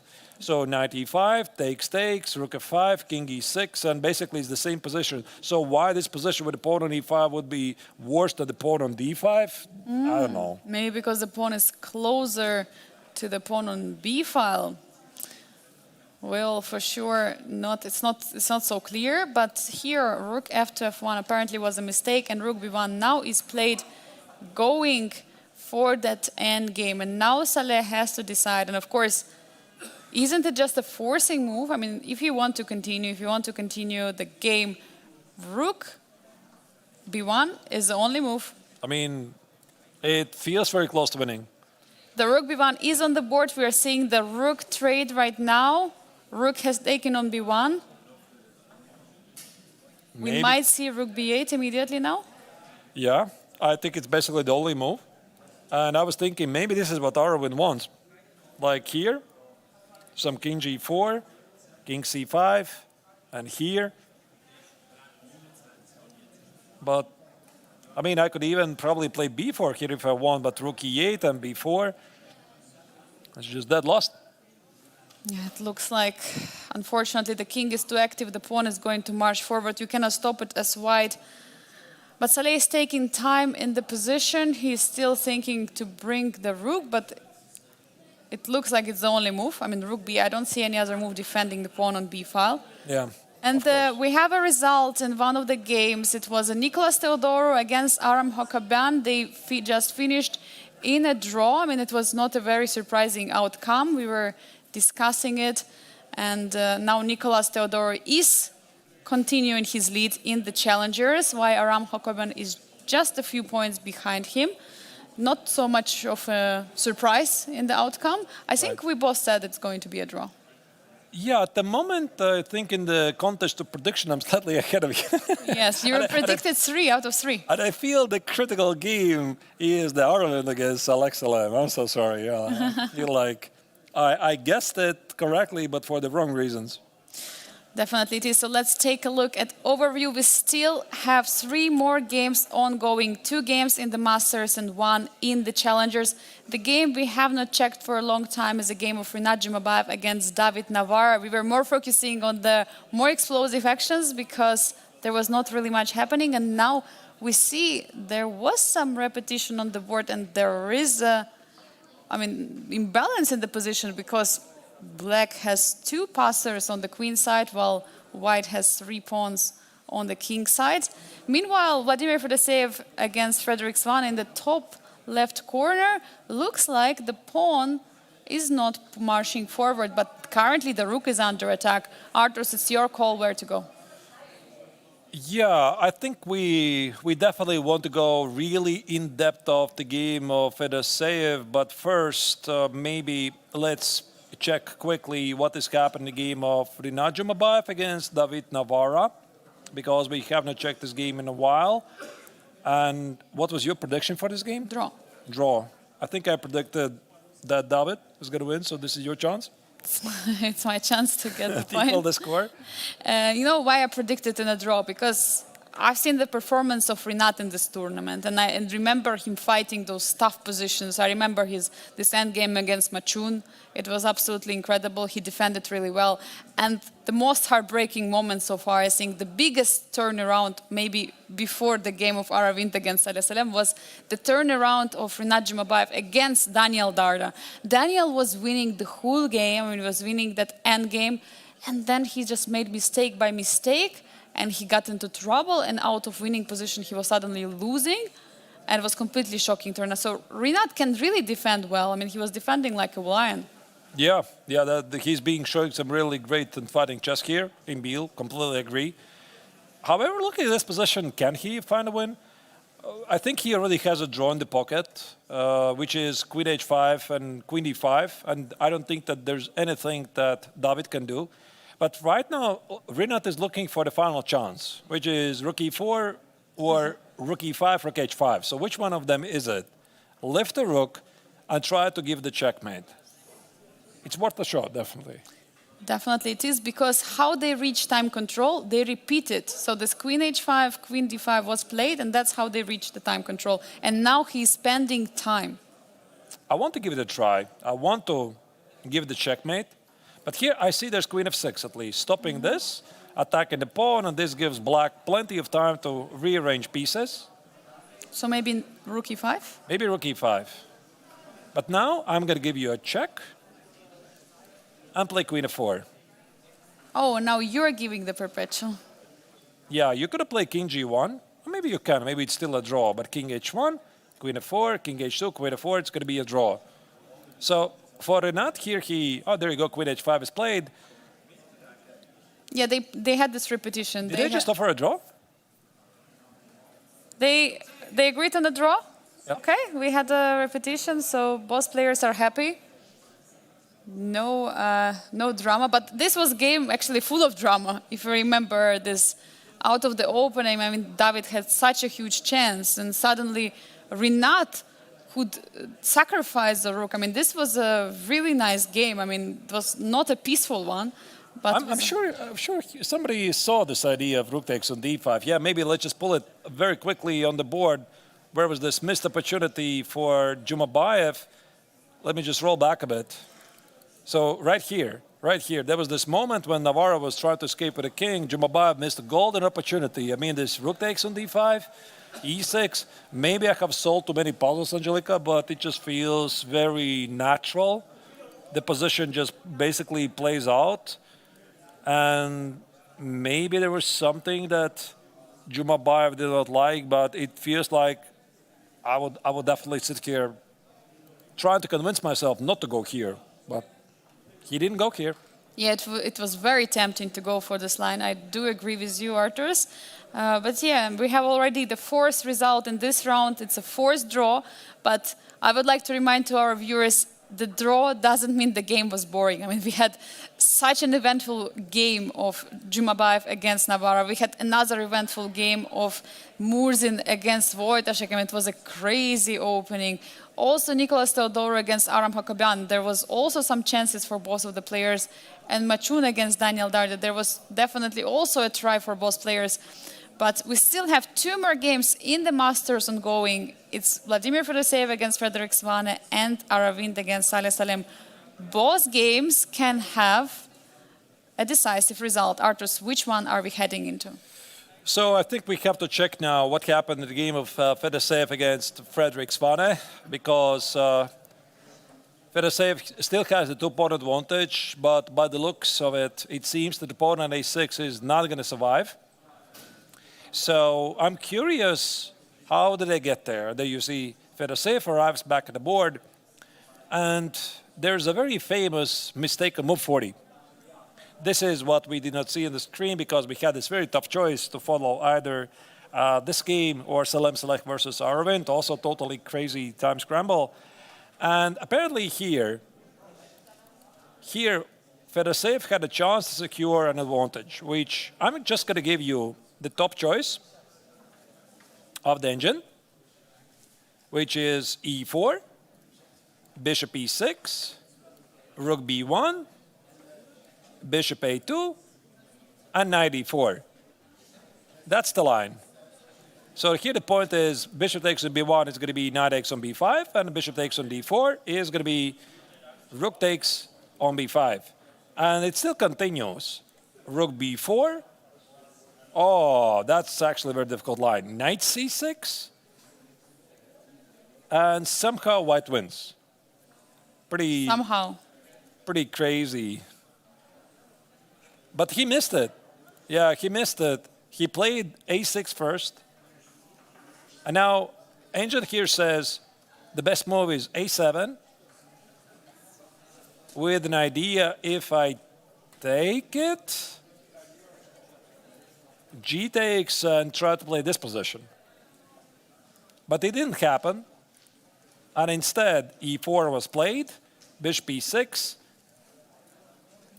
And bishop A3, he could have kept the pawn alive because bishop C5, rook C6, I think it's going to be But it, bishop D7. but it shows that rook B6 was the mistake for some reason. So now after rook goes to C6, and will be bishop D7.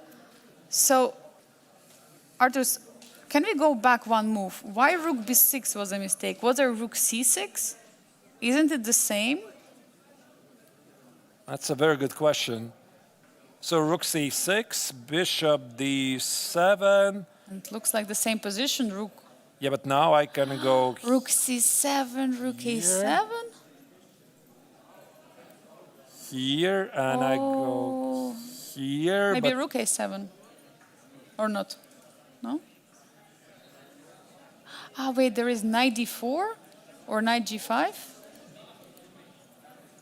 yeah, it's very. I mean, these are some engine lines that are really difficult to understand. Like here and check and wait, what am I doing? Wait, There was bishop not H5. takes. Sorry, yeah. King of8 and the check and here and rook B7 and pinning the pawn and if I take it, there's the knight E5. These are very difficult lines. I mean, I've been in this situation, Angelica, many times when you're like walking around and there's one thing that the engine tells you, but the second thing is you have to calculate these things. So he missed. What did he miss, by the way? Engine says bishop E3.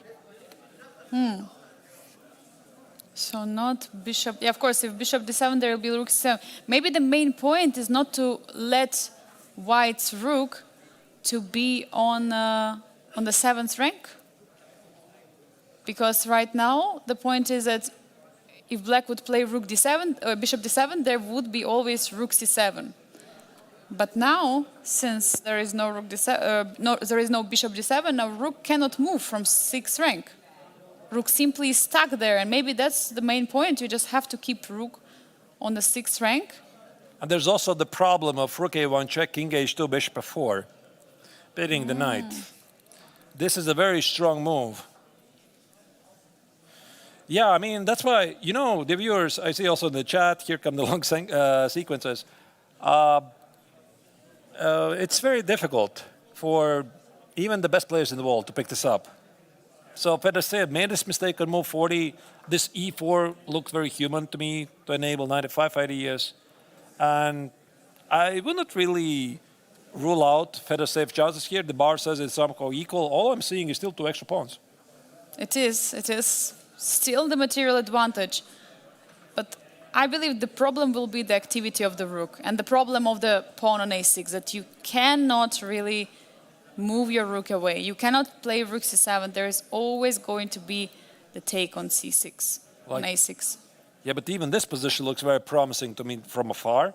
Engine says it's just equal because of check, here, check, here, check. And white is not winning this, which I find it very hard to believe. I mean, I'm seeing knight E4, knight B5. No, I would still rank Fedoseev's chances pretty high. Like, I wouldn't say it's drawish. I would say that it still looks pretty good. At the right timing, Fedoseev can play knight F5. But yeah, according to the engine, the rook C6 was a mistake. Very human mistake then. But also look at the clock situation, 26 minutes for Fedoseev. Meanwhile, Frederick Svane has only 11 minutes on the clock.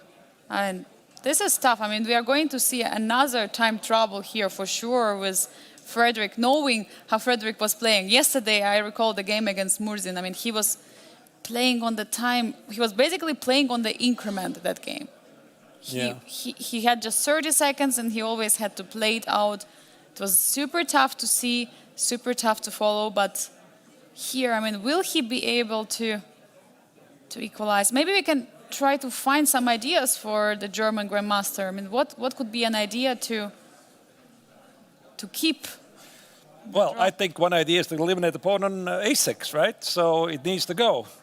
Like How to do it? Yeah. Yeah, How I find this sequence once again, this engine line, this bishop e3 line. I find it very difficult. Once again, bishop e3, knight f5, takes, so that you see from afar this line that there's a check. You see this check. You see this check. You see this line. You see knight e4. Maybe already I could stop before, and I would feel that this position is close to lost, and I would be looking for something else. And the other move maybe would be bishop d7, try to push the rook away from the pawn on a6 and try to collect it. But according to an engine, it does not work. Because of knight h5 and this carousel starts again, it's very complex. Maybe we can ask a qualified expert for some help. Yeah, maybe we're going to get a special guest in the studio. We have Rinat here with us. Rinat Jamabayev, please join us. Are you going to join us? So, one moment. Thank you. So we're going to have Rinat with us. Take a seat. You can come join me. How was your game? That was a crazy game. I had no idea what's happening during the game, and I think he had the same feelings. And but after I stabilized the position, when I had a knight against his bishop, I think I was close to winning. Probably there was the mistake exchanging rooks on h-file. Probably I should have taken on h5. I have a question. Did you see rook d5? In which moment? After f6, king f7? I saw it. T takes, Yeah, e6, we can e8. put it on the board, yeah? Yes, let's say. Okay, but don't show me this evaluation, please. All right. Okay? Can you do it? Okay, yeah, sure, without an engine. So maybe let's go through the game, like pretty quickly, some of the key moments where you feel you want to stop. What's the purpose of h3? It's like a tricky move. I don't want to mix some Miran and anti-Miran ideas, and in some cases probably h3 is a useful move. Just that's the point. It's like trying to confuse my opponent. It's nothing special. Okay. Okay, b5, bishop d3, and I think probably okay e4. e4 here, yeah? Probably, yeah, I should have played e4 because after castling a6, e4, c5, I have underestimated this idea for. It's a very strong idea, yeah? Yeah, because if you don't play, like if you play e5, probably I can double take on e5 and then to push f4, and I thought it can be dangerous for black.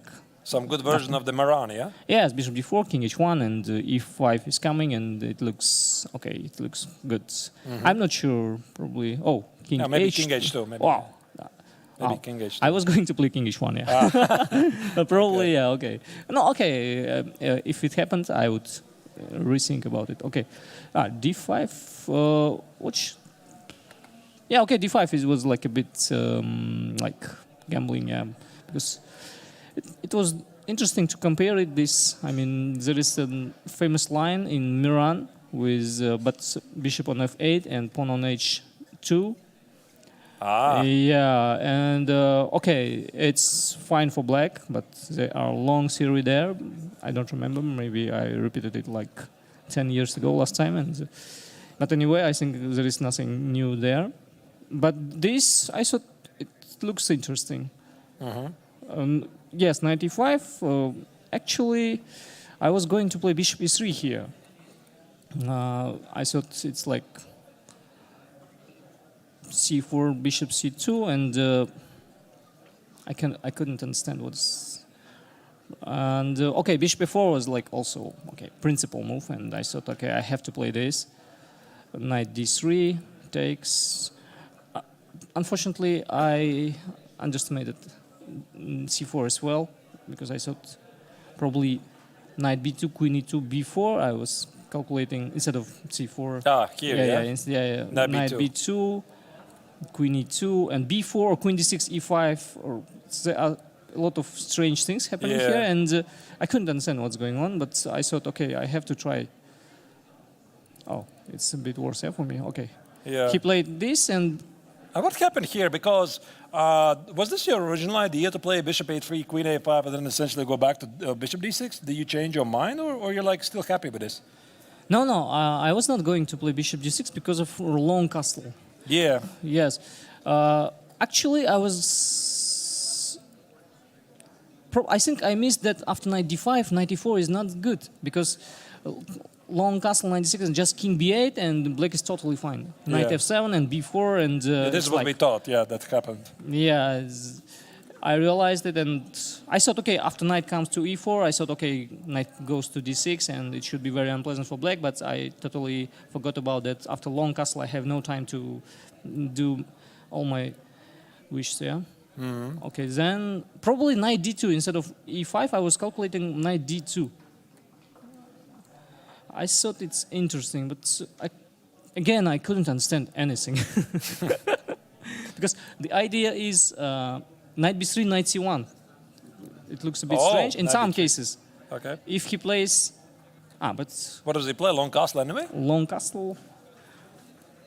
After long castle, probably I start with bishop e7, and then Or rook d7. I thought. Maybe rook d7. Yeah, rook d7.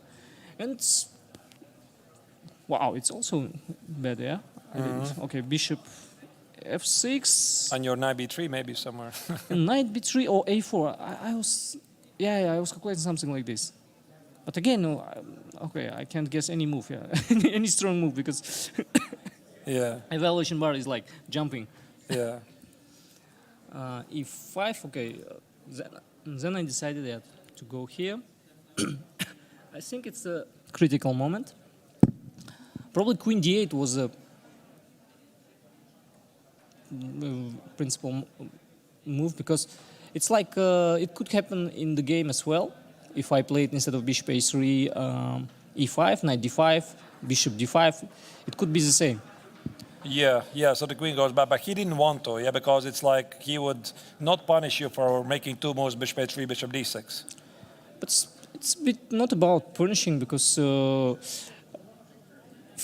I thought the main idea of black should be like not allowing to exchange this knight on d3. If I exchange it, it can be some. Basically, that's the same yeah, position, yeah? because there is no castle, and okay, in opposite colors bishop position, I could have some chances for counterplay. Then, but rook d8, I don't think it's a good move. Because okay, let's check queen d8. Because if I don't play knight e1, it's just bad because of queen g5. I think I couldn't find anything here. That's Even why. here, queen g5 could be. Yes, that's the point. That's the entire That's point the of queen point. Yeah, that's the point of playing queen d8. And I didn't like it, but I found some strange idea, like instead of knight e1, queen e2 probably. b3. Oh, I was calculating b3, but after f6, b takes, c takes. It seems like there is nothing for white, and okay, king on f7 is like feeling very comfortable, and I thought, okay, I have nothing here, and that's why I was going to play somehow queen e2 instead of after queen d8. Yeah. After queen d8. Yeah, but maybe we can focus on the critical moment here. Okay, yeah, okay.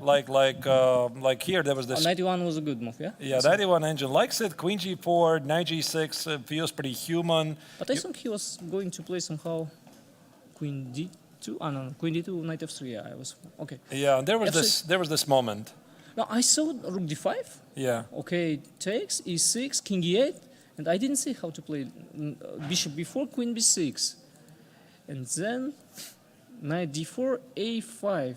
I was. You calculate this line? I was calculating this, yeah, and I was not sure how to play. Okay, I thought it can be dangerous for black, but I didn't see any line by force how I win, and I thought, okay, if I don't play rook d5, if I just play knight e3, I save all the ideas, and I thought, at least I don't risk. Can I check the engine? Yes, let's try, because I didn't see. So engine says just retreat Wow. and play positionally. Just play chess. I forgot that there is no castle again There's anymore. a castle, yeah. All right. Yeah. You got a castle. Yeah, it would have been very. It's a beautiful cool. night. Yeah, I saw it. I thought, okay, I can't move to d2 because of castle, and okay. I totally forgot that black cannot play castle. Then you would anymore. definitely play rook d5, yeah? Yes, because that's also my main idea. I forgot that after a5, okay, it's like you're all the time calculating that you should keep this bishop on this diagonal, not allowing black to make a castle, and I totally forgot that after king moves 2 times, and there is... it's not possible. I can even see even in classical chess situations when people have castled either way when the king has moved. So it's okay. I forgot, unfortunately. Okay, 93. Yeah, now you had somewhere pretty good But I chances. thought it's like a very unpleasant position, but unfortunately there is, I mean, nothing special. Okay, evaluation. Okay, instead of rook q1 was f4 was also a move, but I was not sure that I'm ready to open up my position. And Yeah. I And was also the calculating spins somehow tonight. like queen d6, queen g5, queen e7 probably. Yeah. Okay. Okay, rook e1, yeah, I liked it. Then, I don't know, probably... Yeah, but you see the engine also changes the mind. Yeah. Yeah, That's all. okay, engine also needs some time. Okay, rook d4, I liked it. Oh, it's missed, okay. He doesn't Rook like it. h4. I thought, okay, if g6, I can win probably by force after queen g5, king h7, and knight g4. I saw it. And that was my point. And even if king f7, knight g4 anyway, yeah. King f7 anyway, knight g4. Yeah. That's fancy. That was my idea. But he just gave up the pawn, and it seems like there is nothing special here. Oh, Yeah. evaluation is just like nothing. It's yeah. like equal, yeah. And then I understand until the final moment you're looking for some way to go for the attack, but it just doesn't work. Yeah, it's like I can be even worse Yeah. strategically if I try to win, because if he consolidates his pieces and like move like b4, b3, it can be like strategically dangerous for me. So there was like one moment, yeah, but it was not so Rook easy. d4, Rook d5. Rook d5. Yeah. It seems like that it was the only moment, yeah. The only moment after that was like maybe better, but like not like dramatic. Yeah. No, I totally forgot that I can move from this diagonal. Yeah, because I was calculating this bishop b4, knight d4. Okay, everything seems very cool for white because nothing moves for black, and all my pieces are good placed. And I totally forgot that there is no castle. But we saw, by the way, also some strange moments in some other games. So maybe, Renat, question to you from a chat member, Romatini, is fatigue becoming a thing at this point of the tournament or not so much? How is it about you? What do you mean? Fatigue, like are you tired in general?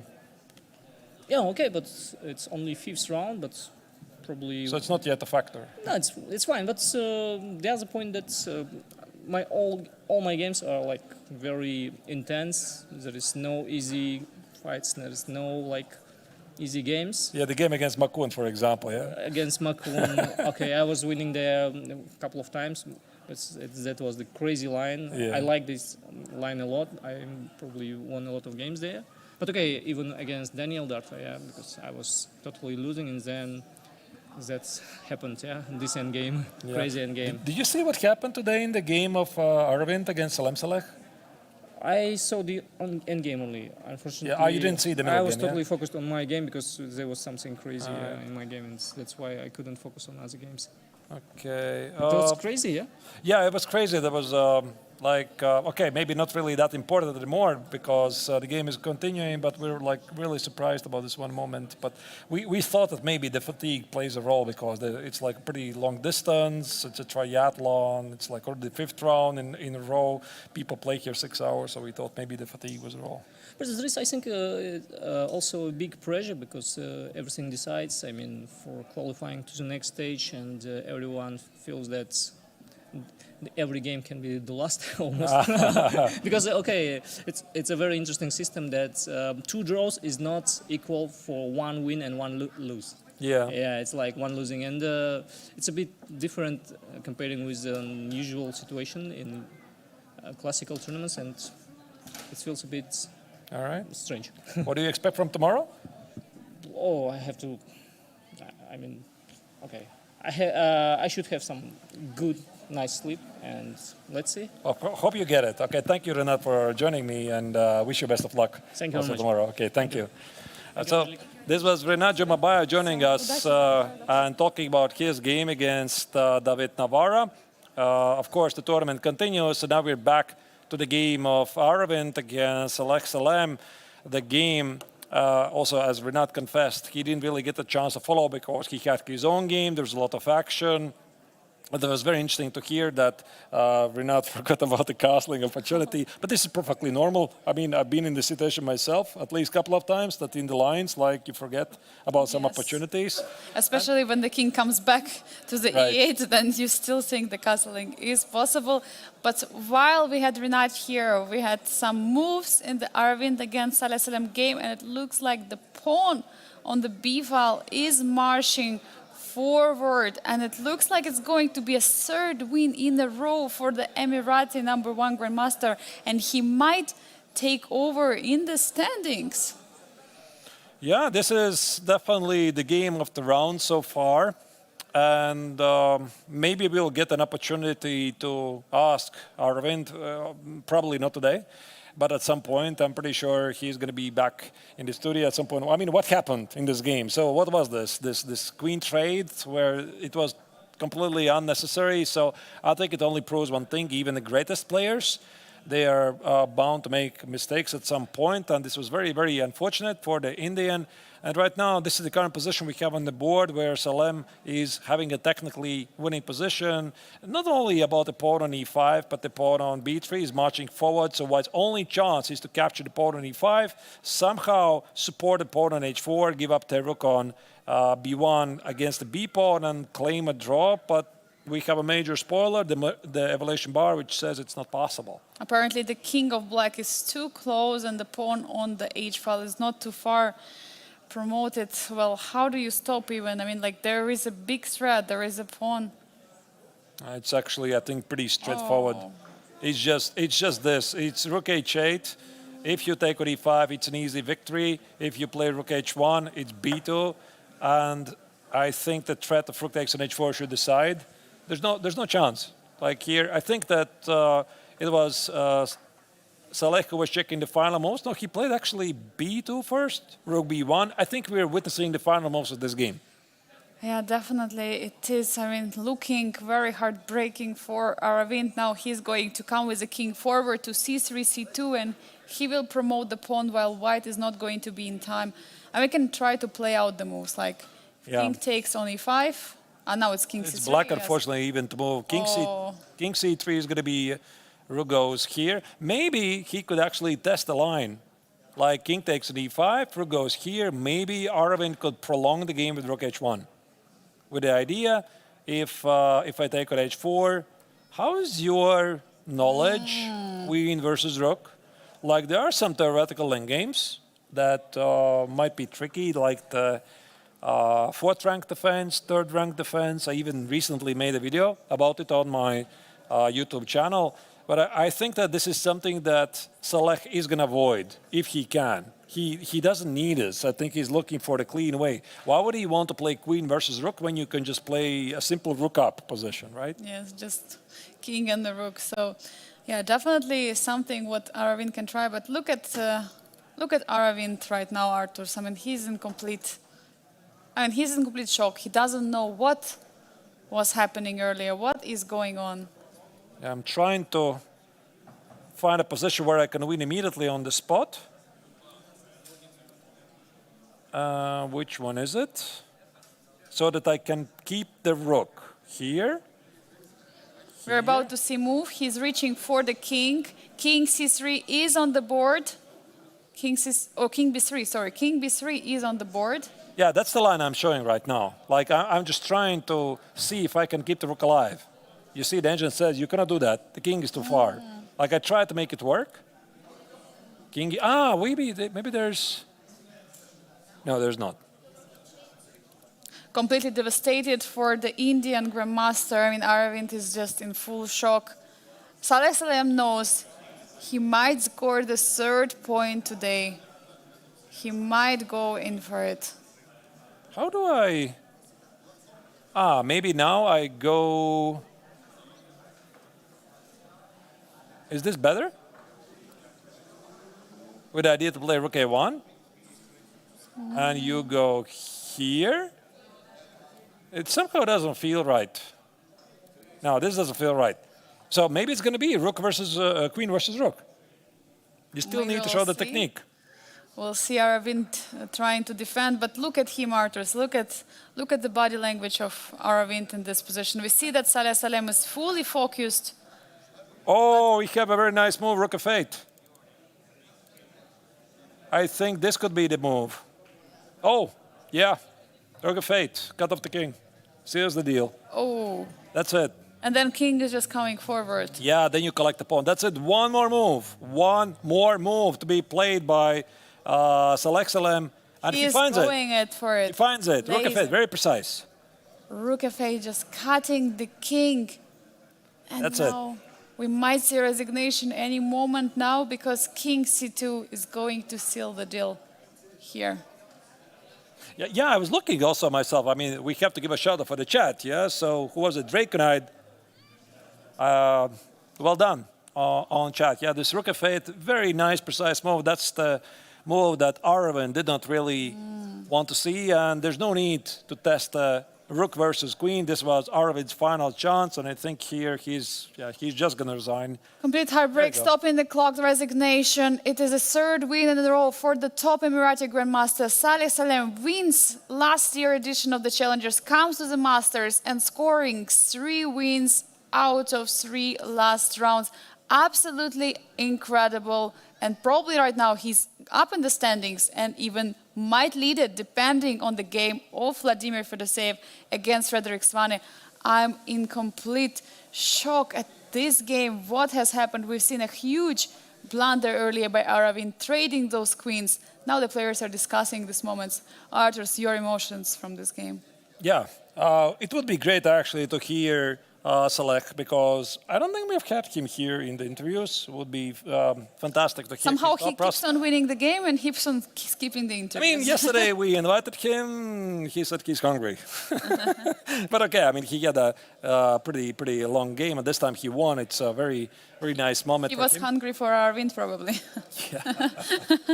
So. Oh no, but to be truthful, it's a very heartbroken moment for Aravindh and a very tough game, but we still have one more game ongoing in the Masters, the last game for today, for the final round.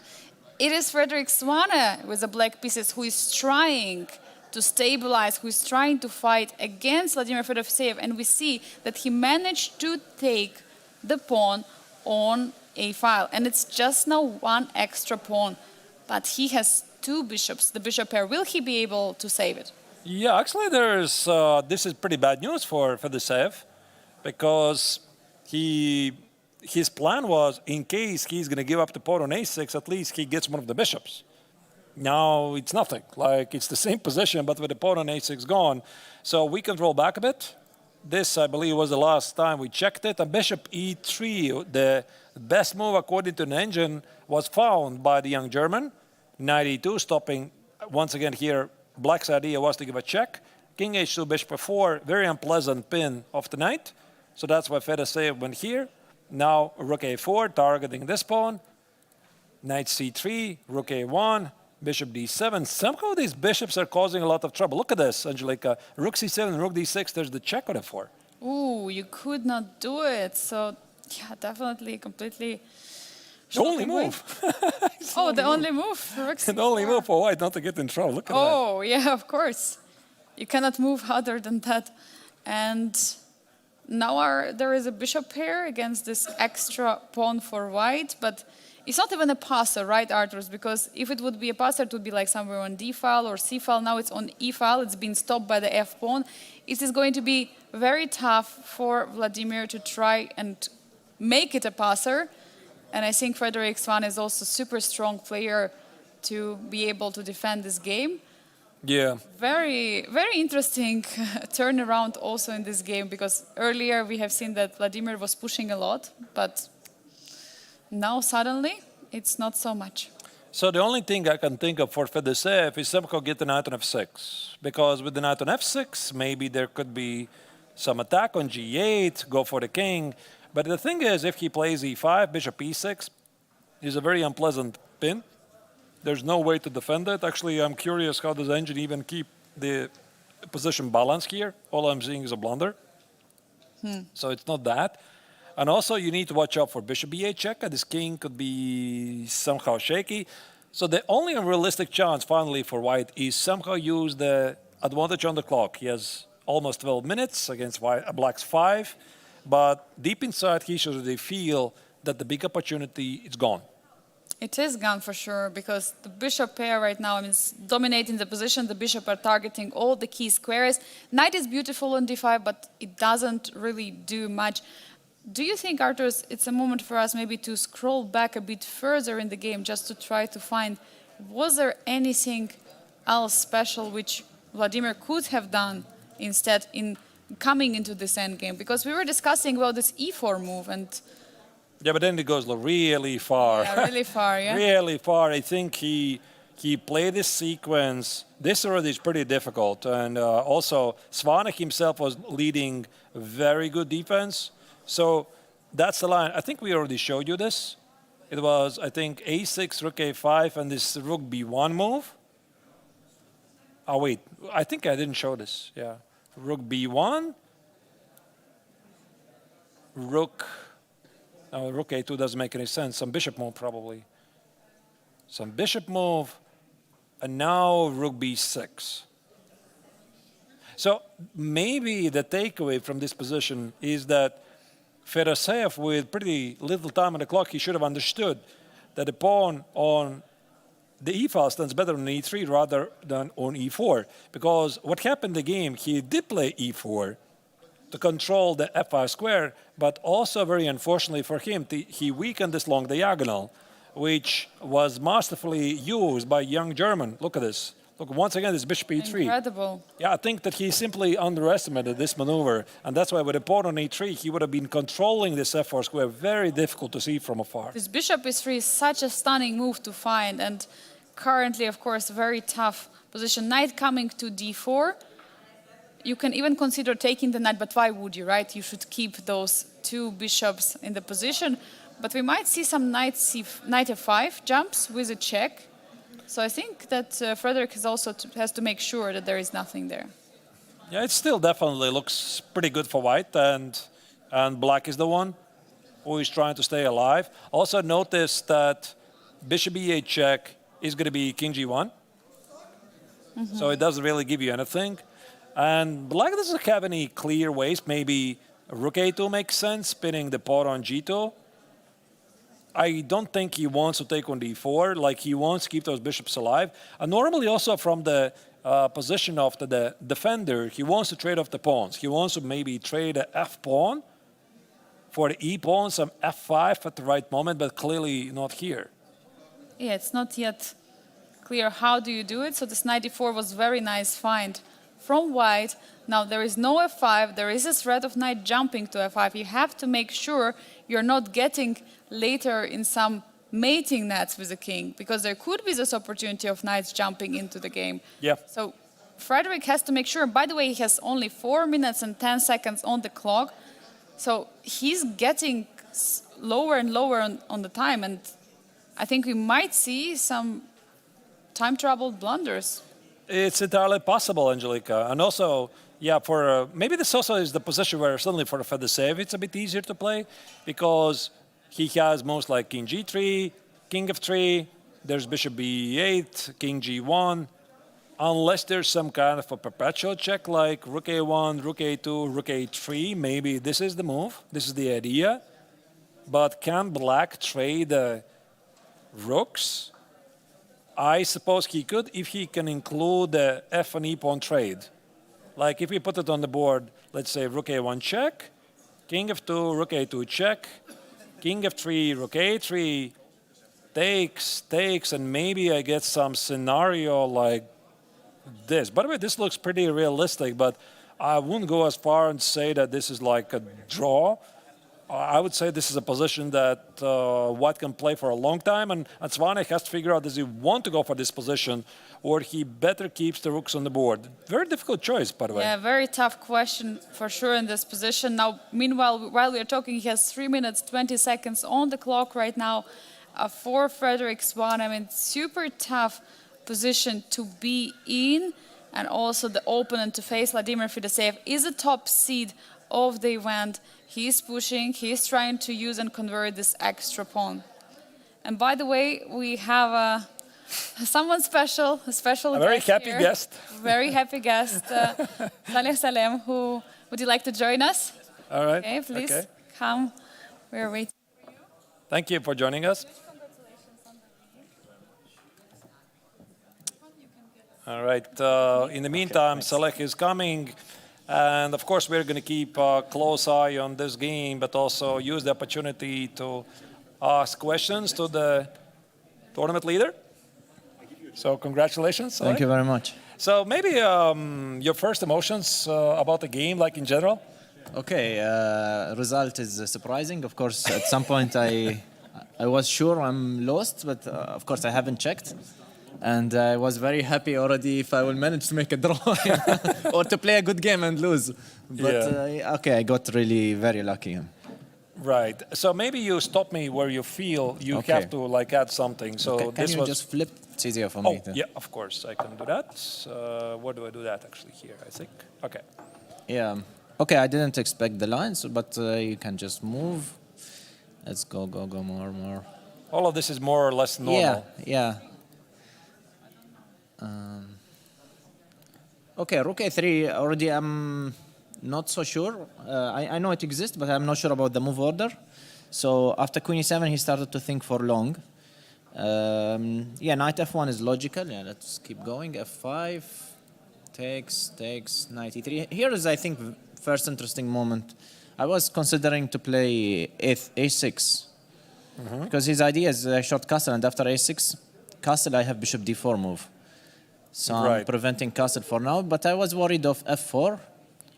And then I wasn't sure this is achievement or not, because now I get g4 square, like knight df6.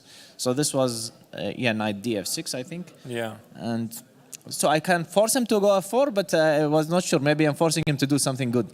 So I didn't go for this. Instead, then knight e5. Castle and...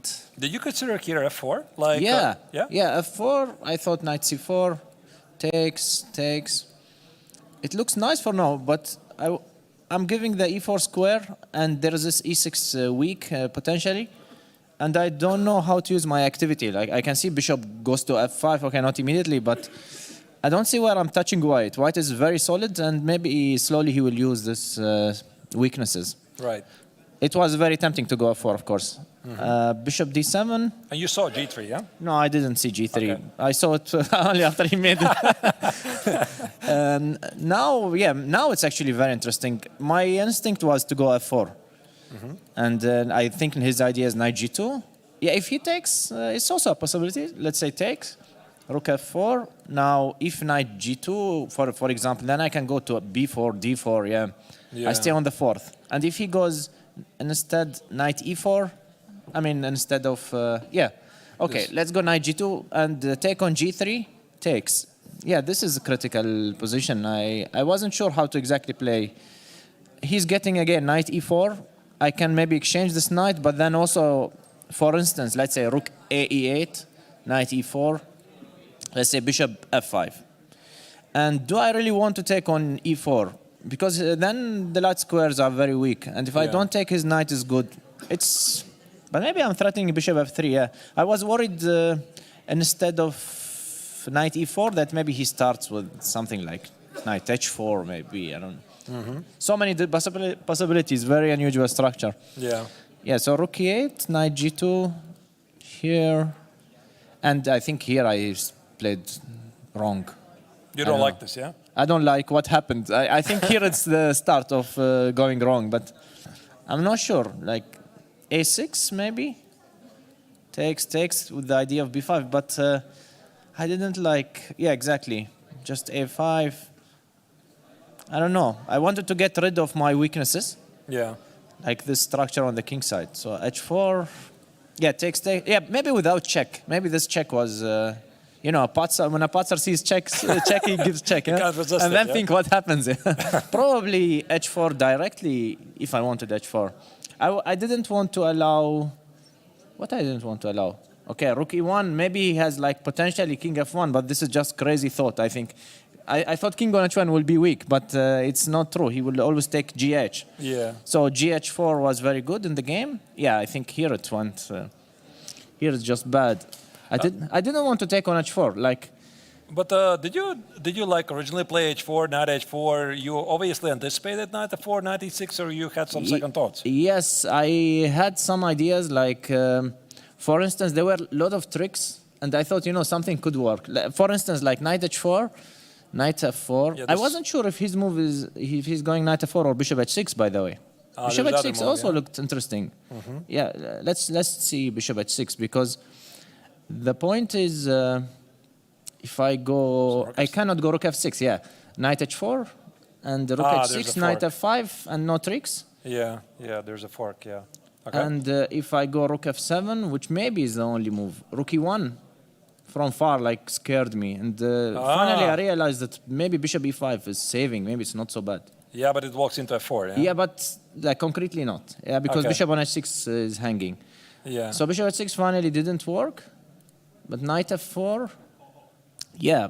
No, instead of knight g5, here there were ideas like king h8. Let's say from far I was thinking, king h8, knight e6, rook g8, knight d4, queen g7. Oh, And rook g1, for example, is losing. Take on g1, takes everything.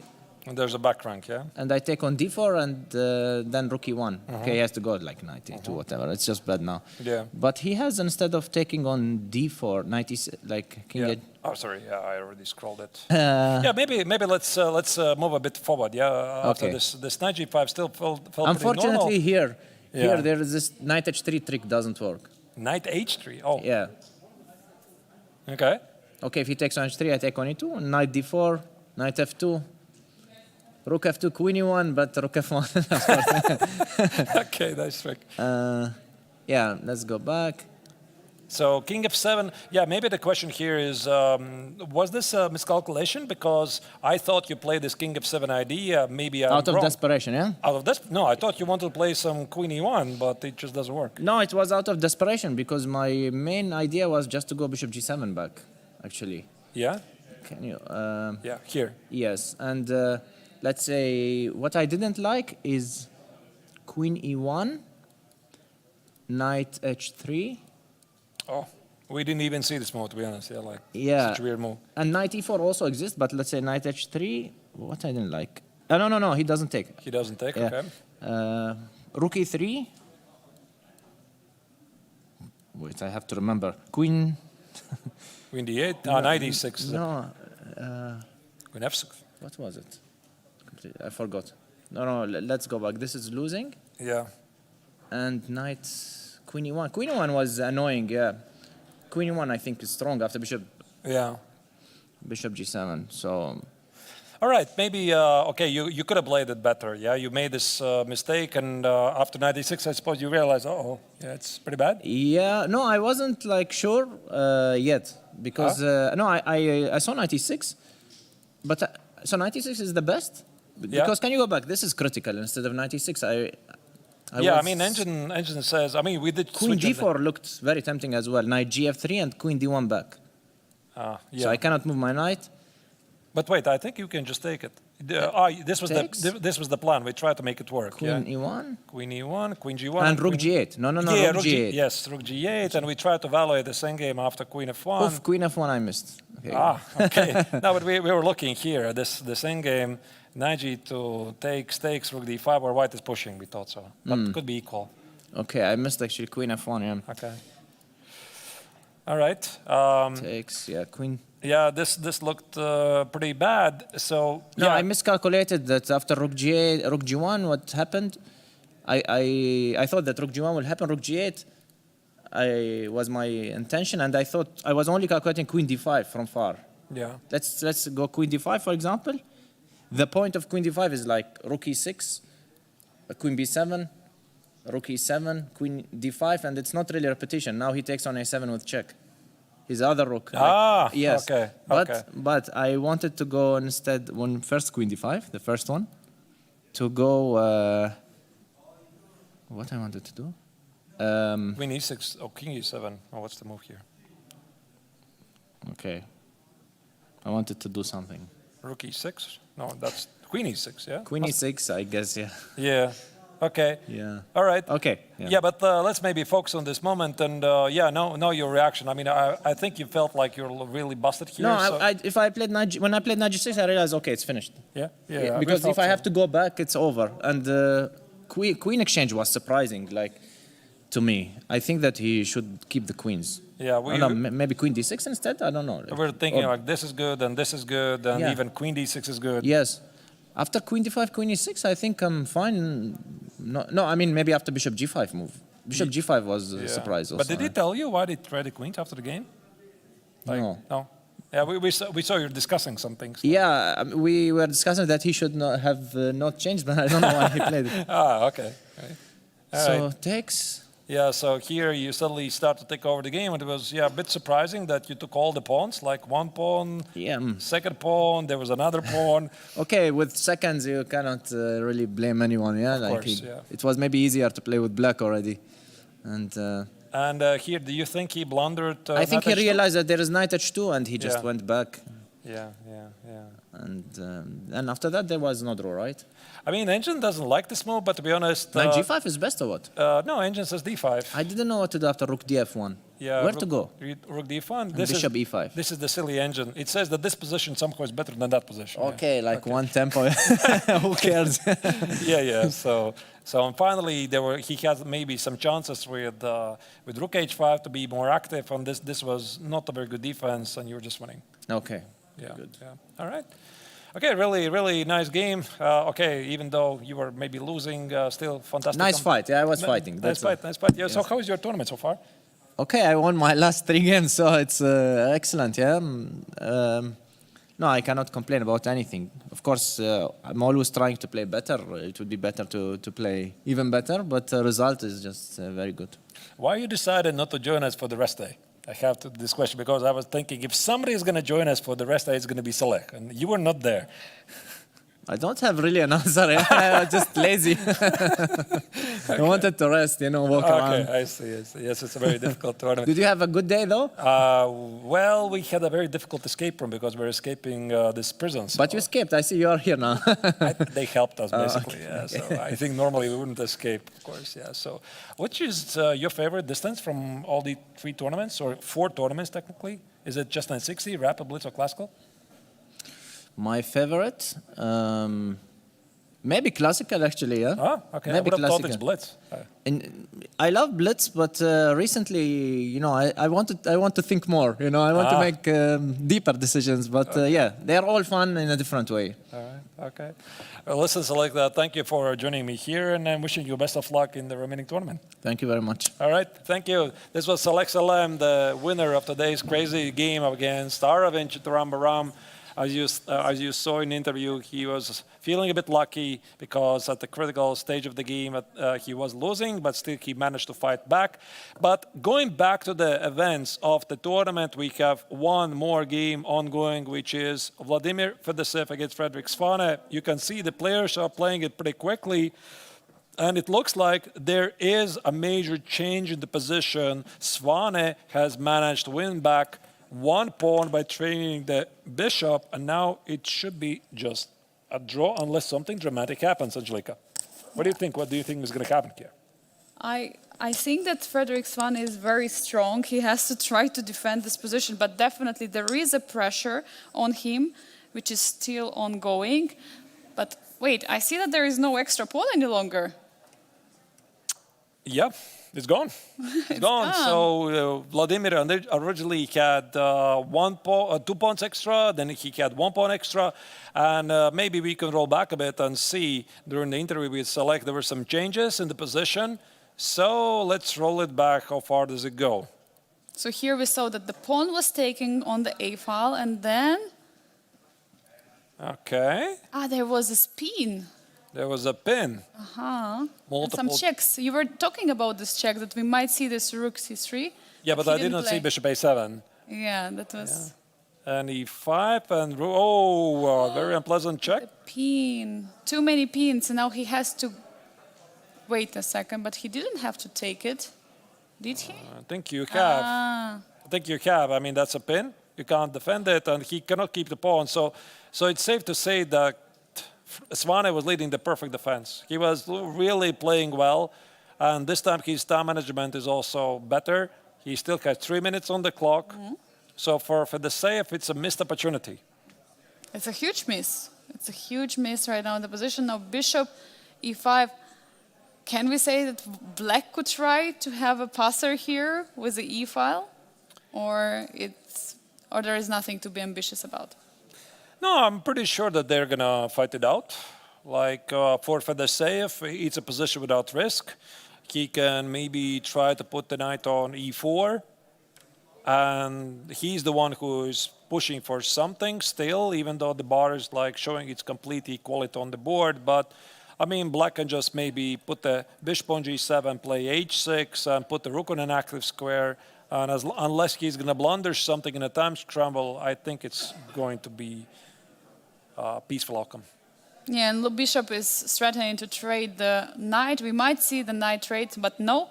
Vladimir Fedoseev is removing the knight and also targeting for a fork on d6. Be careful, be alerted not to blunder the fork. But of course, Frederick sees it, Frederick knows he will not do it. I mean, we are going most likely to have a peaceful outcome, but still the bishop and the knight. I mean, I was taught, Arturs, that the rook and the bishop is working better than the rook and the knight.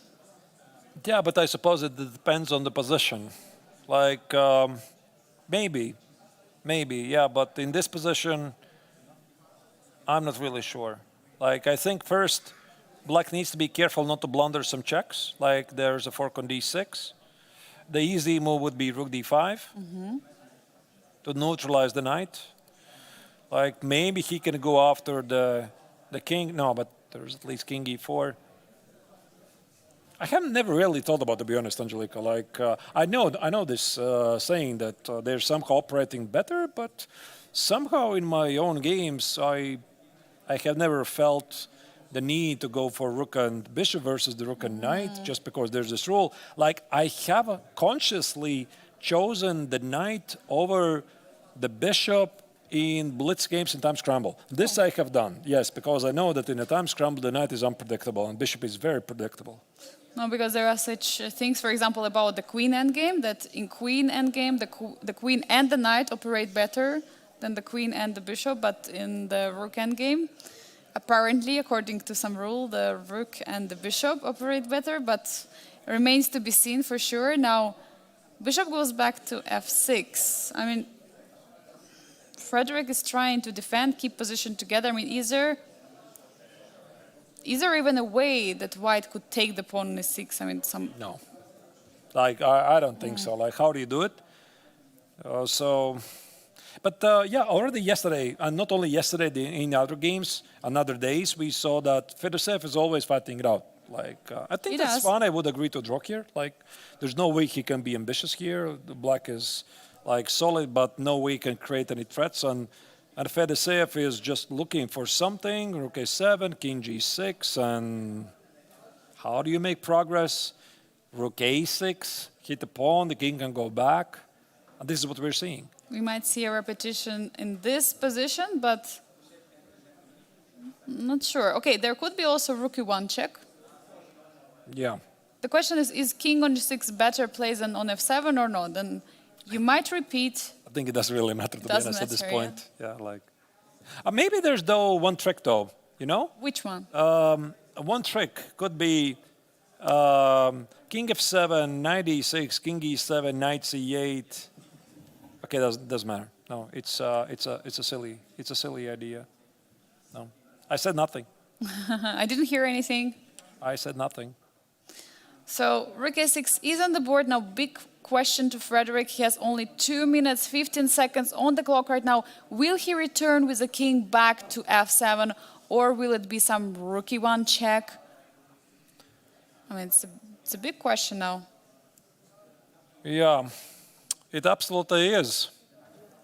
Because after king F7, there might be some checks on E5 suddenly. There might be knight jump forward. Well, I was doing the interview. Where you were going? What you were doing? What's the atmosphere in the playing venue? I was not really in the playing venue. I was around ourselves. I mean, here we have the live audience. We have also the players, the analysis area on the first floor. So the chess is everywhere. And by the way, I see that the person you've interviewed, Saleh Salem, has not left the building. He's still sitting here with a chessboard, analyzing. We see it here live. And discussing something, showing something on the board with his coach. And also we see, if we look a bit higher, we see on the first floor, there are players who are analyzing, because there are enormous amount of tournaments here. If I'm not mistaken, 16, but it's for sure over 15 tournaments at the Biel Chess Festival. Every year there is something special. There are many opens. There is Fischer Random Open, there is Rapid Blitz, there is a youth tournament which was happening today. Yeah, I mean, today we had so many kids here. Like, it was pretty amazing, you know, and I think also as the commentators to have a big audience, a live audience, listen to us, and there were even some kids asked me some pictures during the break. Oh, really? Yeah, that was really cool. Very cute. Yeah, really loved it. Yeah, so it makes us feel a bit more special. It does for sure. But the chess is in the air everywhere in Biel, wherever you go. By the way, wherever you go, in any restaurant, any place, any square, everyone knows that the chess festival is happening here at these dates. So whenever you say someone something about chess, they either know, either they play chess or they play this tournament, or they know about this event. So everyone knows about Biel Chess Festival taking place, and I think not only in Biel, Bienne, because it's a huge event for the whole Switzerland. I think it's the biggest event for Switzerland, by the way, because also at the same time with the Biel Chess Festival, the Swiss Championship is taking place.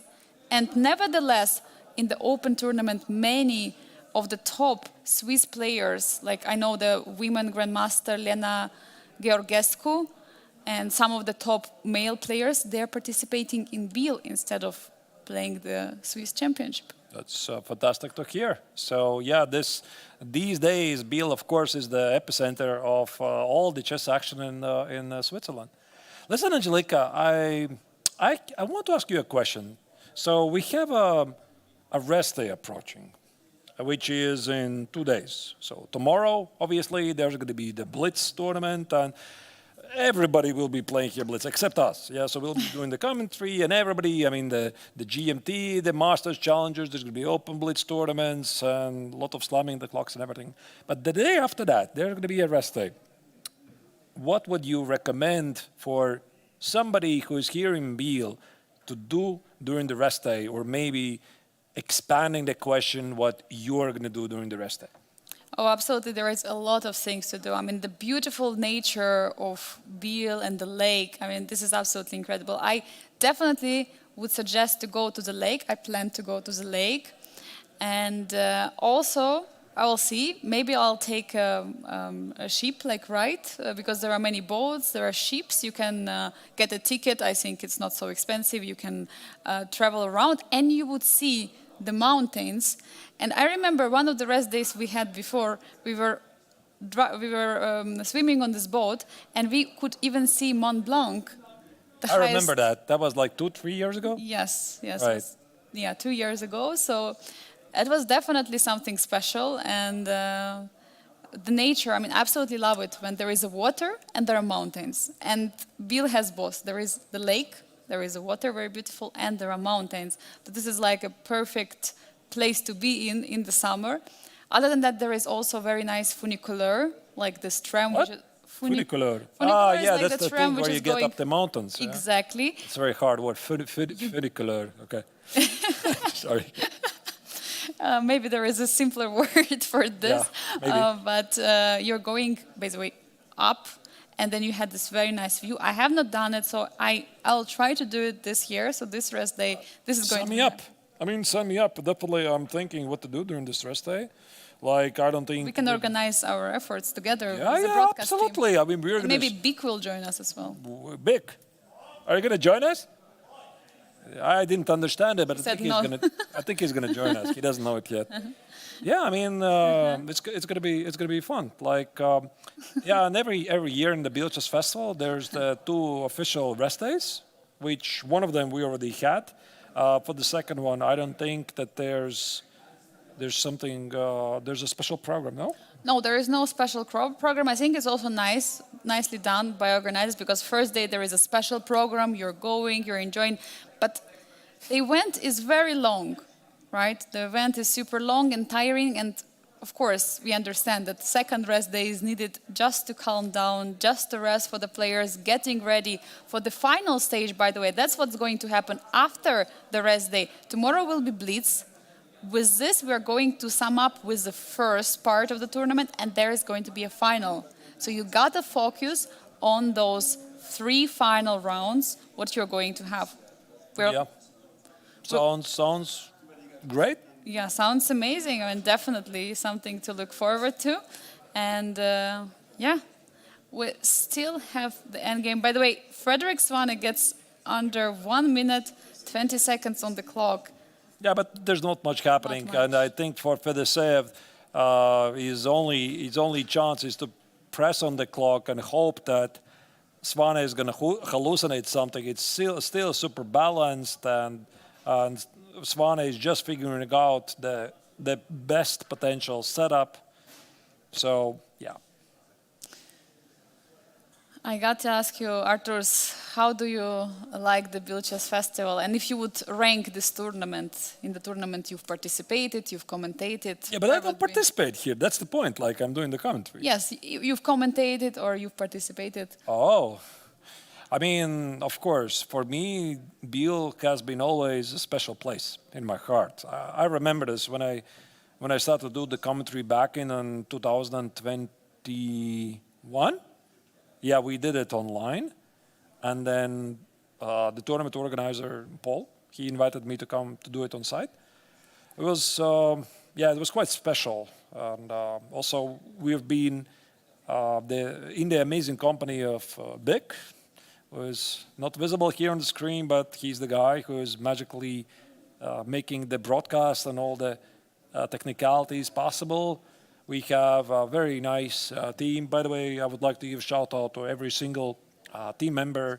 So we are like maybe the faces that are visible on the broadcast, but there's a huge team of tournament organizers. They're the technicians.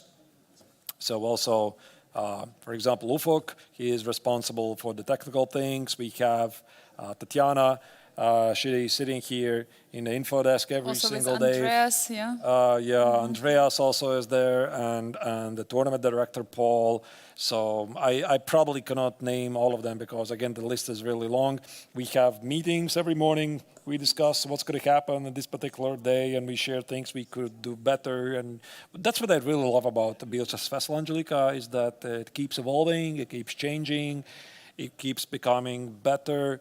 So, yeah, by the way, once again, bringing up this discussion about the Tippy campaign, we ran it, I believe, a couple of times today. I think this is a good opportunity also to speak about it, that we are every single year, we're looking for ways for Bielchas Festival to become better. And if you like the coverage, the viewers, we'd really appreciate, right, that you would also support Bielchas Festival, you would support us, Angelika and me doing the commentary, so that we can keep coming back. And Bik, of course, doing the producing, because every year it's that's the question. Yeah, it's really hard to organize the tournament of this scale.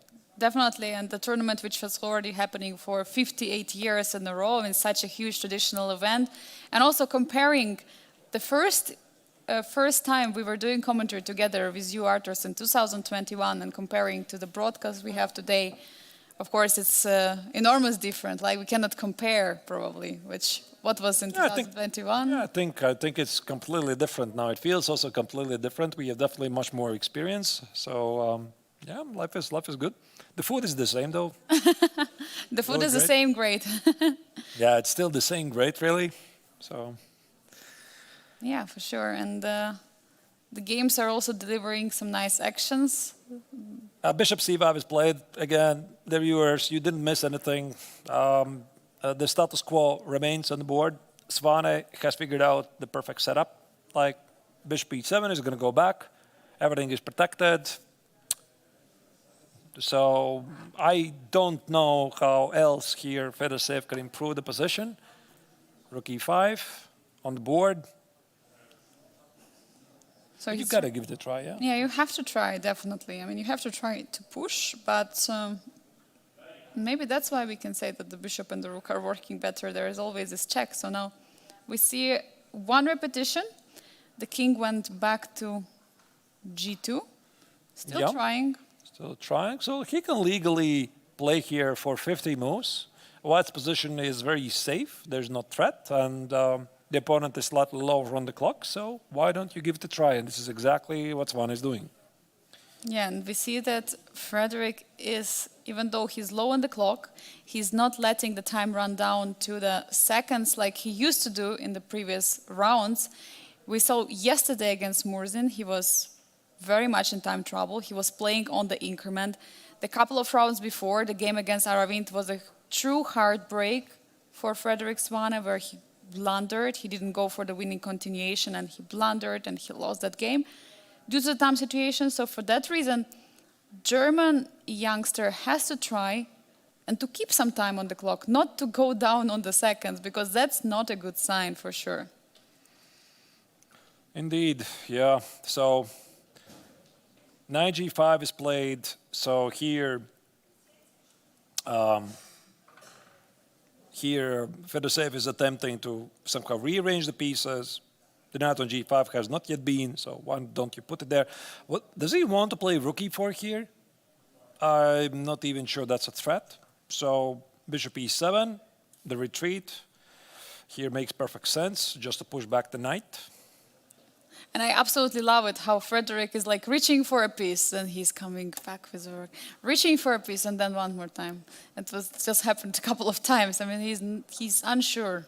By the way, that's the difference. By the way, I've been thinking about this, playing over the board and online. Have you noticed, Angelica, when the players are playing online, very often they grab the piece and they hover it over the square, and they see how the position looks like. And then they retract it, they take another piece, they kind of make the move, like they drag the move, they see how it looks like, then it goes back. The touch move rule doesn't work. Yeah, that's very interesting, right? I've noticed this. This is like a very common thing for really high-class players. Like all of them, they're doing this. Because once you kind of make the move, the position feels a bit different. Obviously, you cannot do that over the board.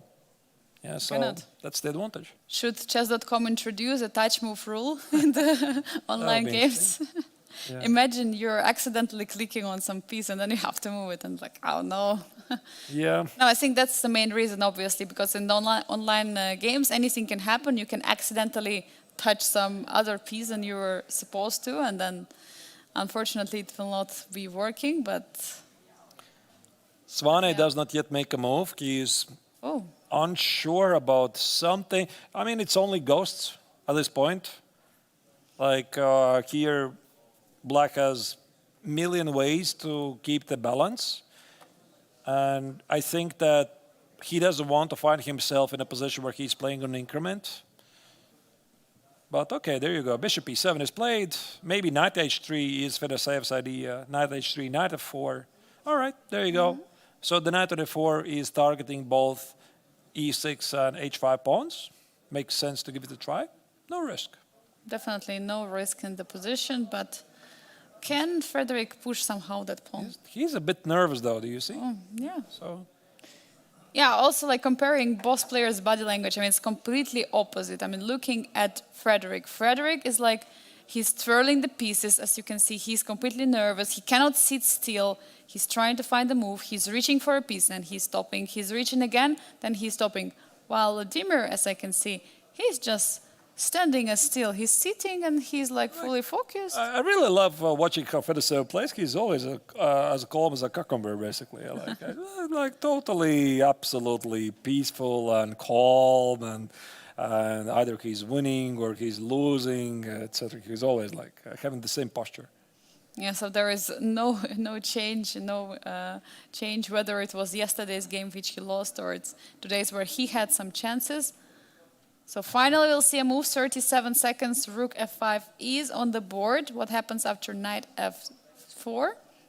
Yeah, and rook a6. But there's bishop h4, so it doesn't work.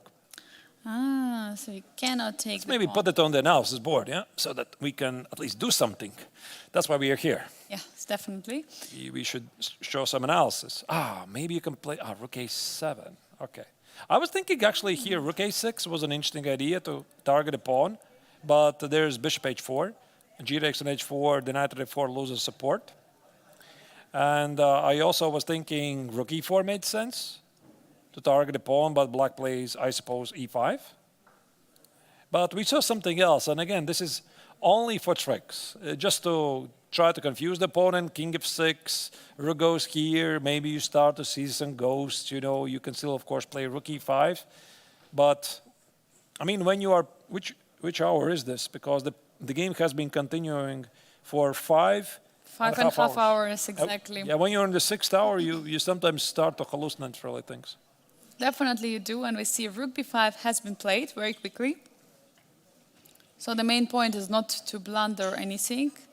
But now rook a6 could be a move. Rook e6 targeting the pawn on e6. Yeah, rook a. By the way, yeah, rook a6. But then you can go back, rook e5. Rook e5. Otherwise, rook a6, let's put it on the board. If you play e5, it does cost a pawn. Yeah, you cannot push pawn forward. Knight is perfectly placed on this f4 square. It's targeting two pawns on h5 and on e6.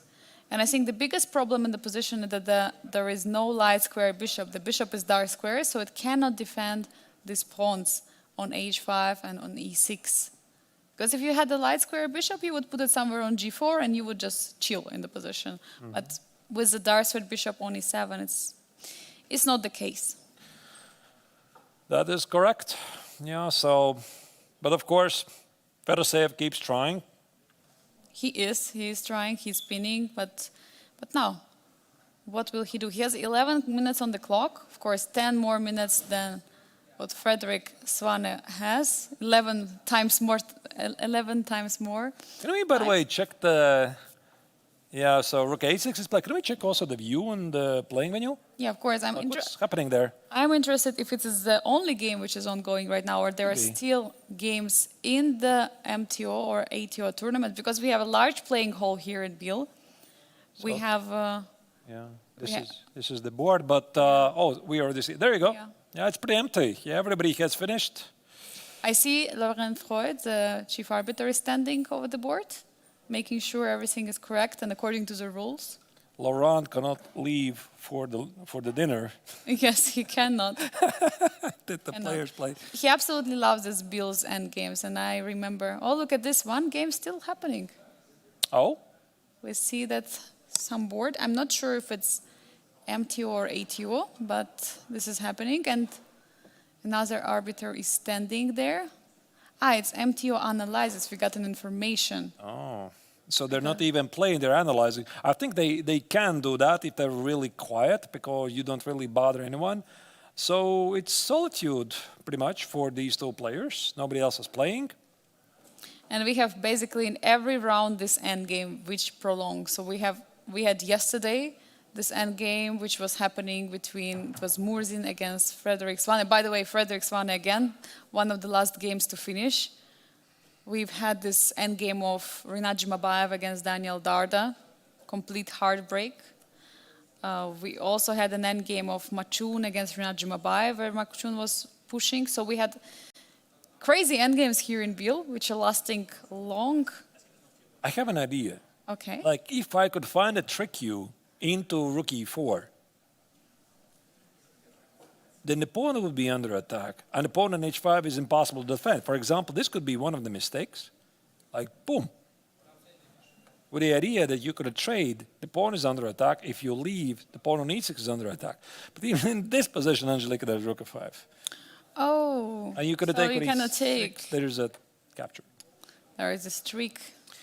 Yeah, worth a shot. Like I'm trying to picture what kind of a trick Could there be? Fedoseev can try, or maybe he's just going to shuffle the pieces here and there, and hope for an unforced error.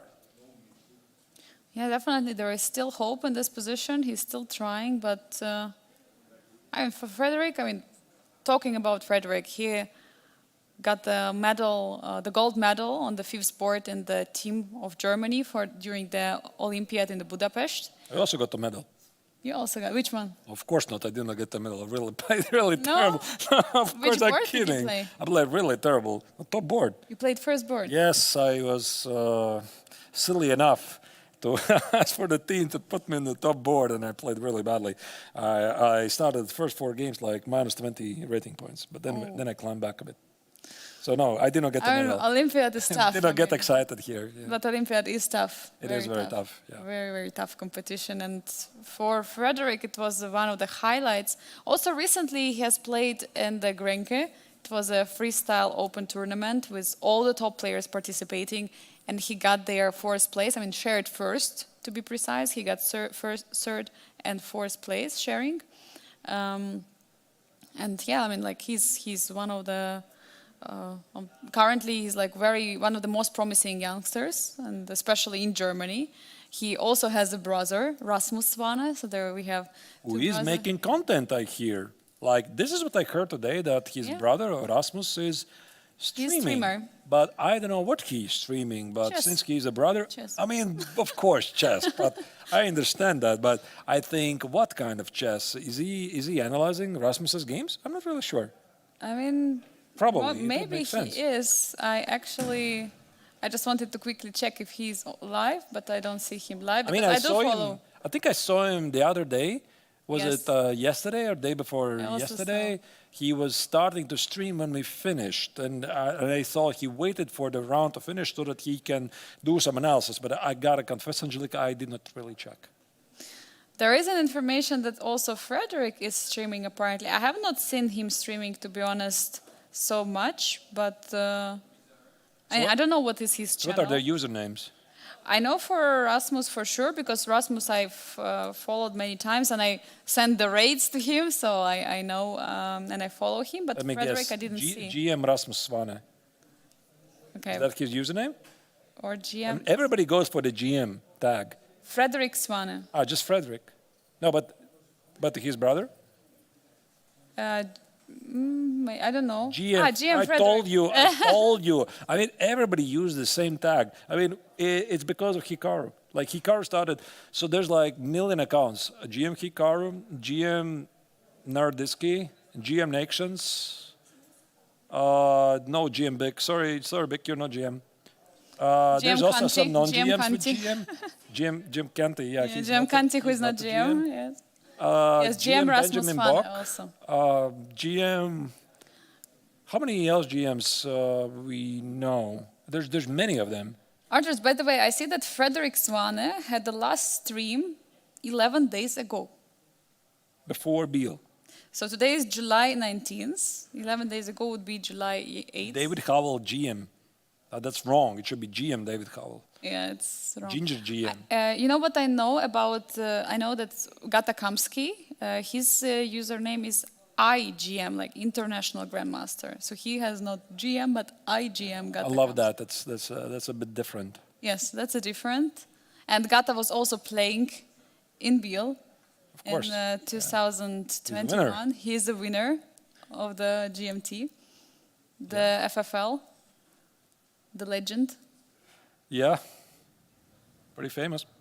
Definitely. Okay. So, no more moves, no more updates at the moment. And here, Vladimir is thinking, like, wait, maybe he has no choice actually here, because if he walks away with the king, there's going to be bishop takes on h4. Yeah, Like, he has to repeat with rook e4. here and takes. King e3, bishop e5. He's got a tip. Oh, the game is about to wrap up, is it? He's got to play rook e4. It's about to wrap up. I mean, Wait, he cannot play He rook cannot e4. avoid the trade. E5. yeah, he walked into the trade. There's nothing he can do. I think we're getting close. Oh, There's nothing he can do. Like now, I just realized we're talking about all kinds of GMs on the streaming scene. GM this, GM that. I'm pretty sure I didn't mention like 50 other GMs. GM Solver, I forgot. Yeah, Kasper Bjorn. Yes, GM exactly. Solver. Yeah, another GM. G4. Yes. If this happens, it just basically prolongs the game for no good reason. Once again, King G2 is bishop takes on H4. King F2 is bishop E5. King E3 is rook E5. I think actually. Wait, King E3 is bishop E5. Sorry. Bishop E5, yeah, you were Yeah, mentioning. King E4 is rook E5. Maybe that's the final chance to play King D3. Wait, what I'm talking again is bishop E5. I'm sorry. same. It's just fatigue. Yeah, like I'm not. Everyone is getting tired in the event. The players, the commentators, everyone. No, commentators are never tired. Never tired. Oh, of course not. Not at all. Not at all. Is it, into your opinion, is it more difficult to commentate or to play? It's a very tough question. You know, when I'm playing, I cannot commentate, obviously. I would say it depends on the character of the game, because when I play long games, I could be pretty exhausted. And I don't think I would be so exhausted after the commentary. Okay, sure, I would be a bit tired. Yeah, like it's been a long day, etc. But compared to a game, I think playing is more difficult. But you know, sometimes you might have some short games or shorter games, but when you're doing the commentary, you have to stay until all the games are ongoing. So it's kind of basically it's prolonging or much longer and maybe sometimes more exhausting. And maybe sometimes also it depends with whom. Like if you're doing alone, for example, it's much more tiring. Oh, wait a second, we didn't see. Why didn't you Bishop play bishop E5? E5? I thought bishop E5 was a bit easier, no? Why do you go here? Will we see rook F5 now again back? I thought bishop E5 was just trading F5, off knight the bishop for the knight immediately. Why go here? No need for this. Now it just somehow prolongs. Again, this is tiredness, really. Nothing else. He's going to walk back. It looks like he's about to take a piece, No, he cannot take on E2, then but the he pawn. was reaching. Really? Maybe there is bishop E5 after. Taken a bishop E5. Oh, But come on, then that's so king complex. F3. But then there is king F3, and you're reaching the pawn endgame. What can you say about this pawn endgame? And are you sure it's a draw? No, look at this. He does take He it. does take the rook on E2. Okay. So we will see king E2 and now bishop E5. But wait, E5. Knight takes on H5. Okay, this is a pretty complex way to make a draw, but as long as it works, it works. There's his idea. After knight takes on H5, he's going to play bishop D8. After king F3, king G6, let's say king G4, black just stands and does nothing. Oh, and there is no way for knight to escape. Yeah, it's a draw. Okay, he figured it out. Nice find. Nice This find. is nice. Like a bit more complex to my taste, but whatever. If it works, it works. I would look at the reaction of Fedoseev. I mean, he is now holding his head. He's realizing if the knight is taken on H5, it cannot get back. Well, I'm afraid he can still decline to take on H5. So I do think... And then we can still continue. And then the Yeah. game still goes on. I mean, knight H5 is a draw, but he could decline and just make something else. But then, I mean, black's defense is very clean. And does Fedoseev want to prolong the game more than it should continue? And also, I would like to highlight that the black's pawn is on H file, which is a wrong file for the bishop. So we might even see the way, like for example, something like king E3 or king H3. Oh, you King mean F3? No. white could make fun of black? Yes, just making fun. Yeah, like I think even king D1 is drawing here. Yes. Like even this is like king D1, Possibly, king yes. D2 should be drawing. To be safe, it's better probably king F1, but Okay, let's not put it on the board. I'm pretty sure it's a draw as well. yes, it looks like this. So you don't even have to remove the knight. But let's see what Vladimir is going to do. At least it looks like if knight is being kicked from F4, there are no real chances there. There is no way to attack the pawn on H5. Yeah, there's the looks. When the players start to look left and right, usually that's a signal that they want to finish the game. He checked the amount of the moves played, king f3, king g6, king g4, and he's going to check the final accuracy if black finds bishop d8, which he's going to find, of course. Any bishop move basically is good here. And then after bishop d8, I think bishop d8 is going to happen here. Yeah, bishop d8 or even bishop f8. Not bishop g5, not bishop h4, definitely. But yeah, okay, bishop d6. d6. All right. Also is good. So there is no way for knight to go. As immediate move. There goes the knight f4. Oh no, there's a new score sheet, but I'm afraid you're not going to need it. E takes on f4. The question here is black going to take on f4 or keep the bishop alive? Big moment here. He does take it. He found it. Bishop takes. Right. What a surprise. Actually, I think out of principle, I would have kept the bishop alive. But okay. Which move is it? King h5. So I don't think there will be... They're continuing. All right. They're playing it out. I think that Vladimir wants to reach move 90? 100. Oh, and he reached it. Yeah, move 100 the officially. draw. There you go. There's the draw. Oh, Achievement unlocked. And there is a smile you see for both of the players. Both players are happy. For sure, Vladimir knows there was a moment he could have pushed, the moment he could have won this game, but definitely a relief from Frederick Svane after such a tough defense. What a result! I think that Vladimir simply wanted to reach 100 moves. That's why he had his glance up at the live transmission. He checked how many moves has been made. And but he also has score sheet. That's a valid point, actually. I didn't really think about it. Maybe he just made sure, agreeing a draw move 99 would be really terrible. What a day in the office here at the Biel of the Grandmaster Triathlon. Let's take a look at the results in the Masters and Challengers, and we see that almost all games finish in a draw. In the Masters, we see Vladimir Fedoseev has just made a draw against Frederick Svane. He was trying to win, but there was no chance. Meanwhile, Aravindh was better against Saleh Salem, but then he scored a very tough blunder, and after which Saleh Salem is managed to convert a very nicely extra pawn endgame. Meanwhile, Voldar Murzin and Radoslav Wojtaszek had a very interesting opening, but outcome was peaceful. What about challengers, Artus? So in the challengers, all the games finished in a draw. Jumabayev had initially, he got in trouble in the opening against David Navara. Then he missed a very nice... he actually saw the exchange sacrifice against Navara, but for some reason he hallucinated that black and castle short. He didn't go for this. The fight of the leaders, Niklas Theodorov against Aram Jacobian, was a pretty even fight, and the same applies also for Machun against Daniel Darda. It finished in a draw. But Angelika, looking at these results, who did win the bet? Actually, I'm thinking. I think it was me. I think I predicted better. I think I won it. I think you predicted. So you predicted Saleh winning.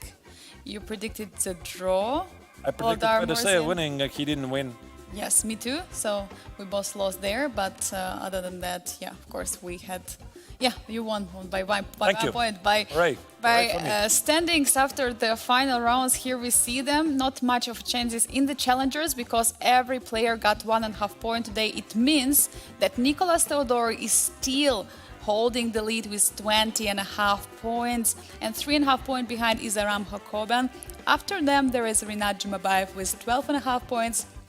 And 1.5 point behind is Makun. It's very important to understand that these first 4 places is something what players will fight for tomorrow, because for David Navara with 10.5 points, just half a point behind Makun, and Daniel Darda with 8.5 points, it's going to be crucial tomorrow to do well in the Blitz, to get in the top 4 in the leaderboards. And what do we have in the Masters, Arturs? Yeah, in the Masters, it's also incredibly unclear because the same applies for the Challengers and also the Masters. You're seeing that, of course, Saleh is the new leader, basically coming from the last place to the first place with his impressive victory streak. But when you talk about the qualifying, who could qualify, it's only Frederick who is struggling a bit. He is something like 9.5 points behind the leader. But everyone can still make it to top 4. Even Radoslav Wojtaszek, who is currently only on 5th place. Like, there's this very, very narrow distance. And tomorrow there's 10 more points to pick up. It's going to change the rankings dramatically. What an impressive final day of the classical portion we had today, Arturs. If you have to highlight the game, which would be the highlight for you from today? I think it makes sense to go for the only decider game, and it could have been easily the other way around. Like I thought that Aravindh was playing a really textbook game until move 30, and then he just collapsed. And also Salem himself, he said that he was pretty lucky today, but that's what matters. Absolutely incredible. We had concluded the classical portion of the Grandmaster Triathlon for now. Tomorrow we are going to be here at 2 p.m. Central European Summer Time for the Blitz action. It's going to be really exciting. We are looking forward to see you here tomorrow. Have a good evening. Bye-bye. See you.